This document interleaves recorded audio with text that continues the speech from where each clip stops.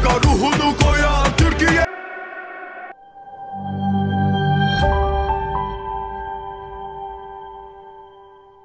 Vay bu ne sitemdir. Geçtim dünya üzerinden, güle minnet eyremem. Daha senden gayrı aşık mı yoktur? Ötme bülbül ötme, şen değil bak. Uyu esmerel bir aman. Hele yar yar yar salın yar hay. Han sarhoş hancı sarhoş. Yok tellino tellino. Mustafa Lagap'ın katkılarıyla Kocaeli Seka Park güreşleri devam ediyor.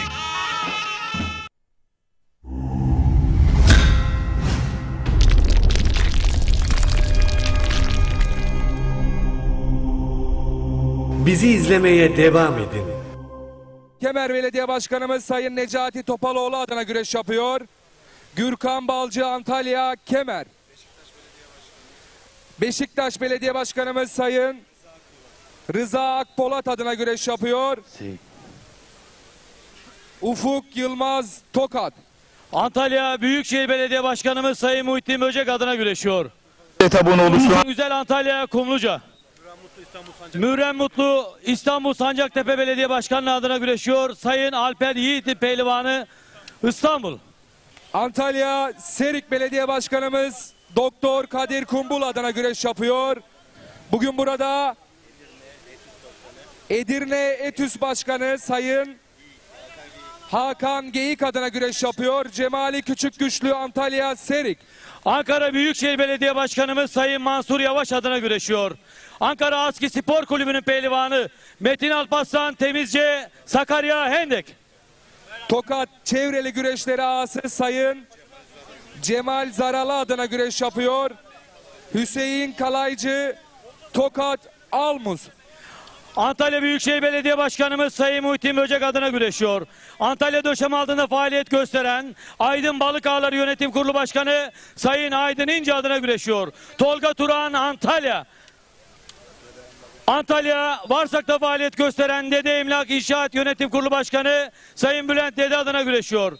Uçar Dede Antalya Varsak. Antalya Varsak'ta faaliyet gösteren Dede İnşaatları Yönetim Kurulu Başkanı Sayın Bülent Dede adına güreşiyor.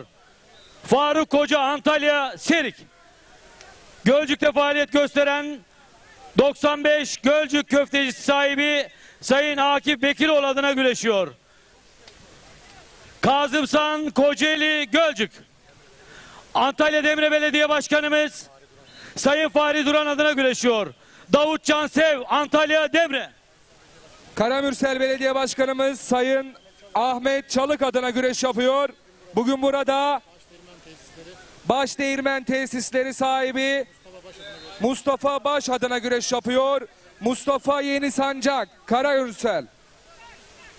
Karamürsel Belediye Başkanımız Sayın Ahmet Çalık adına güreşiyor. Yine bugün burada Karamürsel güreşleri güreş ağamız Sayın Taceddin Aslan adına güreşiyor. Kerem Kaya Karamürsel.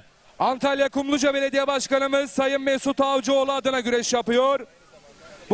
Bugün burada Demirezen Prefabriklerinin sahibi iş adamı Semih Demirezen adına güreş yapıyor.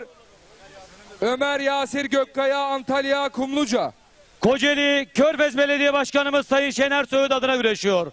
İsmail Çırak Kocaeli.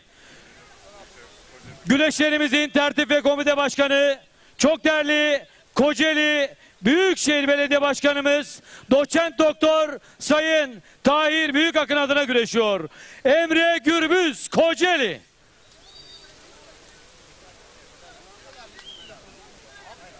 Antalya Serik Belediye Başkanımız Doktor Sayın Kadir Kumbul adına güreşiyor. Aynı zamanda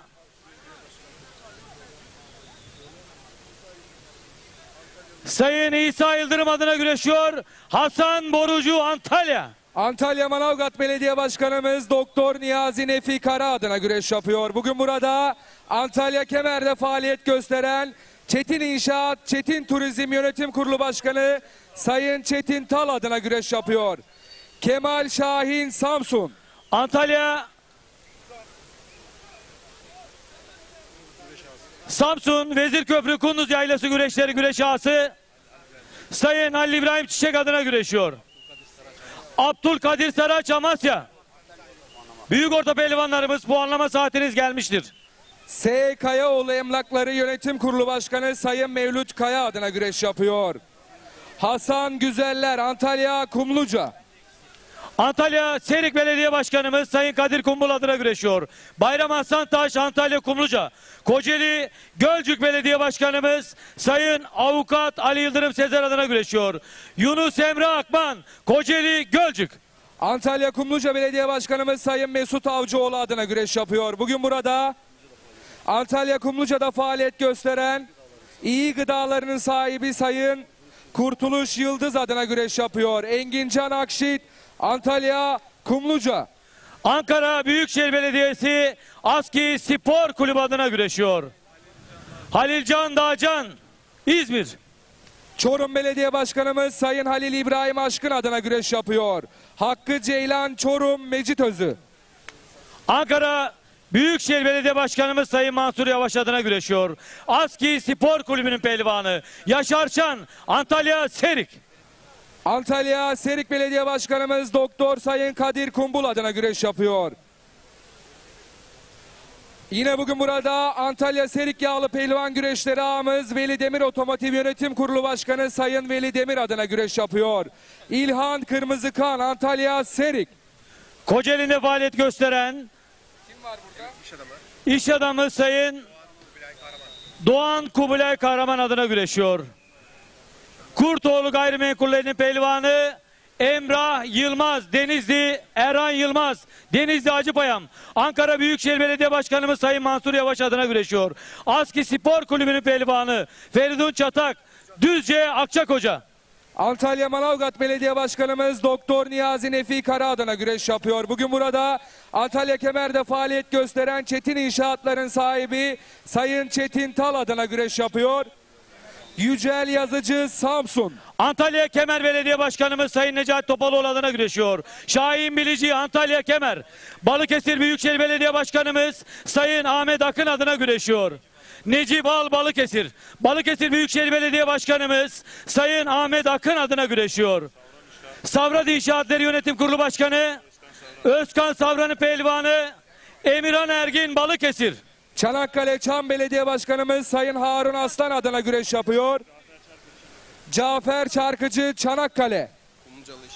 Antalya Kumluca'da faaliyet gösteren iş adamı Müslüm Şimşek adına güreşiyor. Uğur Şimşek Antalya Kumluca. Çorum Belediye Başkanımız Sayın Halil İbrahim Aşkın adına güreş yapıyor. Mücahit Çelik Samsun Canik. Bursa Büyükşehir Belediye Başkanımız Sayın Mustafa Bozbey adına güreşiyor. Hakan Aydoğan Bursa. Ordu Büyükşehir Belediye Başkanımız Doktor Mehmet Hilmi Güler adına güreş yapıyor. Özel Ordu Umut Hastaneleri Yönetim Kurulu Başkanı İdris Altunel adına güreş yapıyor.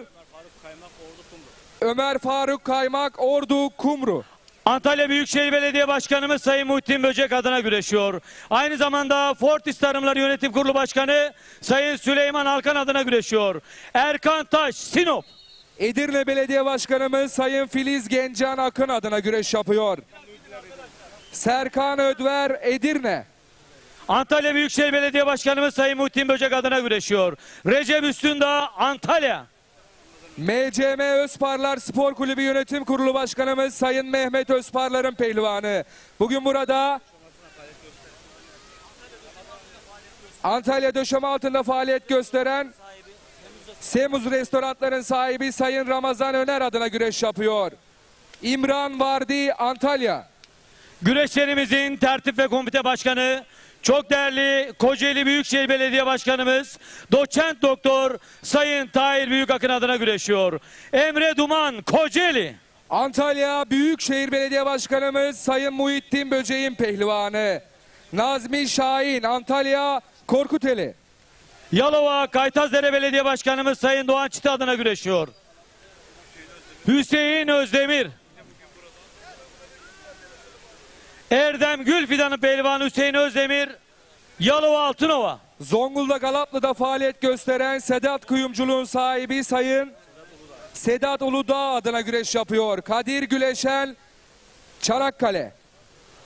Güreşlerimizin tertip ve komite başkanı, çok değerli Kocaeli Büyükşehir Belediye Başkanımız Doçent Doktor Sayın Tahir Büyükakın adına güreşiyor. Erdal yine bugün burada. CESA Makineleri sahibi yönetim kurulu başkanı Saim Kahraman adına güreşiyor. Erdal Duman, Kocaeli. Bursa Büyükşehir Belediye Başkanımız Sayın Mustafa Bozbey adına güreş yapıyor. Bugün burada Buvisan Vinç Yönetim Kurulu Başkanı Softoğlu Mehmet Pehlivan güreşleri güreş ağası Sayın Zeki Acar adına güreş yapıyor. Okan Yavaş, Bursa Mustafa Kemal Paşa. Balıkesir Büyükşehir Belediye Başkanımız, yağlı güreş düzenleyen Kentler Birliği Başkanı Sayın Ahmet Akın adına güreşiyor.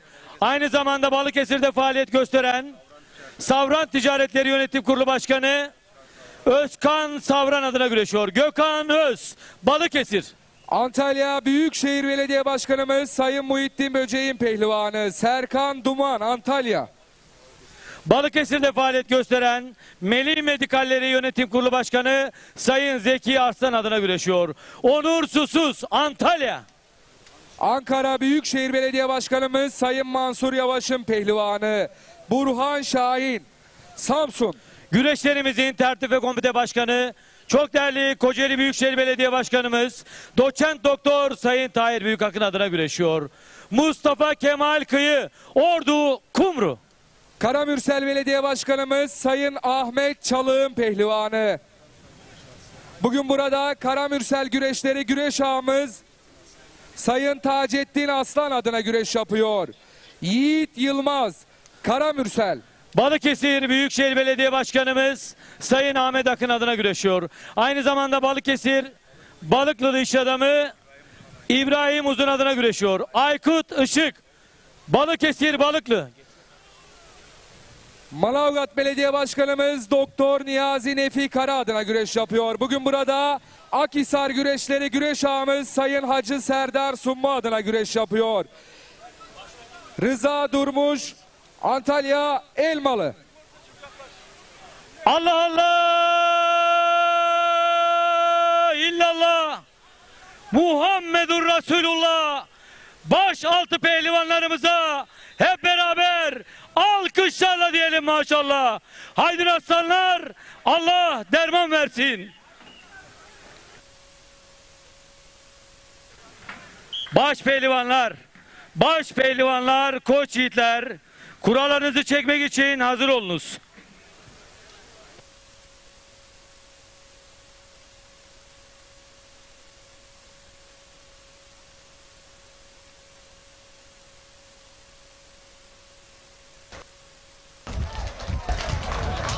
Değerli güreş severler, hepinize Seka Park Altın Güreş, tabi altın kemerden değil ama Seka Park Er Meydanı çok ama çok önemli. CV Enerji 3. etap Yağlı Güreş Ligi'nin önemli 3. etabındayız. 2. tura biraz sonra geçeceğim. Ben Mehmet Çelik ve yanımda yine sevgili kardeşim üstadım Halil Bağdat var. Halil hoş geldin yayına. Hoş bulduk değerli hocam. Uzun bir zaman sonra seninle tekrar aynı mikrofonda buluşmak çok büyük bir keyif olacak benim için. Aynen. Saha içerisinde arkadaşlar Recep Tosun'un hazırlığı var. Yanında Şahin Opur var. Şener hemen kısa bir selamlama yapalım ikinci tur için. Sevgili üstadım teşekkür ediyorum. Seka Park Er Meydanı'ndan tüm güreş severlere merhabalar, iyi seyirler diliyoruz. Teşekkür ediyorum Recep. Evet, Şahin Opur, Türkiye Geleneksel Güreşler Federasyonu Başkan Vekili, tabii Karakucak'tan sorumlu. Saha içerisinde Recep Tosun hazır. Söz röportajda. Değerli güreş severler, CV Enerji Türkiye Yağlı Güreş Ligi'nin 3. etabını oluşturan Kocaeli Seka Park Er Meydanı'ndayız. Kıran kırana mücadeleler var.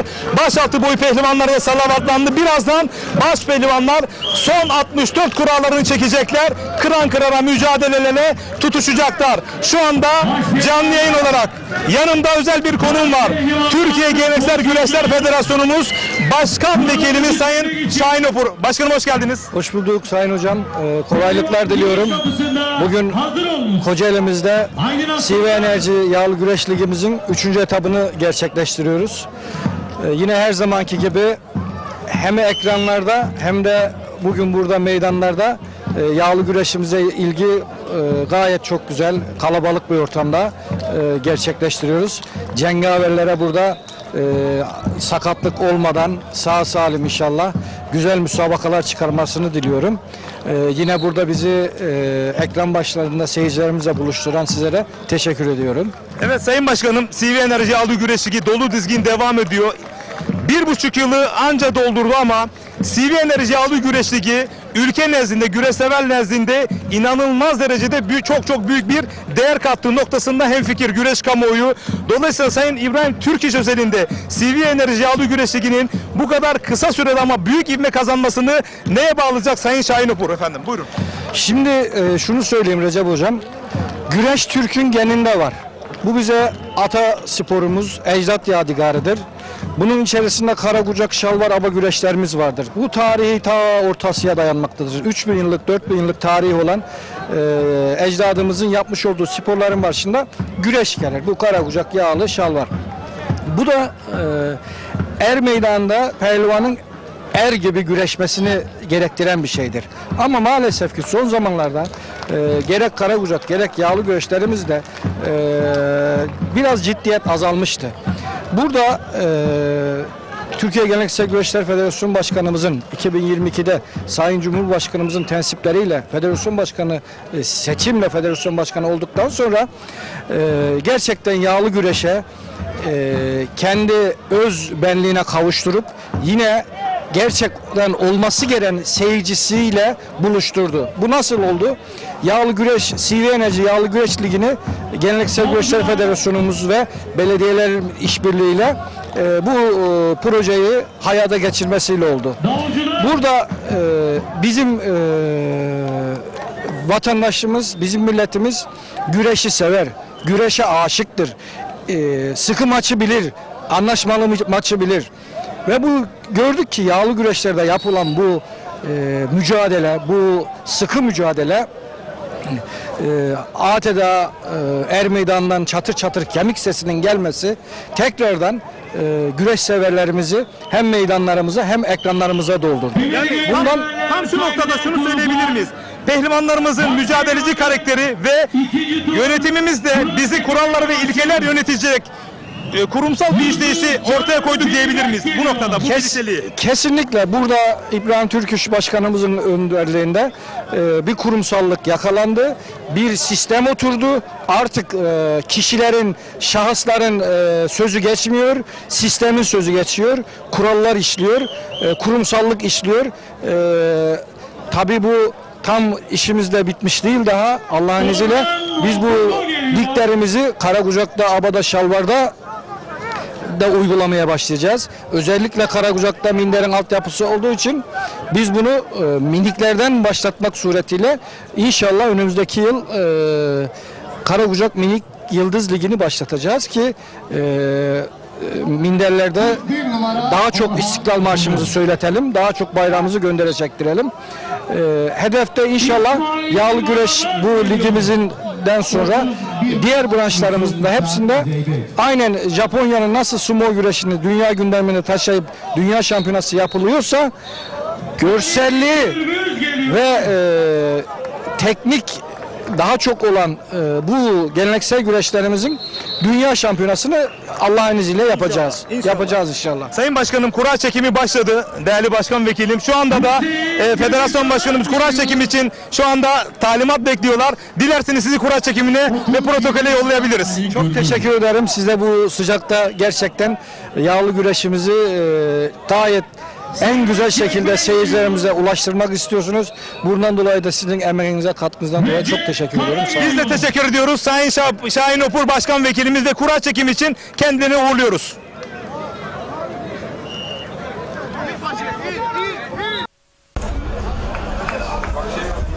Evet değerli güreş severler, Sayın Başkan Vekilimiz Şahin Opur'la yapılan röportajı hep beraber izledik.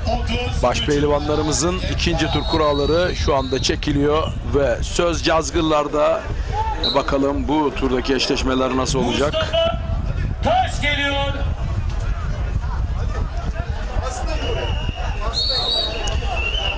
Bu arada Kocaeli Büyükşehir Belediye Başkanımız Sayın Tahir Büyükakın ev sahibi olarak şimdi Recep Tosun'la röportajımıza geldi. Fatih Ve Yağlı söz geliyor.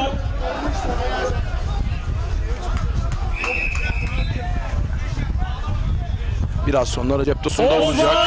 Başpehlivanlarımızın ikinci tur kuralları çekmeye devam ediyor. Az sonra Mehmet Çelik üstadımızla beraber eşleşmeleri sizlere aktarıp yorumlayacağız. Ve tabii ki müsabakaların, güreşlerin... Evet değerli güreş severler. Evet, söz Recep Tosun'da. CV Enerji Türkiye Yağlı Güreş Ligi'nin 3. etabında Kocaeli Seka Park Er Meydanı'ndayız ve bu muazzam organizasyonun baş mimarı Kocaeli Büyükşehir Belediye Başkanımız Doçent Doktor Sayın Tahir Büyükakın canlı yayın konumuz. Başkanım hoş geldiniz. Hoş bulduk, iyi yayınlar diliyorum. Teşekkür ediyorum. Er Meydanı'ndayız. Her zaman Sayın Cumhurbaşkanımız diyor ki cihat meydanları pehlivansız kalmayacak. Bu cümleden olmak üzere Seka Park Er Meydanı'nda kıran kıran mücadele özelinde neler söyleyeceksiniz? Evet, Seka Park yağlı güreşleri Kırkpınar'dan sonra Türkiye'nin en önemli güreşleri olduğunu aslında kanıtladı. Yani yıllardır bu kabulde gördü. Hatta Kırkpınar'dan önceki en önemli güreşler olarak görülüyor. Yani burası artık son testlerin yapıldığı yer gibi son prova yapılıyor. Kalitesini ispatladı. Pehlivanların katılımı çok üst düzeyde. İzleyicilerin katılımı çok üst düzeyde. Bu manada atasporumuzun yaşaması açısından Seka Park güreşleri çok önemli bir kilometre taşı oldu. Tüm güreşçilerimize, antrenörlerine başarılar diliyorum. Sadece güreş özelinde değil, siz göreve geldiğinizden itibaren sporun başkenti olacak dediniz ve ülke nezdinde 7000'i aşkın lisanslı sporcusuyla gerçekten sporun başkenti oldu. Ama geleneksel anlamda da sadece güreş değil, okçuluk ve birçok spor branşları ulusal ve uluslararası organizasyonlarda ev sahipliği yapmakta. Bu bağlamda geldiğinizde ve geldikten sonra neler yapılacak efendim? Şimdi tabii spor bir kentin yaşamı açısından hayati öneme sahip bir alan. İnsanların normal çalışma hayatlarının, yaşamlarının diğer alanlarının dışında spor hayatlarına çok önemli bir yer işgal ediyor. Belki bu manada en fazla futbol yer işgal ediyor ama diğer branşların da çok özel izleyicileri var. Biz de bu manada tüm spor müsabakalarına ev sahipliği yapmak, sporcuları teşvik etmek, gerek altyapısıyla gerek sporcu sayısıyla katkı sağlamak yönünde çalışıyoruz. Bu manada kentin tamamına yayılan bir tesisleşme stratejisi izliyoruz.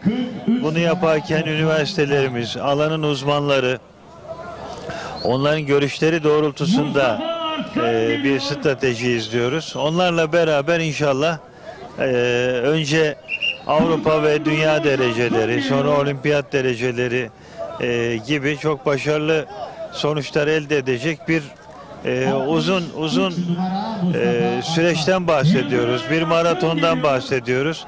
Bu manada Kocaeli çok iddialı geliyor. Hatta yaptığımız organizasyonlarla Kocaeli sadece sanayinin değil, sporun da başkentidir ünvanını hak ediyoruz. Şu anda da ekranlara geliyor zaten. Değerli başkanım, siz kürek çekiyorsunuz, yüzüyorsunuz, bisiklet sürüyorsunuz, birçok spor branşını destekliyorsunuz. Ama özel bir fotoğraf daha var orada, video var. Engelli sporcuları da yakın zamanda kabul ettiniz. İnsani ve vicdan noktada da dokunuşlar ortaya koyuyorsunuz efendim. Tabii engellilerin yaşama dahil edilmesi, hayatın içine alınması ayrı bir çaba. Bu manada sadece sporda değil, diğer alanlarda da hayata katılmaları için elimizden gelen tüm desteği veriyoruz. Sporda da çok ciddi başarılar elde ettiler. İşte en son hem Down sendromlu çocukların aldığı dereceler, hem ampute milli takım, onlarda da çok ciddi desteklerimiz var. Onlar bunu çok iyi biliyorlar. Belki çok fazla reklamını yapmıyoruz, şovunu yapmıyoruz ama hepsinin arkasında elimiz var. Onlar da bunu çok iyi biliyorlar. Evet, şu anda da yine ekranlara geliyor. Ulusal ve uluslararası organizasyonlara da ev sahipliği yapmakta. Kocaeli Büyükşehir Belediyesi çok büyük bir kabiliyet ortaya koyuyor. Bu yılda ve önümüzdeki 5 yılda da yine Kocaeli bu sportif anlamdaki yükselişi devam edecek mi Sayın Başkan? Tabii ki hem ulusal düzeyde hem uluslararası düzeyde organizasyonların sayısı artacak.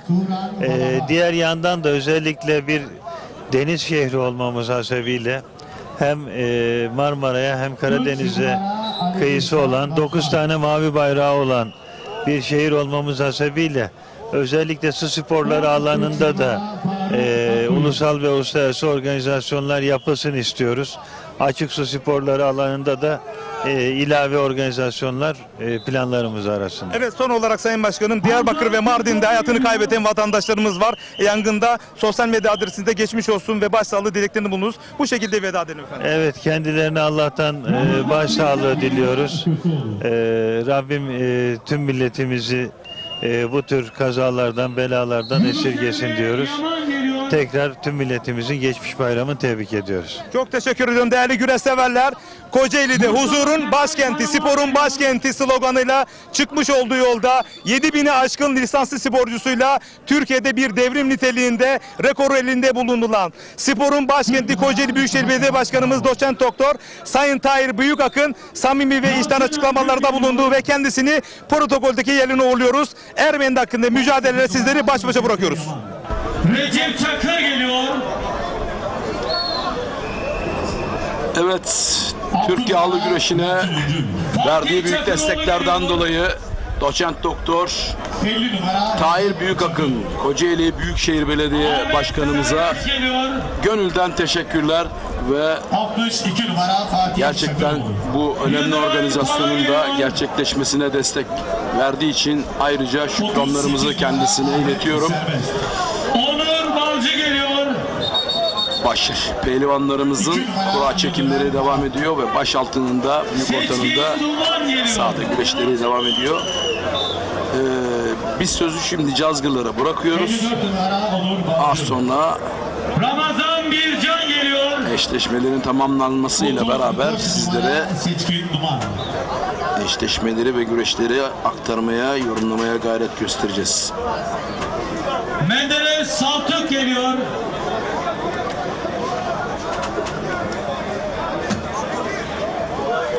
...56 numara Ramazan Bircan. Mecit Yıldırım geliyor.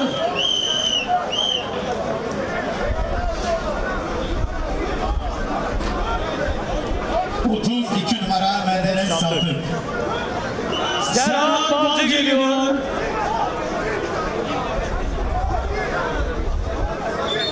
...64 numara Mecit Yıldırım. Fatih Koyuncu geliyor.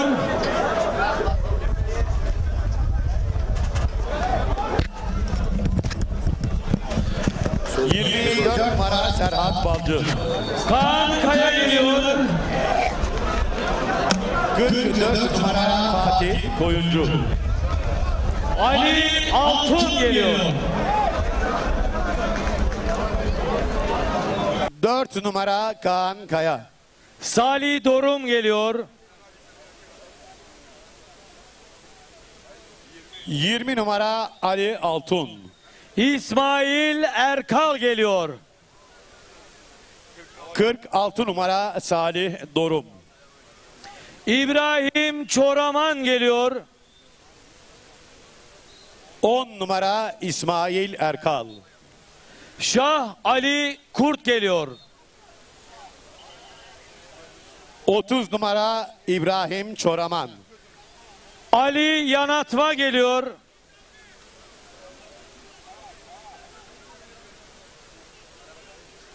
42 numara Şah Ali Kurt. Hakan Çalışır geliyor. 8 numara Ali Yanatma. Semih Turgut geliyor. 22 numara Hakan Çalışır.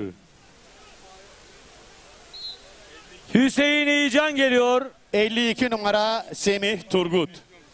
Ali Güngör Ekin geliyor.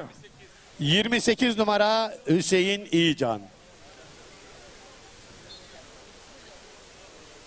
14 numara Ali Güngör Ekin. Feyzullah Türk geliyor. Osman Özgün geliyor. Evet değerli güreş severler, Seka Park Er Meydanı'ndayız. Cumhuriyet tarihinin yaşayan efsanesi, bunu gururla söylüyorum. Benim de ustam, yaşayan efsane Ahmet Taşçı, canlı yayın konumuz. Usta hoş geldin. Hoş bulduk. Teşekkür ederim.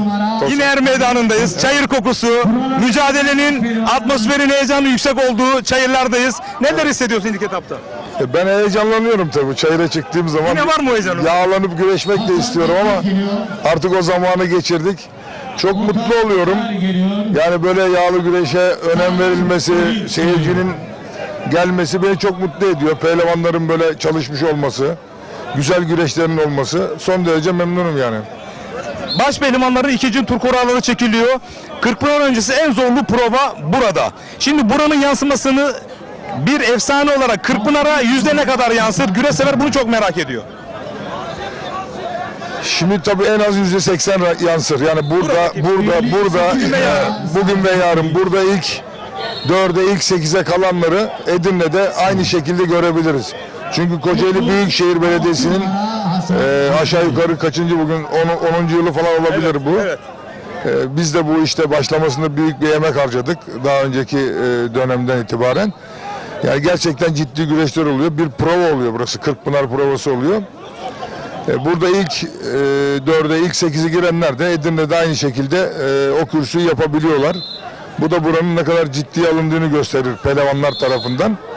Ki bugün artık lige dahil edildi yani geçen yıldan beri, evvelki yıldan beri. Bu daha da bir ilgisini arttırdı Kocaeli Büyükşehir'in. Tahir Büyükakın'ın da büyük bir emeği var burada. Gerçekten bütün pehlivanları, Kocaeli'ndeki baş pehlivanları topladı, bir araya getirdi. Onların da bir araya gelmesi Kocaeli için çok iyi. Çok altın kemeri getirme şansları yükseldi. Tabii ki bu beraberlikle büyük bir avantaj sağlıyor pehlivanlar ama burada kemeri alabilmek için pehlivanların her birinin ayrı ayrı çok iyi çalışması gerekir. İşte bu olursa da artık altın kemerde buraya gelir diyorum. Son olarak yarın da finallerde burada olacak mısın bilmiyorum ya da ekranlardan izleyeceksin. Bununla alakalı Kırkpınar'da bir öngörüde bulunabilir mi yaşayan efsane Ahmet Taşçı? Çünkü geçen yıl Yusufcan Zeybek'ten bahsedilen o Yusufcan Zeybek Kırkpınar baş pehlivanlık altın kemerini kuşandı. Evet, geçen dönemde hakikaten Yusufcan Zeybek güzel çıkışlar yapmıştı. Bunu ilk öngören ve ortaya koyan o ismi sendin. Yani bu benim tabii ki önceki haftalar, Kırkpınar öncesindeki haftalarda yaptığı güreşlerden ötürü gözlemlediğimdi. Şimdi bu yılda bu Enes Doğan'ı çok görüyorum, favori görüyorum. Favori görüyorum derken istekli, hırslı görüyorum. Ama şunu söylemek gerekir, gerçekten usta pehlivanlar var. Orhan Okulu gibi, Ali Gürbüz gibi, İsmail Balaban gibi o sahada tecrübeli pehlivanlar var. Tecrübe de o sahanın en az %30'u demektir.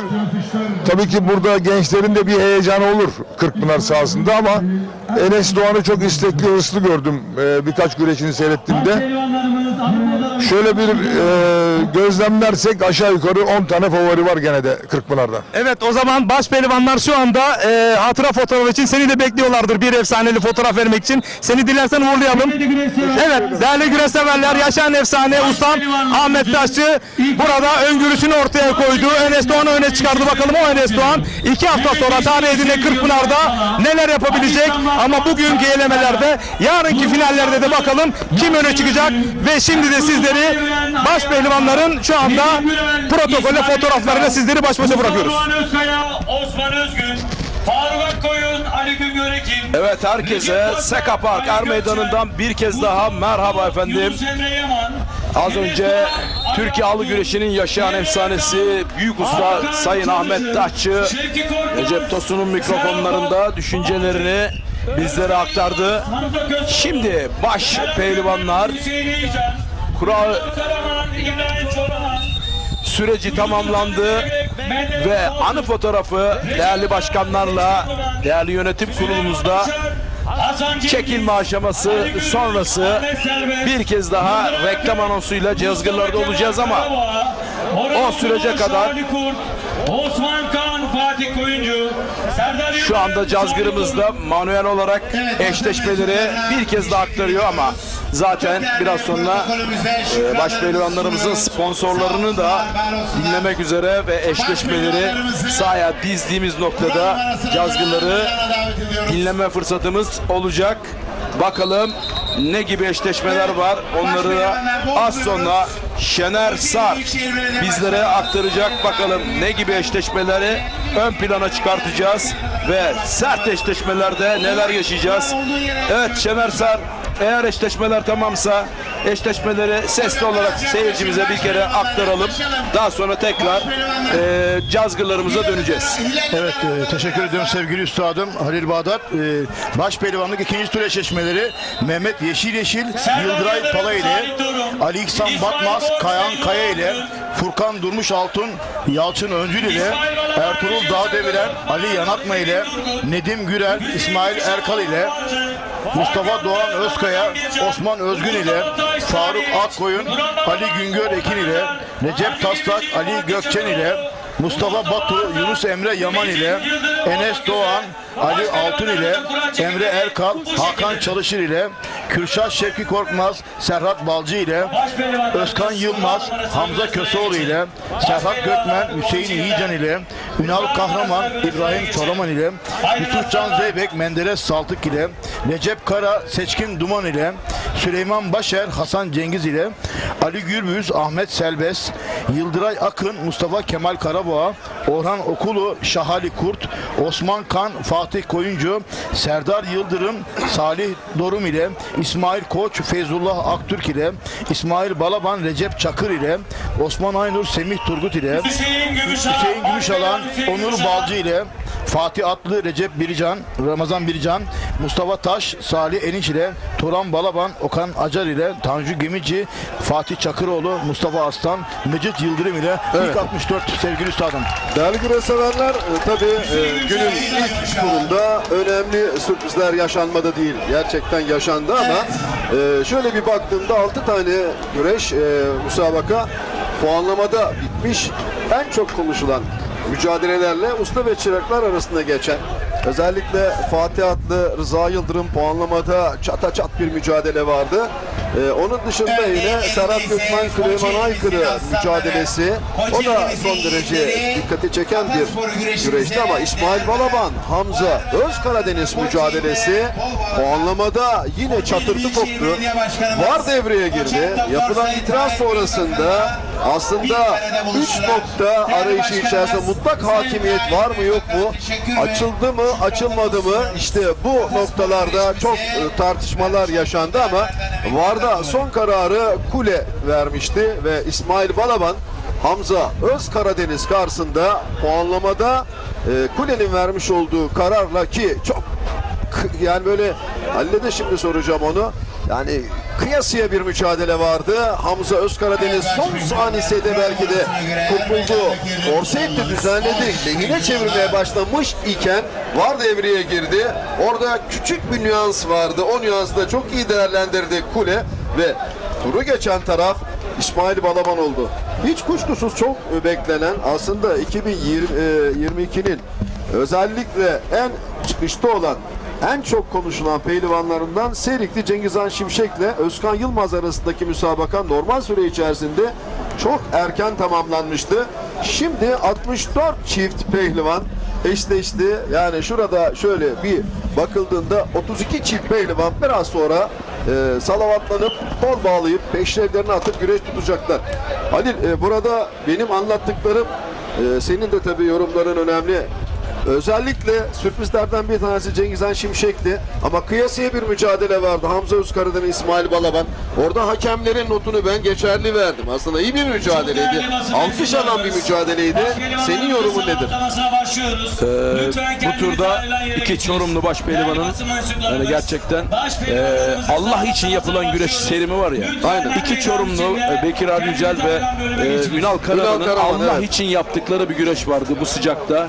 İki Çorumlu'nun, onları alkışlamak istiyorum.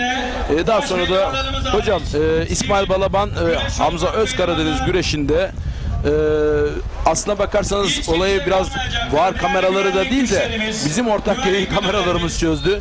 Son anda pozisyonu... Onu bir dakika, altını bir daha çizelim onu. Bizim ortak yayın Evet. kameramanlarımız eğer VAR'a kalsaydı müsabaka güreş devam edecekti. Ortak yayın kameraları en son 3 pozisyon önce o 4 noktanın dördüğü 3 pozisyon önce, yani hakemlerin güreşi durdukları anla puanın verildiği ana gerildiğinde ekranda gördükten sonra puanı verebildi hakemler. Çok net. Ve defalarca birkaç tane de perspektif değiştirerek, yani değişik açıdan Ben karşı çekim noktasındaydım. Orada hakemlerin güreşi devam ettireceklerini çok net bir şekilde gördük. Devam kararı vermişlerdi. Ama bizim ortak yayınımızın o pozisyonu dev ekrana getirmesiyle hakemler bu karardan net bir şekilde vazgeçtiler ve İsmail Balaban'ın eli kalkmış oldu. Bu arada bu soru bana soruluyorsa ben de orada çok net bir şekilde puanın olduğunun altını çizmek istiyorum. Ama gerçekten çok hassas bir nokta. Yani hakemlerin zorlanması gayet normal. Onun da altını çizmek isterim. İsmail'in budama süresinin hemen bitiminde o puan oraya oturdu diyebilir miyiz? Budamadan hemen sonra gelen bele girdiği anın saniyeleri başlangıcında. Evet, o budamada dağıldı zaten. Hamza, bu arada tabii Hamza'yı da şöyle bir ön plana çıkaralım. Neden? Öncelikle burası Hamza'nın kapısının önü. Hani yağlı güreş tabiriyle. Evet. Kapısının önü, ailesi burada, eşi burada. İkinci defa 2 ay önce baba oldu. Çok önemli bir nokta. Başiskele Belediyesi'nin hemen şu anda sınırları kenarındayız. Dolayısıyla hem öğrencileri var. Hamza aynı zamanda bir beden eğitimi öğretmeni. Bu noktada iyi bir başpehlivan oldu. Aralarında geçen Balıkesir'de geçen bir güreş vardı. Orada son kazanan da Hamza'ydı. Aynı zamanda bu bir rövanş karşılaşmasıydı. Ve bu rövanşı İsmail Balaban Seka Park CV Enerji Yağlı Güreş Ligi'nde aldı ve Hamza'ya burada puan tanımadı. Evet. Şu an şeyi de hatırlatalım. CV Enerji Yağlı Güreş'te Manavgat Meydanı'nda kazanan İsmail Balaban'dı. Dolayısıyla puanlarını yükseltmeye devam ediyor İsmail Balaban. Evet. Değerli güreş severler, en doğru olan bir tane, doğruya giden yol bir tanedir. O da şimdi salavatlanma zamanı, ancak müthiş eşleşmeler var 64'te. Şener de bizimle beraber yorumlara dahil olacak, Şener Sarda. O altını çizdiğimiz müthiş eşleşmeleri de yorumlayacağız sizler için hemen. Şimdi sözü Cazlar'a bırakıyoruz.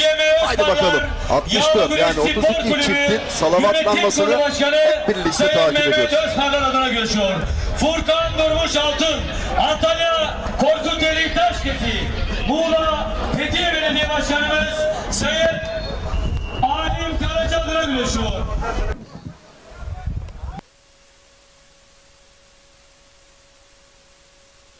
Mustafa Armağan Gökmen adına güreşiyor. Ali Yanatma, Muğla Fethiye. Balıkesir Büyükşehir Belediye Başkanımız Sayın Ahmet Akın Bey pehlivanı. Ertuğrul Dağdeviren, Balıkesir. Antalya Kemer Belediye Başkanımız Sayın Necati Topaloğlu adına güreşiyor. Antalya Kemer'de faaliyet gösteren Serdaloğlu Otomotiv Yönetim Kurulu Başkanı Sayın Tuncer Tosun adına güreşiyor. İsmail Erkal, Antalya Kemer. Güreşlerimizin tertip ve komite başkanı, çok değerli Kocaeli Büyükşehir Belediye Başkanımız Doçent Doktor Sayın Tahir Büyükakın adına güreşiyor. Yine bugün burada Erdem Taş Makine ve Elektrik Sanayi Firmaları Yönetim Kurulu Başkanı Ali Ömer Erdem adına güreşiyor. Nedim Gürel Kocaeli. Antalya Büyükşehir Belediye Başkanımız Sayın Muhittin Böcek Bey'in pehlivanı. Yurt dışında faaliyet gösteren iş adamlarımızdan Şenol Özkaya adına güreş yapıyor. Mustafa Doğan Özkaya, Çorum Mecitözü. Ankara Büyükşehir Belediye Başkanımız Sayın Mansur Yavaş adına güreşiyor. Aynı zamanda Halıdere Spor Kulübü Başkanımız Sayın İbrahim Altuntaş adına güreşiyor. Osman Özgün, Kocaeli Gölcük. Kocaeli Büyükşehir Belediye Başkanımız Doçent Doktor Tahir Büyükakın Bey'in pehlivanı Faruk Akkoyun, Kocaeli Kandıra. Karamürsel Belediye Başkanımız Sayın Ahmet Çalık adına güreşiyor. Aynı zamanda Marmara Elöksar Yönetim Kurulu Başkanı Erdem Gülfidan adına güreşiyor. Ali Güngörekin, Karamürsel. Başaltı pehlivanlarımızın puanlama saati gelmiştir. Kol önüne gidiniz. Antalya Muratpaşa Belediye Başkanımız Avukat Sayın Ümit Uysal adına güreşiyor. Yine bugün burada Antalya Finike'de faaliyet gösteren Emrah Erdoğan İnşaatları Şirketler Grubu sahibi genç iş insanı Sayın Emrah Erdoğan adına güreşiyor. 2023 yılı tarihi Kırkpınar başaltı birincisi Enes Doğan, Antalya Elmalı Yuva. Antalya Döşemealtı Belediye Başkanımız Sayın Menderes Dal adına güreşiyor. Aynı zamanda Antalya Barosu avukatlarımızdan hanımefendi değerli büyüğümüz Sayın Ümmü Özmen adına güreşiyor. Ali Altun, Antalya Döşemealtı. Samsun Canik Belediye Başkanımız Sayın İbrahim Sandıkçı Bey'in pehlivanı. Kocaeli Kandıralı iş adamlarımızdan Aravan İnşaatları Yönetim Kurulu Başkanı Sayın Ercan Aravan adına güreş yapıyor. Recep Taslak, Samsun Canik. Manisa Yunus Emre Belediye Başkanlığı adına güreşiyor. Aynı zamanda Türkiye Diyanet İşleri Başkanlığı'nın pehlivanı Ali Gökçen, Manisa. Hüseyin İyican, Manisa. Antalya Manavgat Belediye Başkanımız Doktor Niyazi Nefi Karabey'in pehlivanı.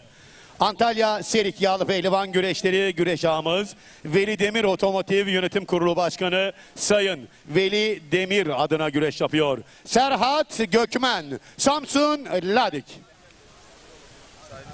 Antalya Kemer'de faaliyet gösteren Serdar Otomotivlerin sahibi Sayın Tuncer Tosun adına güreşiyor. 2024 yılı ana sponsoru Antalya Varsak'ta faaliyet gösteren Gönül İnşaatları Yönetim Kurulu Başkanı Ali Abay'ın pehlivanı Emre Erkal, Antalya Kemer. Hakan Çalışır, Manisa Turgutlu. Ankara Büyükşehir Belediye Başkanımız Sayın Mansur Yavaş adına güreşiyor. Yine bugün burada Antalya Kemer'de faaliyet gösteren Sailors Otelleri Yönetim Kurulu Başkan Vekilimiz genç iş insanı namıyla maruf reis Sayın Burhan Şeker adına güreşiyor. Özkan Yılmaz, Samsun. Ankara Büyükşehir Belediye Başkanı Sayın Mansur Yavaş Bey'in pehlivanı. Çerkezköy Erzurumlar Derneği Başkanı Edip Nurettin Akın adına güreş yapıyor. Hamza Köseoğlu, Dadaşlar Diyarı Erzurum. Güreşlerimizin tertip ve komite başkanı çok değerli büyüğümüz Kocaeli Büyükşehir Belediye Başkanımız Sayın Doçent Doktor Tahir Büyükakın adına güreşiyor. Aynı zamanda Çanakkale Çardak güreşlerimizin altın kemerli güreş ağası Ege Basın Yönetim Kurulu Başkanı Sayın Ramazan Güven adına güreşiyor. Seçkin Numan, Kocaeli.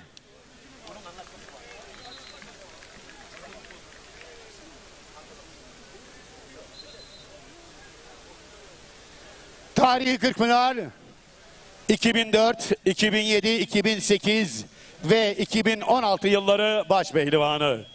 Kocaeli Büyükşehir Belediye Başkanımız Doçent Doktor Tahir Büyükakın Bey'in pehlivanı. Kandıra Aravan İnşaat adına güreş yapıyor. Recep Kara, Ordu Üye.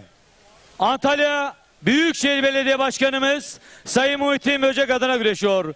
İbrahim Çoraman, Antalya Elmalı. Ankara Büyükşehir Belediye Başkanımız Sayın Mansur Yavaş adına güreşiyor. Aski Spor Kulübü'nün pehlivanı. Yine bugün burada DM Grup Bursa'da faaliyet gösteren iş adamı Aykut Acar adına güreşiyor. Ünal Karaman, Çorum. Milli güreşçilerimizden İstanbul Gençlik ve Spor İl Müdürlüğü pehlivanı. Bugün meydanımızda Marmara Elöksal Şirketleri Yönetim Kurulu Başkanı Sayın Erdem Gülfidan adına güreş yapıyor. Serhat Balcı, Samsun Ladik. Balıkesir Büyükşehir Belediye Başkanımız, yağlı güreş düzenleyen Kentler Birliği Başkanı Sayın Ahmet Akın adına güreşiyor. Süleyman Başar, Manisa. 1 Eylül tarihlerinde tüm güreş sever halkımızı Antalya Korkuteli Er Meydanı'na davet eden Korkuteli Belediye Başkanımız Sayın Saniye Ceren adına güreşiyor. Yine bugün burada Antalya Filike'de faaliyet gösteren Emrah Erdoğan İnşaatlar Şirketler Grubu'nun sahibi genç iş adamı Sayın Emrah Erdoğan adına güreşiyor. Hasan Cengiz, Antalya Korkuteli. Antalya Büyükşehir Belediye Başkanımız Sayın Muhittin Böcek adına güreşiyor. Yine bugün burada pandemi döneminde Rahman'a kavuşan Karamürselli efsane avukat Tamer Yalçın adına güreşiyor. Mustafa Kemal Karabağ, Antalya. Gölcük Belediye Başkanımız Sayın Ali Yıldırım Sezer Bey'in pehlivanı. Bugün Er Meydanımızda Gölcüklü iş adamlarımızdan Sayın Erkan Gönenç adına güreş yapıyor. Yıldıray Akın, Kocaeli Gölcük. Antalya Muratpaşa Belediye Başkanımız avukat Sayın Ümit Uysal adına güreşiyor. Yine bugün burada CV Enerji Türkiye Yağlı Güreş Ligi ana sponsorumuz. CV Enerji Yönetim Kurulu Başkanımız Sayın Tarık Sarvan adına güreşiyor. 2015-2018 yılları tarihi Kırkpınar Başpehlivanı. 2023 yılı CV Enerji Türkiye Yağlı Güreş Ligi lig şampiyonumuz. Orhan Okulu, Antalya Kumluca. Antalya Büyükşehir Belediye Başkanımız Sayın Muhittin Böcek adına güreşiyor. Antalya Manavgat'ta faaliyet gösteren Kayaoğlu Gayrimenkul, Kayaoğlu Otomotiv, Kayaoğlu İnşaatları Yönetim Kurulu Başkanı Pehlivanlar Namisi Sayın Mevlüt Kaya adına güreşiyor. Şah Ali Kurt, Antalya Korkuteli. Antalya'da faaliyet gösteren Veli Demir Otomotiv, Veli Demir Filoları Yönetim Kurulu Başkanı. Antalya Serik Yağlı Pehlivan Güreşleri güreş ağamız Sayın Veli Demir adına güreşiyor. Cumhuriyetimizin kuruluşunun 100. yıl başpehlivanı. Türkiye Cumhuriyeti Başpehlivanı Yusuf Can Zeybek, Antalya Kepez Dureller. Antalya Büyükşehir Belediye Başkanımız Sayın Muhittin Böcek Bey'in pehlivanı. Kumlucalı iş adamımız Sayın Osman Uçar adına güreş yapıyor. Menderes Saltık, Manisa Turgutlu. Ankara Büyükşehir Belediye Başkanlığı Askıy Spor Kulübü adına güreşiyor. Yine Zonguldak Alablı'da faaliyet gösteren Sedat Kuyumculuklarının sahibi iş adamı Sayın Sedat Uludağ adına güreşiyor. Yunus Emre Yaman, Zonguldak Alablı. Antalya Büyükşehir Belediye Başkanımız Sayın Muhittin Böcek adına güreşiyor. Yine bugün burada Antalya Odabaşı'nda faaliyet gösteren ÇTM Madencilik, Çetin Mermer, ÇTM Marble Yönetim Kurulu Başkanı. 671-672. tarihi Elmalı güreşleri rekortmen güreş ağamız Sayın Hakan Çetin adına güreşiyor. Mustafa Batu, Antalya Kepez Odabaşı. İstanbul Şile Belediye Başkanımız Sayın Özgür Kabadayı Bey'in pehlivanı. Fatih Koyuncu, İstanbul Şile. MCM Özfarlar Şirketler Grubu Yönetim Kurulu Başkanı. MCM Özfarlar Spor Kulübü Kulüp Başkanımız Sayın Mehmet Özfarlar adına güreşiyor. Kürşat Korkmaz, Antalya Serik Gebiz. Antalya Manavgat Belediye Başkanımız Sayın Niyazi Nefi Kara adına güreşiyor. Antalya Serik'te faaliyet gösteren Kuşçu İnşaatları Yönetim Kurulu Başkanı Enes Kuşçu, Tahsin Kuşçu adına güreşiyor. 2023 yılı Tarih Kırkpınar baş altı finalisti Osman Kan, Antalya Serik. Antalya Manavgat Belediye Başkanımız Doktor Niyazi Nefi Karabey'in pehlivanı. Gönül İnşaatlar sahibi Sayın Ali Abay adına güreş yapıyor. Tarihi Kırkpınar 2011, 2012, 2019 ve 2021 yılları baş pehlivanı Ali Gürbüz, Antalya Korkuteli. Çorum Belediye Başkanımız Ataspor'u yağlı güreşe her zaman destek veren Sayın Ali İbrahim Aşkın adına güreşiyor. Ahmet Serbest, Çorum. Sakarya Akyazı Belediye Başkanımız Sayın Bilal Soykan Bey'in pehlivanı. Bugün er meydanımızda Serik Yağlı Pehlivan Güreşleri güreş ağımız Velidemir Otomotiv Velidemir Filoları Yönetim Kurulu Başkanı Sayın Veli Demir adına güreş yapıyor. Serdar Yıldırım, Sakarya Karapürçek. Antalya Büyükşehir Belediye Başkanımız Sayın Muhittin Böcek adına güreşiyor. Aynı zamanda Antalya Korkuteli Esnaf Kefalet Kredi Kooperatif Başkanımız Sayın Hasan Can Caran adına güreşiyor. Salih Dorum, Antalya. Antalya döşeme altında faaliyet gösteren Bilal Kıvrak Mimarlıklar adına güreşiyor. İsmail Koç.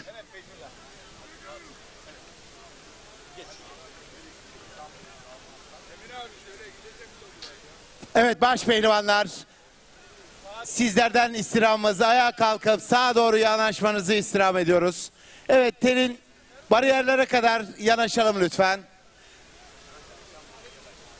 Çanakkale Çam Belediye Başkanımız Sayın Harun Arslan adına güreşiyor. Yine bugün burada Aslı Nesli Karamürselli. İstanbul Pendik'te faaliyet gösteren Marmara Eleksol Şirketler Grubu sahibi Karamürselli iş adamı Sayın Harun Gülfidan adına güreşiyor. Avrupa şampiyonumuz Altın Adam Feyzullah Aktürk, Manisa Akhisar.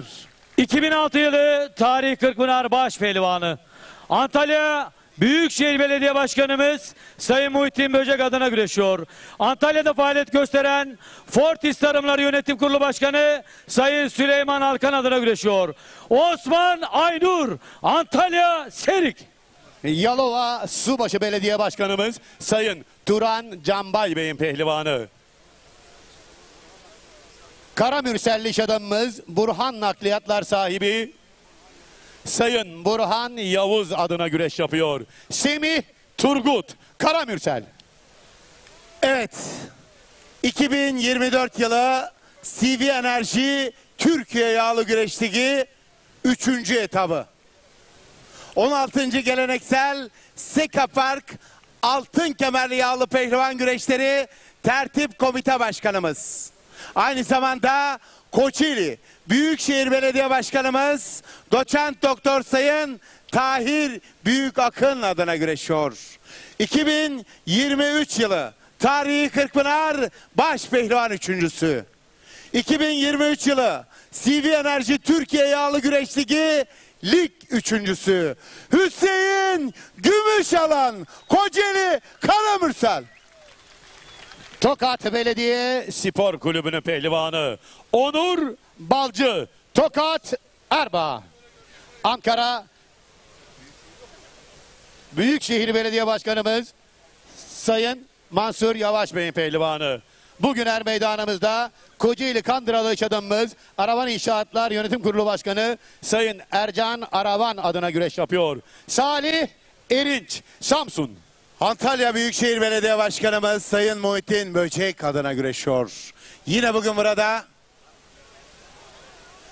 Antalya'da faaliyet gösteren Fortis Tarımları Yönetim Kurulu Başkanı genç iş insanı Sayın Süleyman Alkan adına güreşiyor.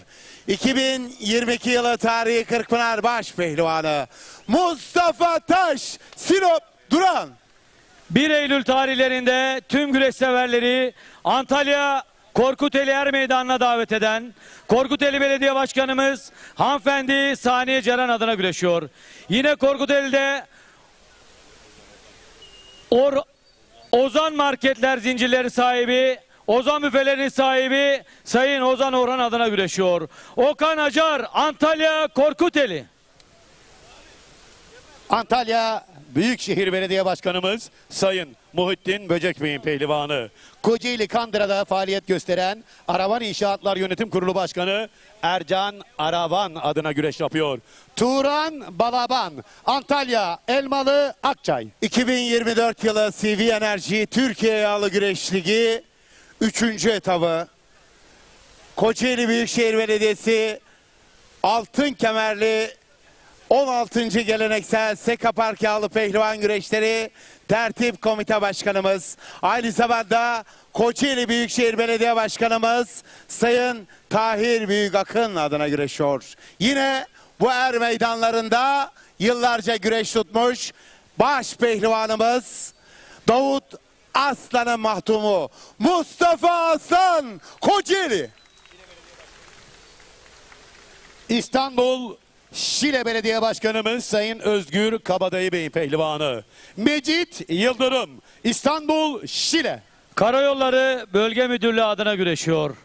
Aynı zamanda Antalya Kemer'de faaliyet gösteren Serdaroğullar Otomotiv Yönetim Kurulu Başkanı, pehlivanların Ramiz hayırsever iş adamı Sayın Tuncer Tosun adına güreşiyor.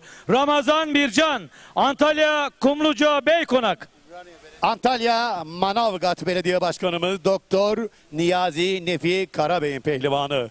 Antalya Kemer'de faaliyet gösteren Çetin İnşaat, Çetin Gayrimenkul, Çetin Turizm Limited Şirketleri Yönetim Kurulu Başkanı Sayın Çetin Tal Beyefendi adına güreş yapıyor. Tarihi Kırkpınar 2014 yılı baş pehlivanı Fatih Atlı, Samsun Ladik.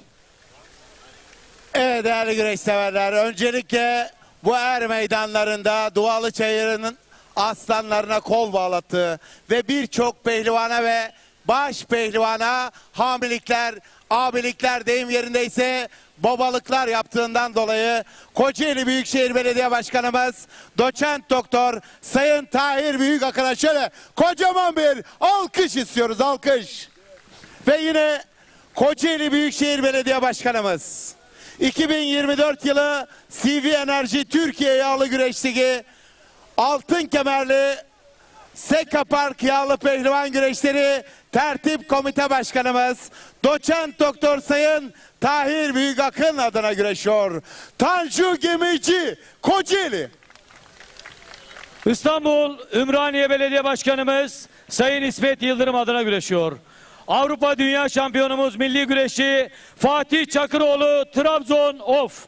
Antalya Korkuteli Belediye Başkanımız hanımefendi Sayın Saniye Ceren adına güreşiyor. Aynı zamanda Korkuteli Esnaf Kefalet Kredi Kooperatif Başkanımız Sayın Hasan Ceren adına güreşiyor. Recep Çakır, Antalya Korkuteli. Antalya Büyükşehir Belediye Başkanımız Sayın Muhittin Böcek adına güreşiyor. Yine bugün burada Kandıra'da faaliyet gösteren Kandıra Ercan Aravan İnşaatlar sahibi genç iş insanı Sayın Ercan Aravan adına güreşiyor. 2013-2017 yılları tarihi Kırkpınar baş pehlivanı. 2023 yılı tarihi Kırkpınar baş pehlivan ikincisi İsmail Balaban, Antalya Elmalı Akçay. Değerli güreş severler, yurdun dört bucağından gelen siz seyircilerimize biz minnettarız. Gördüğünüz gibi Seka Park er meydanında baş pehlivanları sahalar almıyor. İlk önce baş pehlivanlara bir moral alkışı istiyorum. Alkışlar sizden, güreşler onlardan.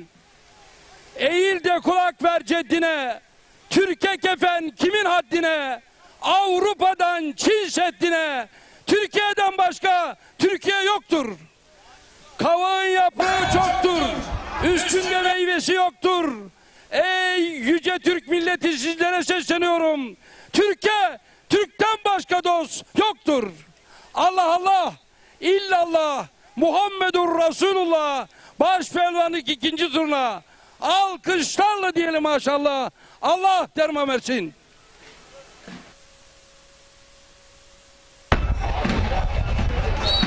Haydi Allah derman versin. Tabii asırlık çınar 60 yılı geride bıraktı Sarayiçi Er Meydanı'nda Şükrü Kayabaş. Veda zamanı, şüpheli zamanı 2024 onun için ama o hep yanımızda olacak. Efendim müthiş eşleşmeleri hemen sizlere bir kez daha aktaracağız. Mehmet Yeşil, Yıldıray Pala, Ali İhsan Batmaz, Kaan Kaya, Furkan Durmuş Altın, Yalçın Öncül, Ertuğrul Dağdeviren, Ali Yanatma, Nedim Gürel, İsmail Erkal, Mustafa Doğan Özkaya, Osman Özgün, Faruk Akkoyun, Ali Güngör Ekin, Recep Tastak, Ali Gökçen. Evet, Mustafa Batu, Yunus Emre Yaman, Enes Doğan, Ali Altun, Emre Erkal, Hakan Çalışır, Kürşat Şevki Korkmaz, Serhat Balcı, Özkan Yılmaz, Hamza Kesoğlu, Serhat Gökmen, Hüseyin İyican, Ünal Karaman, İbrahim Çoraman, Yusuf Can Zeybek, Menderes Saltık, Recep Kara, Seçkin Duman, Süleyman Başar, Hasan Cengiz, Ali Gürbüz, Ahmet Selbez, Yıldıray Akın, Mustafa Kemal, Karaboğa. Evet Şener. Evet, Orhan Okulu, Şahali Kurt, Osman Kan, Fatih Koyuncu, Serdar Yıldırım, Salih Dorum, İsmail Koç, Feyzullah Aktürk, İsmail Balaban, Recep Çakır, Osman Aynur, Semih Turgut, Hüseyin Gümüşalan, Onur Balcı, Fatih Atlı, Ramazan Bircan, Mustafa Taş, Salih Erinç, Turan Balaban, Okan Acar, Tanju Gemici, Fatih Çakıroğlu, Mustafa Arslan, Necdet Yıldırım ile ilk 64 listesi böyle. Değerli güreş severler, Tahir Büyükakın, Doçent Doktor Tahir Büyükakın saha içerisi röportajında hem sizleri selamladı hem de geçmiş Kurban Bayramınızı kutladı. Önemli hamle ve yatırımları var. Sanayi kenti Kocaeli'de Büyükşehir Belediye Başkanı Doçent Doktor Tahir Büyükakın açıkladı. Şimdi şöyle bir bakıyorum Halil, gerçekten 64'e şöyle bir bakıldığında puanlar havada uçuşuyor. Puan ve puan mücadeleleri var ama öne çıkan çok ciddi eşleşmeler var. Hemen Mehmet Yeşil, Yıldıray Pala'yı birinci sıraya koyabiliriz. Hemen kısa yorumlarını almak istiyorum huzur peşrevi esnasında. Evet, Yıldıray Pala gençlik ateşi diyelim. O da bu sene çok önemli karşılaşmalar yaptı. Kemerli pehlivanları, kemerli baş pehlivanları yenmeyi başardı Yıldıray Pala. Bunlardan biri de Mehmet Yeşil ve Mehmet Yeşil ile bir kez daha burada karşılaşacak. Büyük tecrübe. Ancak yaşı artık 39 yaşında sevgili Mehmet Yeşil'in sıcak havanın etkisiyle tempo güreşinde Yıldıray Pala karşısında biraz zorlanacağını düşünüyorum değerli hocam. Evet. Furkan Durmuş Altın, Yalçın Öncül sezona çok iyi başladı. Son haftalarda biraz düşüş gösterse de çok etkili dalışları olan bir isim. Furkan Durmuş Altın yeni bir transfer yaptı. MCM Özparlar Güreş Kulübü ile yol birliği yaptı. Bu ona itici bir kuvvet olacaktır. Bu noktada Furkan Durmuş Altın, Yalçın Öncül karşısında bu morali iyi değerlendirecek diye bir tasarrufu ortaya koymak istiyorum. Mustafa Batu, Yunus Emre Yaman. Bu turun eşleşme anlamında belki de en kafa kafaya gidecek güreşi bu. Mustafa Batu birinci tur güreş yapmadı ama Yunus Emre Yaman çok sert bir eşleşme gerçekleştirdi ve iyi bir güreş yaptı. Puanlamada kazanmayı başardı. Serkan Sertürk'e bu noktada biraz yorgun olabilir ama Mustafa Batu'nun üstün formu karşısında Yunus Emre Yaman bir tur önce yaptığı büyük güreşin sancılarını karşılaşma esnasında yaşayabilir değerli hocam. Katılıyorum. Kürşat Şevki Korkmaz yeni bir partneri var artık Furkan Durmuş Altın'la.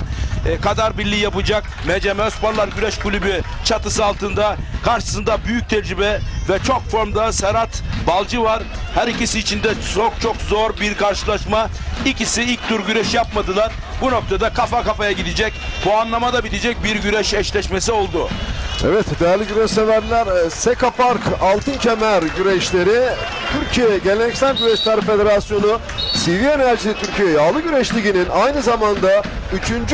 etabının faaliyet ayağı, faaliyet durağı ve hakikaten kıyasıya mücadeleler piramidi üzerine doğru geldikçe kalitesini ortaya koyuyor. Şener hemen Recep Kara, Seçkin Duman. Bir yerde 4 altın kemerli Recep Kara, diğer taraftan da Çiçeğiburnu'nda ve hedefi olan bir Seçkin Duman var. Kocaeli Büyükşehir Belediye Spor Kulübü bir tecrübeli bir de genç pehlivanı. Evet. Nasıl bir eşleşme? Evet, daha önce Seçkin Duman Recep Kara'yı yenmişti. Lig güreşinde, puanlama güreşinde yenmişti Seçkin Duman. Yine tekrar kapışıyorlar, mücadele edecekler. Evet. Ben tabii ki burada Seçkin Duman'ı önde görüyorum yine. Bir adım önde puanlama güreşinde biter bu güreş diyorum. Hemen Orhan Okulu Şahali Kurt'a geleceğim. Kısa bu eşleşme için yorumun nedir? Şimdi burada Şahali Kurt gerçekten kolay paçası bulunan bir adam değil. Tabii ki çok Orhan Okulu'nun çok mücadele edip kestirmesi gerekiyor, yorması gerekiyor.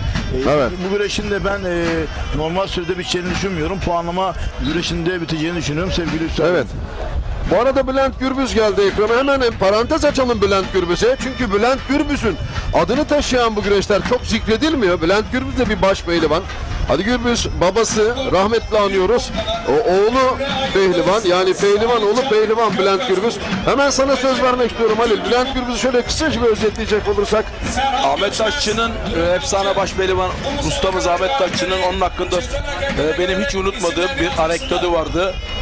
Bülent Gürbüz yani baş pehlivanların arasından yürüyerek geçse hepsini yener geçer diye bir sözü vardı. Onu hatırlatalım. Gerçekten inanılmaz yetenekli, inanılmaz yenici bir isimdi Bülent Gürbüz. Bu arada tabii ki onun da bir şanssızlığı vardı. O da Ahmet Taşçı duvarına takıldı. 91 finaline gidelim hemen. Evet, 91'de final yapmış Kırkpınar'da. Evet, mükemmel bir teknik kapasite, mükemmel bir güreş zekasıdır Bülent Gürbüz. Bu arada Recep Gürbüz'ün de asker arkadaşıdır rahmetli. Abdullah Ersoy'un asker arkadaşı. Evet, onu da bir dip anekdot olarak geçelim. Dediğim gibi yani Bülent Gürbüz eğer Ahmet Taşçı duvarına toslamasaydı ben en az 2 kez Kırkpınar'da baş pehlivan olabileceğine eminim değerli hocam. Tabii şimdi ben özellikle eşleşmelere devam ediyoruz. Güreşler başladı ancak ikinci tur İsmail Koç, Feyzullah Aktürk bu turun en önemli eşleşmesi. Bu arada Turan Balaban ve Okan Acar eşleşmesi de öne çıkan güzel eşleşmelerden. Çünkü bu sene hazır bir Turan Balaban var. Okan Acar da keza öyle. İsmail Koç'a şöyle bir hemen başsağlığı dilemek istiyorum. Babasını kaybetti. Bu acıyla da geçtiğimiz hafta Alaçam güreşlerine de gelememişti. Başsağlığı diliyoruz İsmail Koç'a ve başarılar diliyoruz. Avrupa şampiyonu sevgili Feyzullah Aktürk çıkışta ligi de çok iyi benimsedi Feyzullah. Önce İsmail Koç'un taziyesini bir kez daha güncelleyelim. Feyzullah'tan bahsetmişken hocam oradan devam edelim. Tabii. Bir transferi var. Çam Belediyesi ile yolları kesişti. Çok önemli. Yuvaya döndü diyebiliriz yani. Evet, yuvaya döndü. Çam Belediyesi ile artık yola devam edecek. Önemli bir transfer Türkiye Ağlı Güreşi için. Ve bir de sıcak haber Ahmet Selbest şu anda Ali Gürbüz'le mücadele ediyor. Ahmet Selbest de bir kez daha baba oldu birkaç gün önce. Onu da baba olması tebrik ediyoruz. Nedeniyle bir kez daha tebrik ediyoruz. Hayırlını görsün. Hadi söyle bakalım şimdi nasıl bir eşleşme, nasıl bir denk güçler var burada. Şimdi İsmail de Feyzullah'ta çıkışta olan sezona iyi başlayan iki pehlivan. Şimdi Feyzullah altı çizilmesi gibi geçtiğimiz günlerde onun hakkında bir yazı kalem aldım. O artık bir favori dedim. Neresi için? Kırkpınar için. Gerçekten durdurulması çok zor bir isim haline geldi. Zaten altyapısı yağlı güreş olan ve artık dünya minderlerinin tecrübesini de üstüne almış. Avrupa dünya minderlerine basmış. Orada güreş stratejisini iyicene geliştirmiş bir üst akıl haline geldi. Yani Feyzullah'ın artık yenilme bilmesi çok zor. Yani üst üste iki güreşi, 3 güreşi çıkartabilecek bir performansı var. Güreşi her rakibe uydurabiliyor. Dayanıklılık, performansı çok iyi. Hepsi çok iyi. Yani şu anda Feyzullah'ta şu kusur var. Neredeyse diyemiyorum. Yani yazmış olduğum yazının tesiri. Bu arada İsmail Koç ve Recep Çakır Feyzullah mücadelesi. arasında Evet. çok İsmail sert, Balaban da şu an biraz çok Recep sert Çakır bir güreş. karşısında. Kıran kırana geçen bir güreş var. İnanılmaz derecede sertleşti. Ekranımızda var değil mi o güreş? O güreş muhakkak ekranımızda olmalı. İsmail Koç, Feyzullah Aktürk hemen gelecek ekranlarınıza. Kare boşalır boşalmaz. Evet. Şu anda KJ ve şu andaki gördüğün gibi proje ekranda. Şöyle bir yürüyelim. Orhan Okulu hemen sürmeye başladı değerli güreş severler. Ali Gürbüz, Ahmet Selbest. Orada da Tabii ben Halil'e katılıyorum. İkinci kez baba olma. Bu arada radyo formatında da anlatacak olursak İsmail Balaban'ın da her an bir galibiyete gidebileceğini Recep Çakır karşısında şu an sağ alt ekranda görüyoruz. Hızlı bir galibiyet arayacak çünkü bir tur önce de çok zor bir karşılaşma yapmıştı İsmail Balaban. Onun için bu turdaki hızlı galibiyet gerçekten çok önemli. Her an burada yeni şey gidebilir. Orada. Keçi dikmesine doğru yöneldi. Sonra vazgeçti. Oldu, keçi dikmesi, doğru söylüyorsun. Recep Çakır'ın sahada olmasına çok seviniyorum. Orada devam ettirsin yaşamına. Belki üstüne koyar. Koymasa da böyle o hakkını kullansın. Bu arada Osman Kan galip üstadım. Hemen notlarımızı alalım. Osman Kan. Evet Recep, Orhan Okulu Şahali Kurt. Halil iyi başladı. Orhan. Evet, Orhan iyi başladı. Hani bütün yağlı güreş severler bilir, bu havalar Orhan'ın havası. Dolayısıyla hani kurt puslu havayı severmiş ya, öyle bir söz var. Bu havalar Orhan'ın havası. Orhan da bu havaları seviyor. Ekstra bir itici güç sağlıyor kendisine bu havalarda. Ali Gürbüz, Ahmet Serbest orada bir kas kanadı deneyebilir Ali Gürbüz ama hayır, denemedi. Yandan kastaktan güreşi yere indirdi. Şimdi bakalım neler yapacak Ali Gürbüz. Bir saniye bile durmadan kafasında yeni oyunları tasarlayıp hayata sokabilen, temposunu ne aşağıda ne de ayakta düşürmeyen bir baş pehlivan Ali Gürbüz. Adeta bir güreş bilgisayarı. Güreşi sürekli akıcı tutan, sürekli zevkli bir noktada tutan, izlenilmesine doyulmayan bir güreş stili var.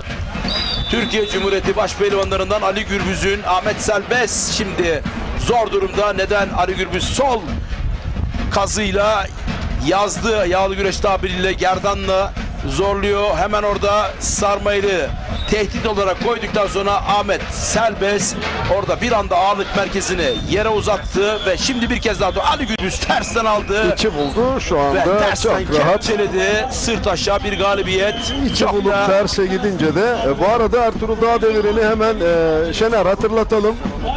Ertuğrul Dağdeviren de yoluna devam etti değerli güreş severler. Adını 3. tura yazdırıyor Ertuğrul Dağdeviren Ali Yanatma karşısında. Yıldıray Akın, o da bakalım Yıldıray Akın. Yıldıray Akın birinci tur güreş yaptı ve bu arada tekrar ekrana geliyor Ali Gürbüz'ün yenişi.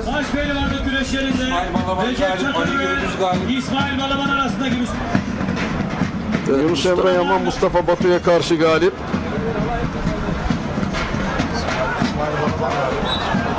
Bu arada gerçekten harika bir güreş.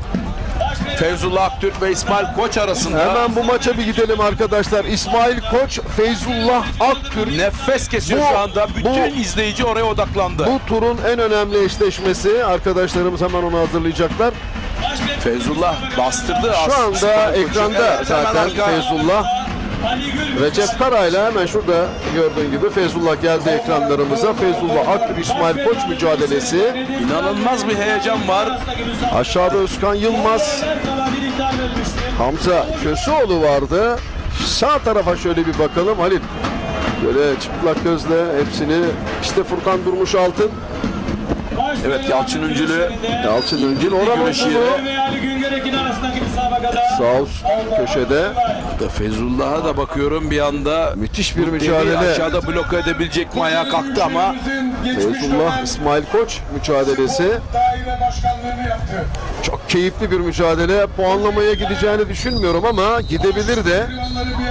Evet. Halil süper bir tempo içinde gidiyor güreş. Onu söyleyeyim, şu anda baş pehlivan güreşlerin içinde en heyecan verici ve en dikkat çekici olanı diyebiliriz. Her iki baş pehlivan da çok istekli. İsmail Koç rakibini darbelerle durdurmak istiyor. Feyzullah Aktürk'ün hızlanmasını istemiyor. Mümkün olduğu kadar darbeleyerek.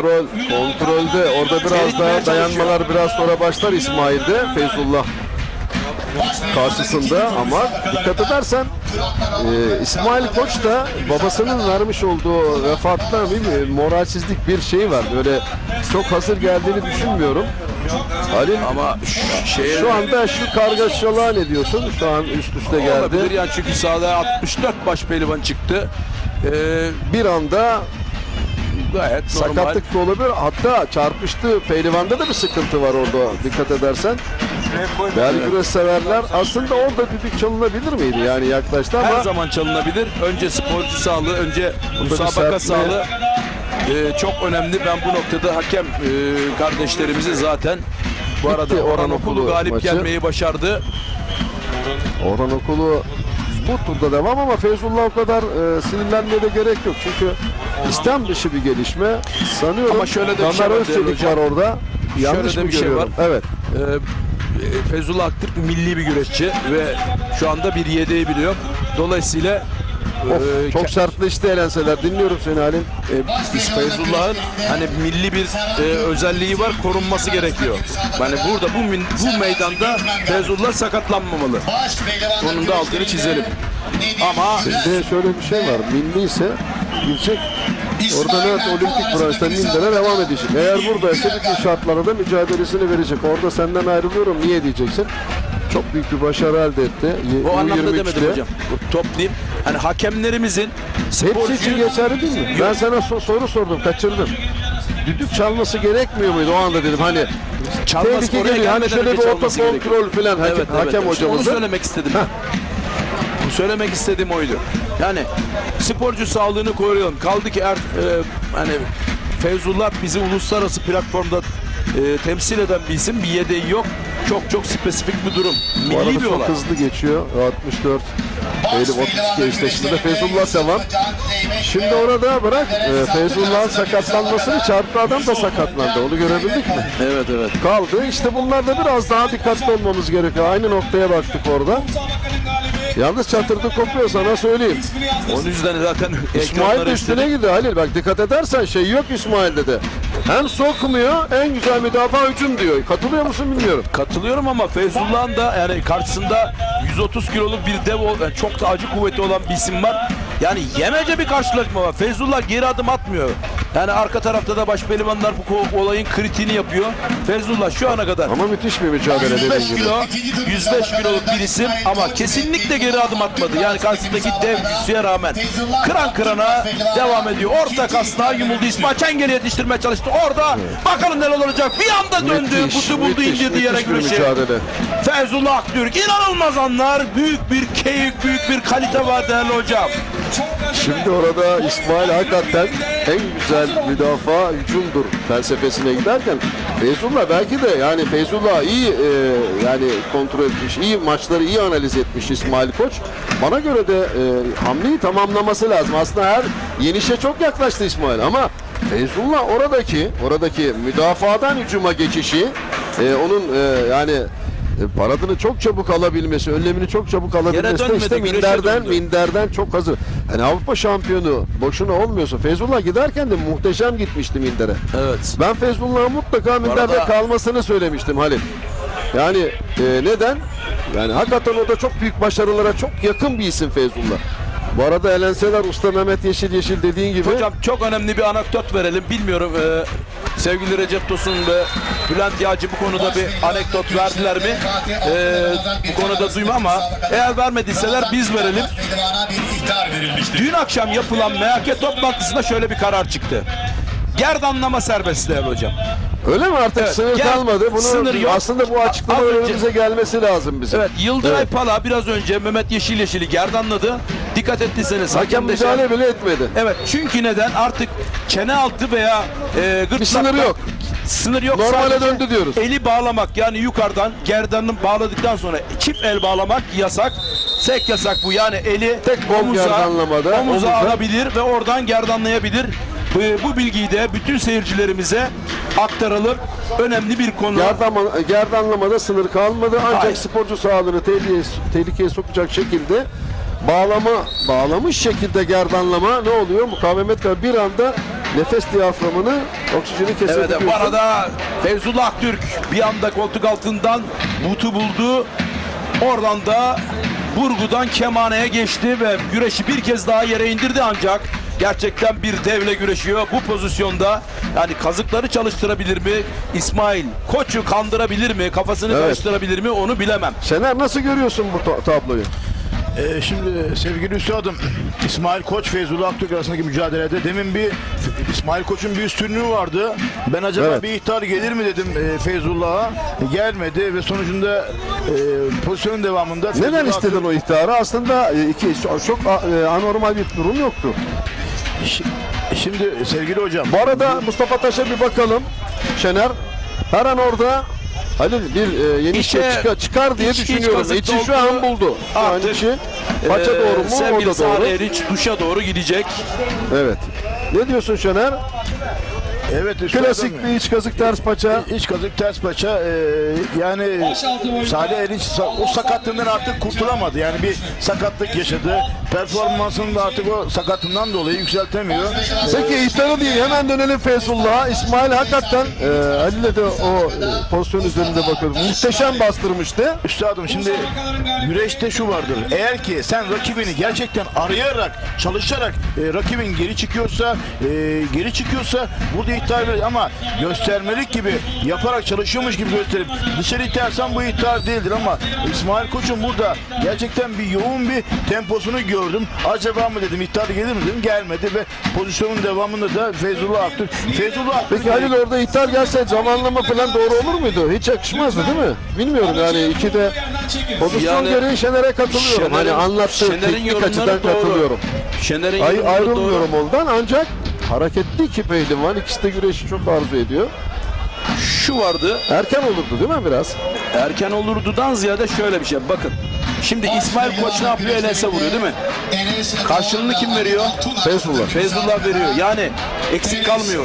Yani kasnağa çat değil mi? Aynen kasnağa sadece şu anda üstün bir kütle olduğu için üstüne gidebiliyor. Ama güreş olarak denge var.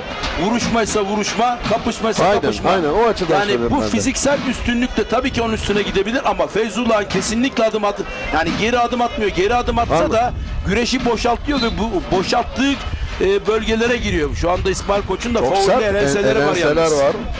Bu da faullü açıktan gelen elenseler var. Feyzullah da dediğin gibi boş değil. O da çok yerinde elenseler. Yani boyu biraz dezavantaj görülse de elenselerde hiç acıması yok Feyzullah'ın da. Son derecede güreş yakışıyor Feyzullah'a. İşte Avrupa dünya minderlerinde güreşti bu adam. Yani bu adam hani Avrupa şampiyonu patentli bir baş pehlivan. Yani çok üst seviye bir durum bu. Yani bu sahadaki hiçbir baş pehlivandan aşağı bir seviye değil. Hatta birçoğundan çok yüksek bir seviye. Değerli güreş severler, yeni kulübü aslında doğduğu kulüp. Çam Belediyespor Kulübü Harun Başkan'ı da tebrik ediyoruz. Güzel bir törenle yuvaya döndü evlat dedi ve hayırlı uğurlu olsun diyoruz Feyzullah Aktürk'e. Mehmet Yeşil Yıldıray Pala mücadelesi, genç usta ve çırak sentezi var orada da ama gözler orada da gerçekten değil mi? Orada da Mehmet Yeşil de şu ana kadar alt kadrajda da var. Orada da gene bir başka gençle kemerli bir ismin mücadelesi var. Değil mi eşleşmeler? Fatih Atlı Alaçam'da şu pozisyonları görmüştük.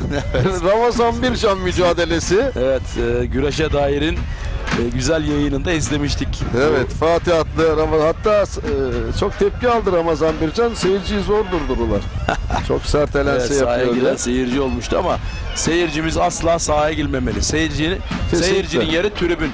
Buradan tüm güreş severlere özellikle rica ediyoruz. Ne olursa olsun hiçbir zaman asla sahaya girmeyin. Saha tehlikeli bir yer. Hem sporcuların motivasyon açısından hem de psikoloji açısından ters bir tepkiyle karşılaşabilirsiniz. Evet. Bu adamlar adrenalin yüklü oluyor. Basit bir şey değil. Bu noktada hem kalbiniz kırılabilir hem de geçtiğimiz sene bir güreşte oldu. Seyirci sahaya girdi. Pehlivan paça kasnaktan sürdü. Adama bir çarptı. Adam ölüyordu. Yani bu olabilir. Böyle tehlikeli şeylere gerek yok. Seyircinin yeri tribündür her ne olursa olsun. Bu adamlar güreşten sonra beraber yemek yiyorlar. İstedikleri kadar vuruşsunlar. Yani seyirci bunu anlamak zorunda. Hemen biraz bilgiler verelim. Gün nasıl akacak? Bugün 32 mi? 16 mı? Yoksa 8 mi geçecek pazar günü? Hemen Halil kısa bilgiler verelim. Federasyonumuzun planlamasına göre tabii planla saha şartları uyacak mı onu bilemiyoruz. Federasyonumuzun planlamasına göre baş pehlivanlarımız yarına çeyrek finale kalacak şekilde bir güreş planı var. Yani bugün 4 tur güreşecek baş pehlivanlar. Bu ikinci tur. Yani bunun haricinde 2 tur daha güreşmek zorundalar. Ama dediğim gibi evdeki hesap çarşıya uyacak mı, bunu hep beraber göreceğiz. Değerli güreş severler, Kocaeli'deyiz. Bir sanayi kenti ve Türkiye'nin önemli stratejik bir ili Kocaeli ve Kocaeli Büyükşehir Belediye Başkanı Doçent Doktor Tahir Büyükak'ın yanında yine Türkiye Geleneksel Güreşler Federasyonu İbrahim Türküş var.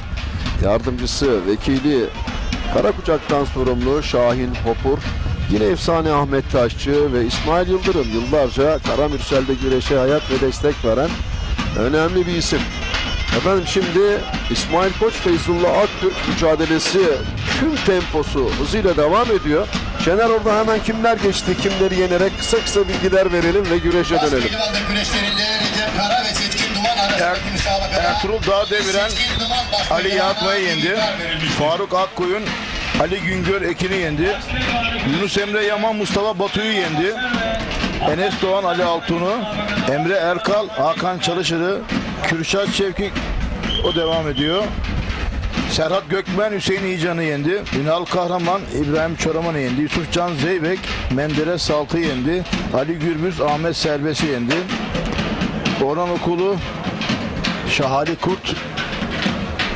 Evet, o ekranda şu anda Şahali Kurt. Evet, Orhan Okulu yendi, evet.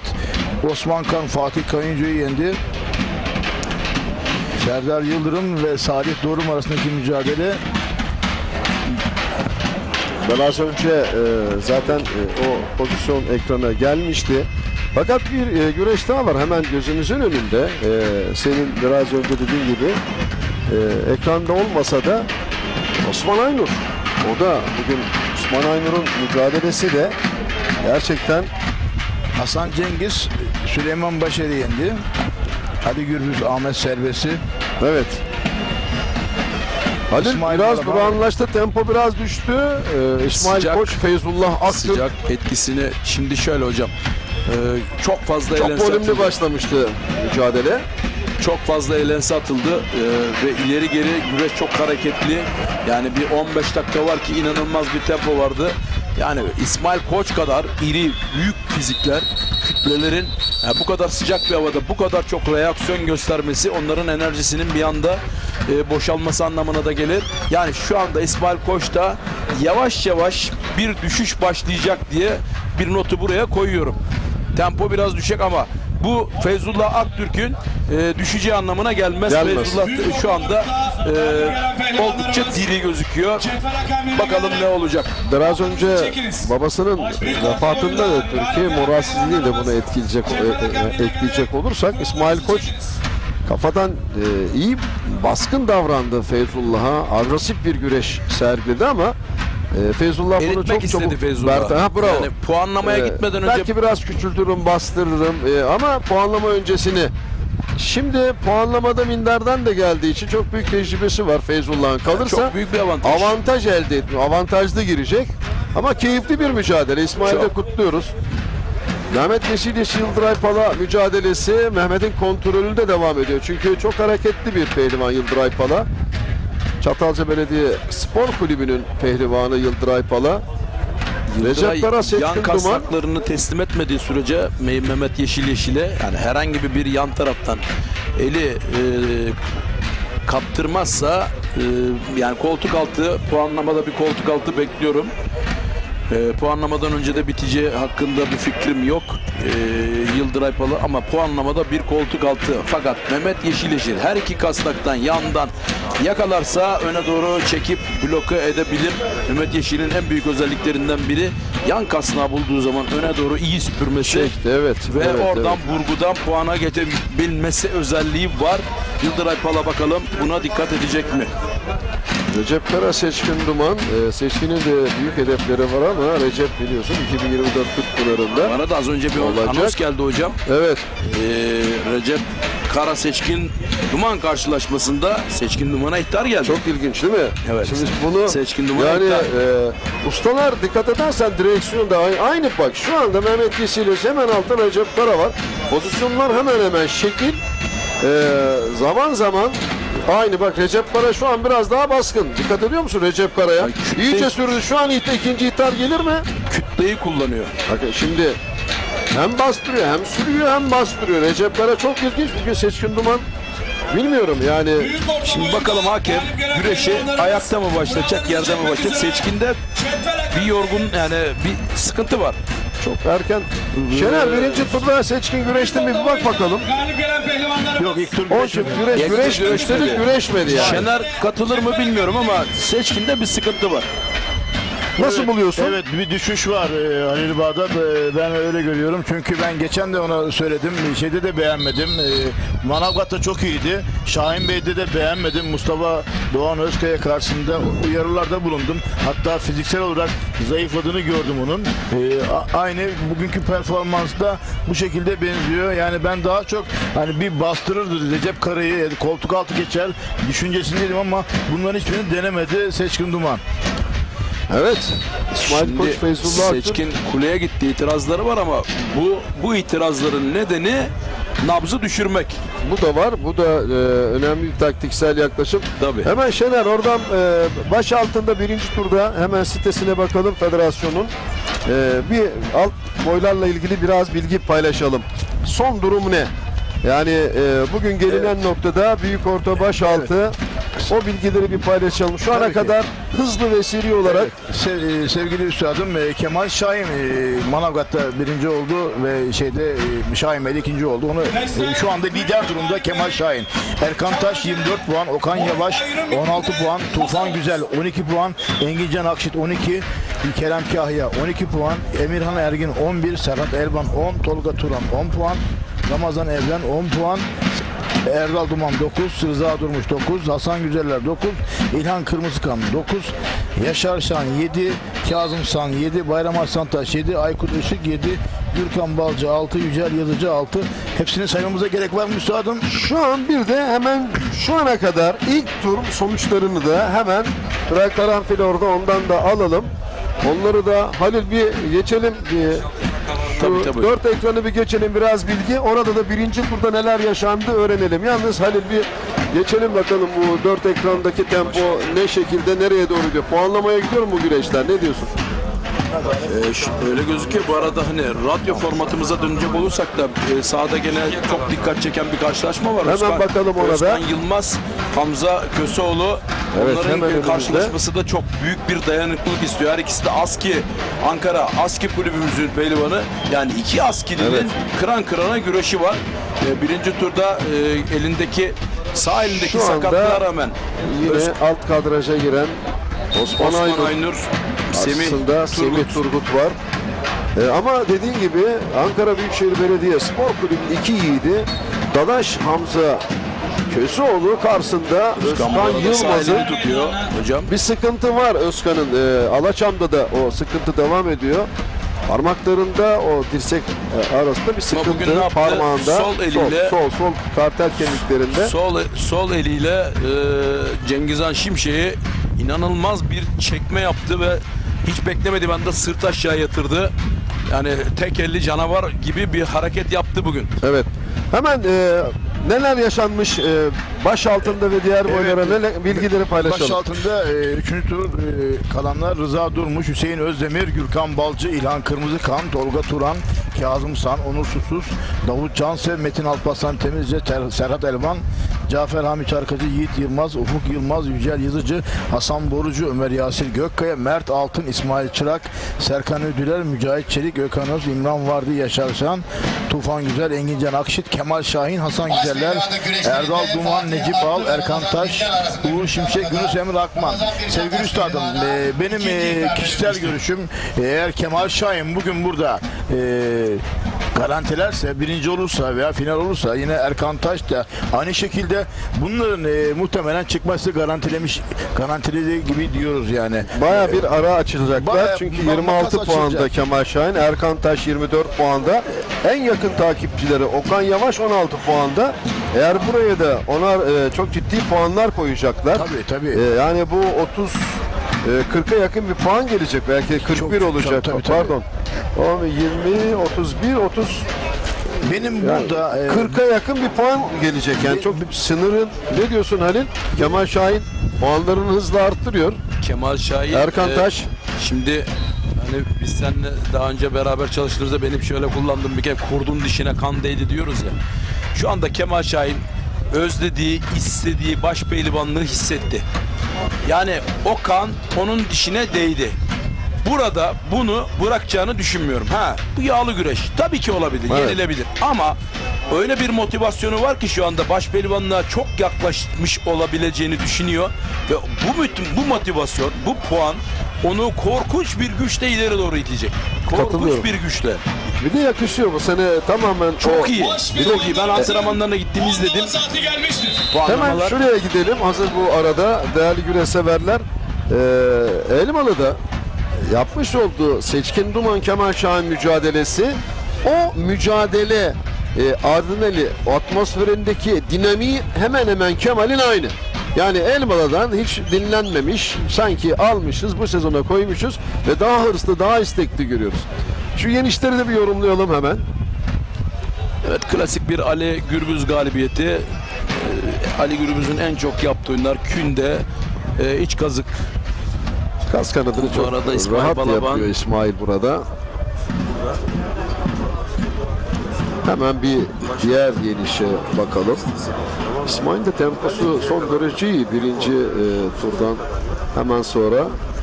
Burada Orhan'ın bir kösteklemesi var.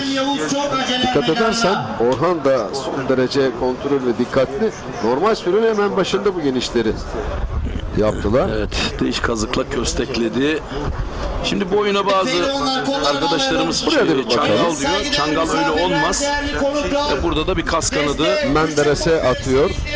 Türkiye Cumhuriyeti Başpehlivanı Yusuf Can Zeybek. Yani oraya bir önceki sözün havada kalmasın. Çangal diyorlar dedin. Çangal, iki tip çangal vardır. Bir iç çangal, bir de dış çangal. Bunun haricinde başka çangal oyunu yoktur. Evet. Çengellerle çangalları karıştırmamak lazım. Ve köstek oyunları. Köstek oyunları da gene bazen çangallarla karıştırılıyor. Az önceki oyun dış kazıktan kösteklemedir arkaya doğru. Bunu da burada altını çizmek istedim. Çünkü eğer seyircimize bu arada seyirci harika, ambiyans harika. Kocaeli nihayet seyircisine kavuştu. Tam bir pehlivan yatağı. Değerli güreş severler, CV Enerji Türkiye Yağlı Güreş Ligi'nin 3. etapında harika bir tarihi geleneksel bir güne şahit oluyoruz. Çünkü Seka Park Altın Kemer güreşleri Kocaeli'nin gururu, onuru ve bugün bir kez daha Kocaeli Büyükşehir Belediyesi'nin tüm birimlerini Seka, özellikle Har Meydanı'nda görüyorsunuz, alt boylarda da o kadar güzel görüntüler var ki seyircide ben biraz az diyordum ama tamamen seyirci bugün doldurdu. Yarın nasıl olacak? Yarın muhtemelen yer sıkıntısı olacak. Çünkü daha yarın büyük pazar, burası bir sanayi gelecek. şehri. Bugün fabrikalar çalışıyor, vardiyalı çalışan insanlar var. Gerçekten hani bir tarım bölgesi olmadığı için, endüstri bölgesi olduğu için hemen hemen herkes bugün çalışıyor.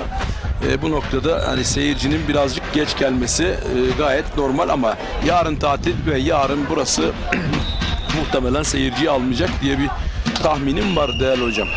Değerli güreş severler, şöyle bir bakıyorum. Recep Kara 4 altın kemer ve karşısında hemen yanında Osman Aynur'u görüyorum. 2006'nın muhteşem adamı, altın kemerli Osman Aynur. Yine bakıyorum Halil, puanlamaya giden güzel güreşler var. Biraz uzakta kaldı Yalçın İncil'i görüyorum. Mehmet Yeşil yine 2 altın kemer var. Ve şimdi puanlama başlayacak ama hakikaten orada Aski'nin vermiş büyük bir mücadele var. Hamza Köseoğlu ve Özkan Yılmaz hemen tedavisi yapıldı. Fatih attı Ramazan Bircan. Ramazan'ı da kutluyorum yani, öyle böyle değil yani, şu ana kadar kendisini ikinci turda puanlamaya kadar getirdi. Evet, getirdi. Bu arada Fatih attı, boyundurukla öne doğru çekti. Arkaya doğru hızıyla dolaştı. Puanladı zaten Ramazan. yaş itibariyle erimişti. Bu arada şunu da söyleyelim, Fatih Atlı birinci turda çok sert bir güreş yaptı. Müthiş bir efor bu anlamada sarf biten etti. uzun bir güreş payı vardı Ali Rıza Yıldırım'la, dünya şampiyonuyla. Onun da bir yorgunluk etkisi uzun bir muhtemelen vardı. Biraz önceki Fatih'in mücadelesinde o maçtaki hakemimiz de Yusuf Atılgan, İstanbul bölgesinde önemli bir isim. Şimdi şu anda İsmail Koç, Yusuf Can Zeybek daha da keyifli bir hale gelecek diye düşünüyorum. Orada da Önder Gülmez var. O da bir Avrupa şampiyonu. Değerli güreş severler. Bu değil mi? Trakya'nın Önder Gülmez.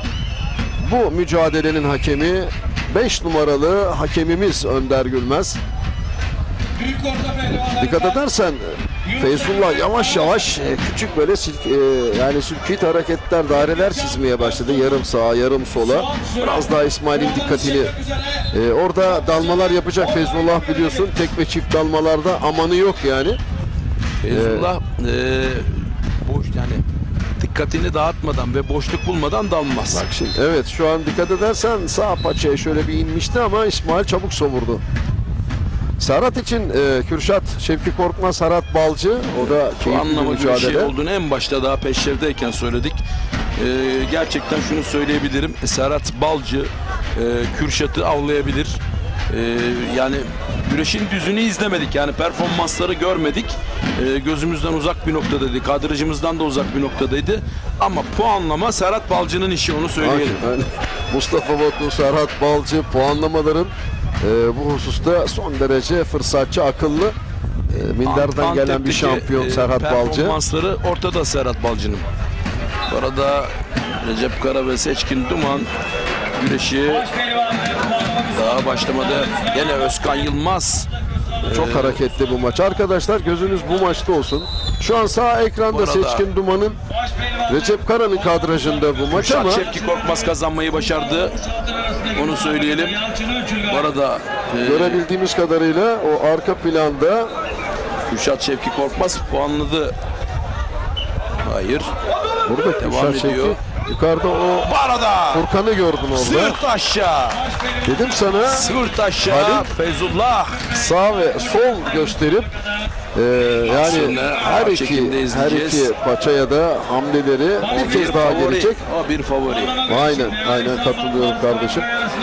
Belki de dedim ki İsmail Koç o kafadan o sindirme yaptım ve aslında iyi de bir pozisyona getirmişti dikkat edersen. Ama Feyzullah bundan çok rahat bertaraf etti yani. Hızlı hocam yani şu anda yani yağlı güreşin vermiş olduğu bir yavaşlık var. Onu Feyzullah'ın da minderin vermiş olduğu bir reaksiyon hızı var. Orada bütün farklar oradan geliyor. Bir avcı gibi, bir panter gibi. Sanki böyle toparlayıcı, patlayıcı güçlüyoruz ya. Hocam bir şey daha dikkatini çekiyor Feyzullah'tan. Korkunç derecede motivasyon, yani güreşin içinde motivasyonu saniye yükseltiyor. Saniye zirveye doğru çıkartıyor. Yani bazı güreşçiler mesela geri düşer veya durağandır. Hatta bazen kafası karışır. Ama Feyzullah öyle değil. Feyzullah her saniye motivasyonunu kararsız değil yani. Kademe yükseltebiliyor. Yani sonuca gidiyor. Olumlu olumsuz. Bir de sonuç alamadığında ne yapıyor? Çok rahat defansa geçebiliyor.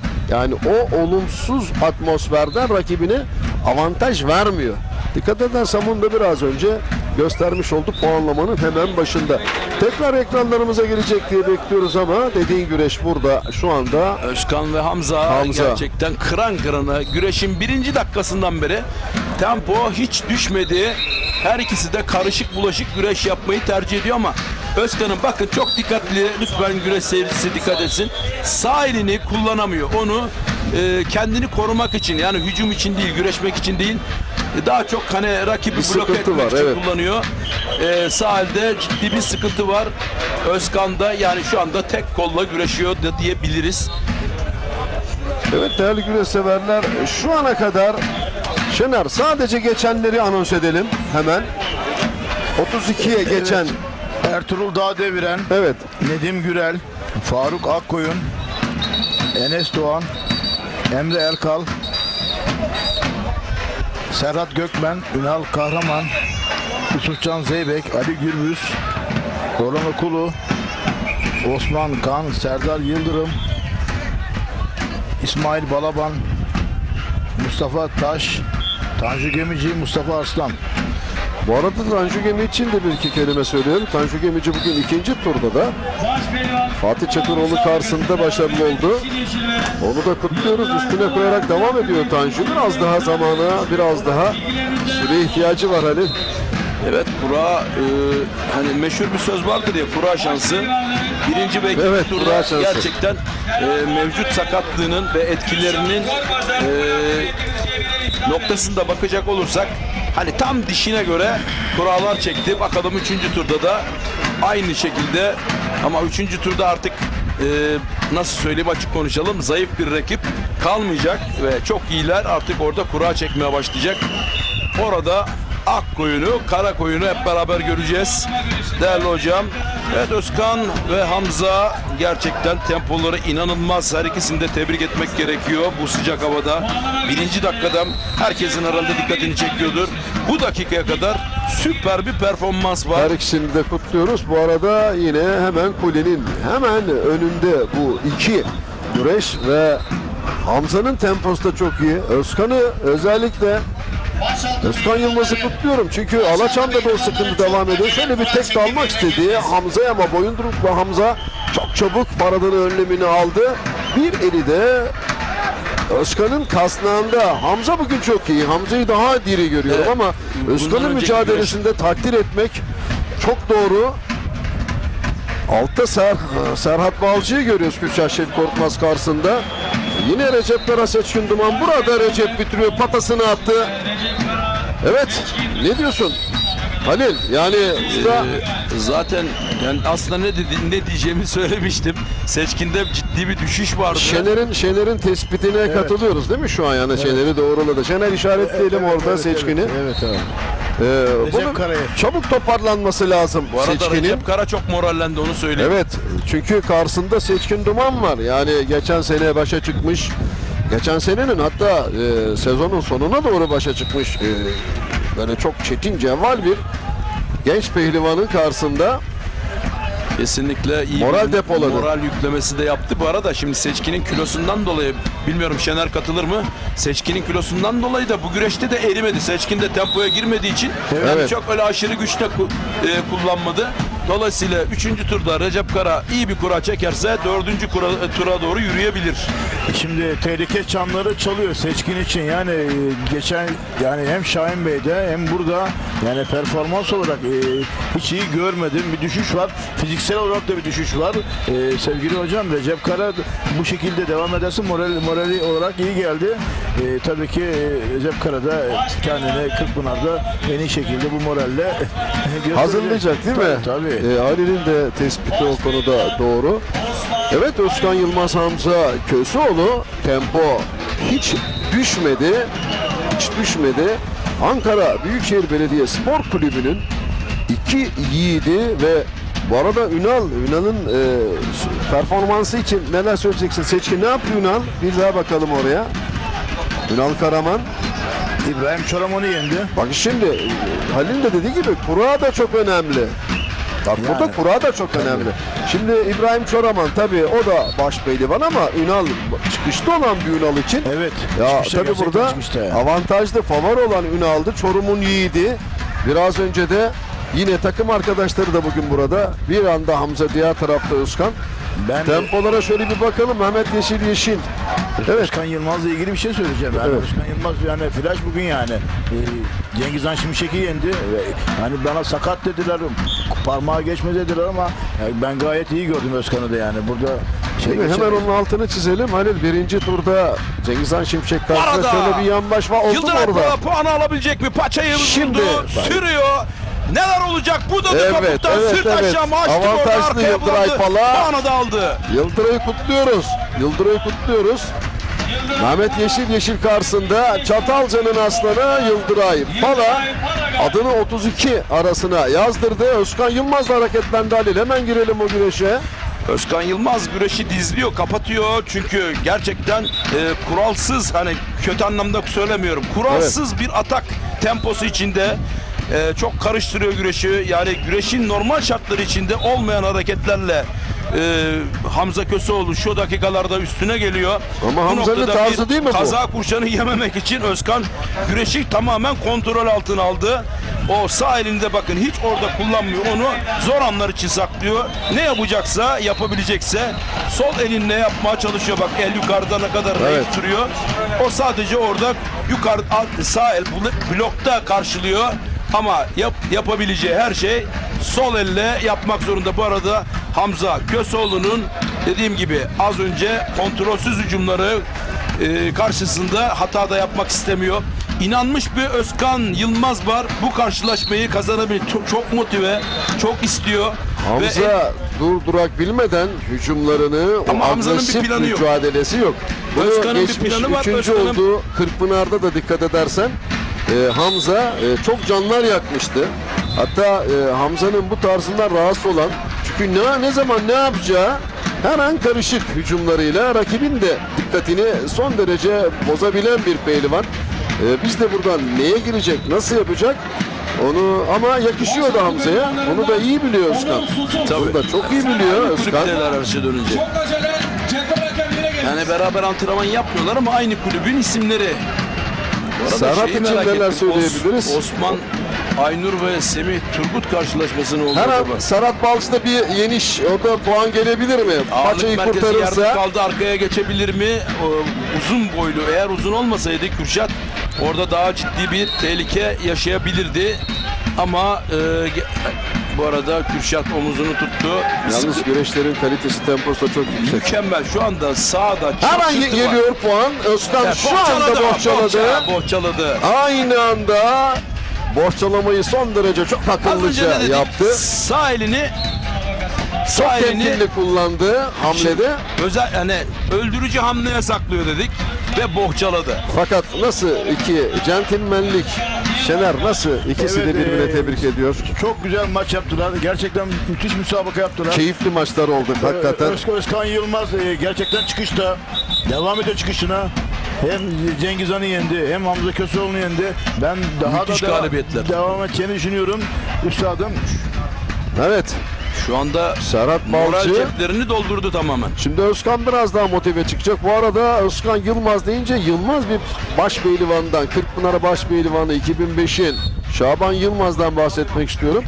Ona da sevgi ve selamlarımızı yolluyoruz burada. Tabii değerli güreş severler, bizden önce yayını tabii burada onun için baş pehlivan mücadele etmişti. Yine Recep Tosun, Bülent Yağcı, Şener Sar açmışlardı. 64'te Halil Bağdat, Mehmet Çelik ikilisi, yine partner kardeşimiz Şener Sar pehlivan ve şimdi bundan sonra 32 mücadelesinde yine Recep Tosun, Bülent Yağcı devam edecek. Şener Sar eşlik edecek ve 16 mücadelesinde yine Halil Bağdat'la birlikte yine yanımızda Şener Sar olacak. Günün 4. turunu tamamlayacağız ve bu turdan sonra da yine federasyon başkanımızla saha içerisinde Recep'in bir röportaj ve birden farklı röportajları da olabilecek. Günü böyle tamamlayacağız Allah nasip ederse. Bir kez daha hatırlatalım Şener. Birinci turda geçenleri hatırlatalım 32'ye. Seri ve hızlı bir şekilde. Evet, Yıldıray Pala, Ali İhsan Batmaz, Ertuğrul Dağdeviren, Nedim Gürel, Mustafa Doğan Özkaya, Faruk Akkoyun, Recep Taslak, Yunus Emre Yaman, Enes Doğan, Emre Erkal, Özkan Yılmaz, Serhat Gökmen, Ünal Kahraman, Yusufcan Zeybek, Recep Kara, Hasan Cengiz, Ali Gürbüz, Yıldıray Akın, Orhan Okulu, Osman Kan, Serdar Yıldırım, Feyzullah Aktürk, İsmail Balaban, Osman Aynur, Hüseyin Gümüşalan, Fatih Aklı, Mustafa Taş, Turan Balaban, Tanju Gemici, Mustafa Arslan. Evet. Hadi yine hareketlendi. Puanlama olmasına rağmen Serhat Balcı, Kürşat Şevki Korkmaz da puanlamaları da çok can yaktı. Şöyle bir hatırlayacak olursak tempo yüksek devam ediyor. Evet, Antep'te Sivri Enerji Yağlı Güreş Ligi'nde Yusufcan Zeybek'le yapmış olduğu puanlamada ne kadar dayanıklı bir isim olduğunu göstermişti Serhat Balcı. O kadar yüksek bir 40 dereceydi. ve orada iyi bir puanlamacı olduğunu Türkiye Cumhuriyeti Başpehlivanı Yusuf Can Zeybek karşısında da gösterdi. Şimdi hatırlamıyorum ama ondan bir tur önce de Antep'te çok iyi bir güreş çıkardı ve orada puanlamada kazanmıştı.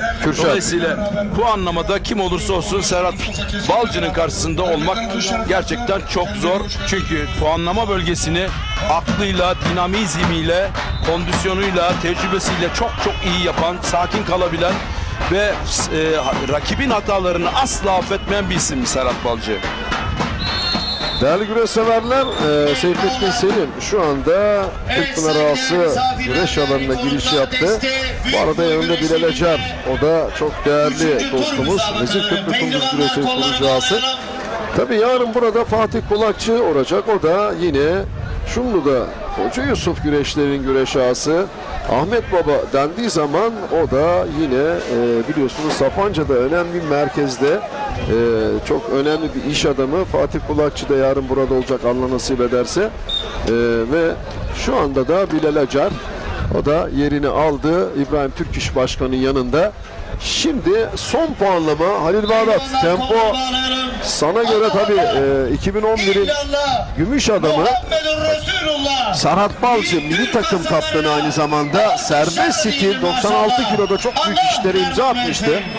Avrupa'da, dünyada ülkemizi temsil etmişti. Pehlivanlıkta da Serhat Balcı keyfini yaşatıyor. Yani o kısmetin hakkını veriyor değil mi Halil? Yani Serhat'ın pehlivanlığı da minderde olduğu gibi çok başarılı buluyorum. Kesinlikle Serhat Balcı belki çok gösterişli, güzel güreşmiyor ama çok disiplinli ve güreşi hatasız yapabilen bir isim. Zaten bir insan boşu boşuna dünya ikincisi olamaz. Kariyerinde dünya ikinciliği olan, milli takımlar kaptanlığı uzun süre yapmış bir isim. Bu noktada baktığımız zaman yani Kürşat karşısında çok genç bir isim ama şunu söyleyeyim yani %51'e %49 gibi üstünlük olan, şu anda paçalara inen, güreşi arayan, güreşi domine eden isim. Bakın şu anda dizlendi Kürşat ama kimin eli Serhat'ın sağ eli hemen kasnakta, yani orada geri yapmıyor. Hemen hücumu oraya küçülen Kürşat'ın sağ elinde kasnağını tutup çekişe girmek için hazırlıyor. Yani hücumuna hücum gösteriyor. Defans da yapmıyor. Son derecede akılcı bir yaklaşım. Bu stratejileri hem minderde hem de çayırda büyük tecrübesi olan Serhat Balcı, ama Kürşat Şevki Korkmaz bu sene çok büyük hedefler koydu kendisine değerli güreş severler. Şimdi ikinci tur, yani 32 pehlivan eşleşmesinde 64 pehlivanı son çifti Serhat Balcı, Kürşat Şevki Korkmaz Seka Park Ar Meydanı'nda puanlamadalar. Her an hatadan uzak durmaya çalışıyorlar çünkü her ikisi de turu ve puanları arzu ediyor. Şöyle bir baktığımızda Serhat Balcı hakikaten şu ana kadar yapmış olduğu mücadelelerde değerli güreş severler temposunu çok üstte tuttu. Serhat Balcı, onu da yürekten kutluyorum. Şu ana kadar da Kürşat Şevki Korkmaz karşısında son derece profesyonel bir yaklaşım gösterdi. Kontrol Serhat Balcı'da 6 puanı var. 20. sırada CV Enerji Yağlı Güreş Ligi'nde. Serhat Balcı, Kürşat 7 puanla 17. sırada. Bu bilgileri de sizinle paylaşalım değerli güreş severler. Burada Serhat Balcı'nın hani biz tabii hani güreş yaptığımız için böyle telepatik bir bağmış varmış gibi, yok da böyle bir şey de hani bağlanabiliyoruz, hissedebiliyoruz.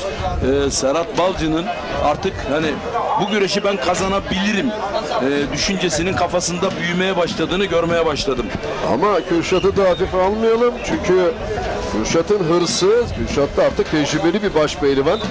Çünkü puanlamada daha önce de Serhat'la karşılaştığında son derece uzamasına rağmen puanlama Serhat'ın orada yapmış olduğu bir hatayı çok iyi değerlendiren ve Kürşat Şevki Korkmaz'ın maçlarını da hatırlıyorum. Serhat şu an o özgüveni hakikaten gösterdiği için bu yorumun tam yerinde Halil. Ama tabii puanlamayı bilmesine rağmen Kürşat'ın özellikle yere indirdiğinde dizlemede dikkat edersen burada dizlemeyi hiç tercih etmedi Kürşat. Yani ihtar da yok. Yan kasnaklarında çok iyi bir isim. Yan kasnaklarda Şimdi bak çok iyi ben bir isim. şöyle diyeyim. Şimdi belki de beni duydu bilmiyorum. O tarzda var yani puanlamada. Çok öne çıkartıyor bunu. Bunu neye bağlıyorsun? Bu onun almış olduğu eğitim, güreş eğitimi ve böyle de bir stili ama şöyle yani Kürşat bunu iki nedenden dolayı yapan bir başpehlivan. Birincisi güreşi, yani rakibin ataklarını bloke etmek. Yani orada eğer güreşi dizlenirseniz karşınızdaki pehlivan orada biraz duraklar. Peki bu duraklama ne işe yarar? Rakibin üstünüze gelmesini engeller. Bu da sizin nabzınızın düşmesine neden olur. Yani bu bir tehdit göstergesidir. Seni buradan avlayabilirim der ve çünkü kasnak dizlendiğiniz zaman rakibin kasnağı ele çok yaklaşır. Bunu da hisseder rakip. Orada bir durur. Yani üzerine gidip gitmemek noktasında tedirginlik yaşar. Kurallar ne diyor? Mesela 2 ihtarı var adamın. Dizlemek yasak. Şimdi bak, 2 ihtarı var adamın. Devamlı dizlemede şu an yasak gelen kurallara göre ama buna dikkat edersen geçtiğimiz Mustafa İsmail Balaban burada gözümüzün önünde çatır çatır bir mücadele oldu. Geçen sene. Hatırlıyor musun? 2 ihtarı da vardı Mustafa'nın Evet, ama o anlamada öyle bir döndü ki oraya gidene kadar da dizlemede adeta o evet senin dediğin gibi fırsatçılığını son derece iyi kullandı. İşte yerde. Evet. Serhat Balcı bu arada galip geldi. Evet, puanlama ustası puanlamadaki ustalığını gösterdi. Serhat'ı kutluyoruz ama puanlamada üstünlük sağlayabileceğini daha peşref esnasında bir puanlama güreşi olacağını söyledik. Yani yorgunluk da yok ama burada enteresan bir atmosfer. Bir kez daha ekranlara geliyor. Kasnağı şöyle bir uzandı Serhat Balcı. Halil fırsatçılara dikkat et. Kasnaktan aldı işte. Yan kasnaktan çekti. Hazır dizde yerdeyken peki ben bu ikramı kabul ediyorum dedi Serhat Balcı. Güzel bir ifade. Çok büyük bir tecrübe. Şu anda başpehlivanlarımızın tamamı bir ikinci tur güreşlerini tamamladılar değerli hocam. Evet değerli güreş severler. Tabii bu turda Halil Bağdat'la birlikte olduk. Şöyle yenişleri bir tek tek kısa yorumlayalım Halil. Çok klasik bir Ali Gürbüz yenişi göreceğiz. İç kazık ters paçada çok rahat çevirdi rakibini. Mustafa'yı da biz tebrik ediyoruz. İkinci kez baba olma mutluluğunu yaşadı. Burada hemen bir başka güzel bir kas kanadı. Klasik de olsa kas kanadı. Yani bir oyunları görmek çok güzel oluyor Halil. Yani böyle özlenen oyunlar var. Pek çok güzel kündeler göremiyoruz. Güzel kılçıklar göremiyoruz ama şimdi keçi dikmesini bile özledik. Bu pozisyon senin özellikle üzerinde dış kazıktan köstekleme üzerinde durduğum bir açıklama yaptığımız bir köstek oyunu. Köstek oyunudu. Yine değişik bir kas kanadı. Bu sefer tersten. Tabii Yusuf Can Zeybek. Yusuf'un temposunu nasıl buluyorsun? Yusuf geçen sene lige düzeltiyorum güreşe Gazipaşa'da başladığında çok kilosu vardı ve temposu gerçekten sıkıntılıydı ama Kırkpınar'a geldiğinde çıtayı step en üst seviyeye çıkarmış bir Yusuf Can Zeybek'le karşılaştık. Bu noktada Yusuf Can'ın bu seneki stratejisi de kesinlikle bir sene önce başarıya ulaştığı stratejiyle tıpatıp aynı. Kilosunu da buna göre ayarlıyor. Kırkpınar'a az bir süre kala şöyle söyleyeyim. Eğer Yusuf Can Zeybek %100'üyle bu arada arka planda Furkan Durmuş Altın mücadelesi. Orada da Yalçın Öncün. Yalçın da kutluyorum. Önemli bir galibiyet elde etti. Onun tamamlı o performans %100'üyle girmiş olsa onu söyledi Yusuf Can Zeybek. Biraz daha farklı bir portre. Burada çok rahat bir geniş oldu puanlamada.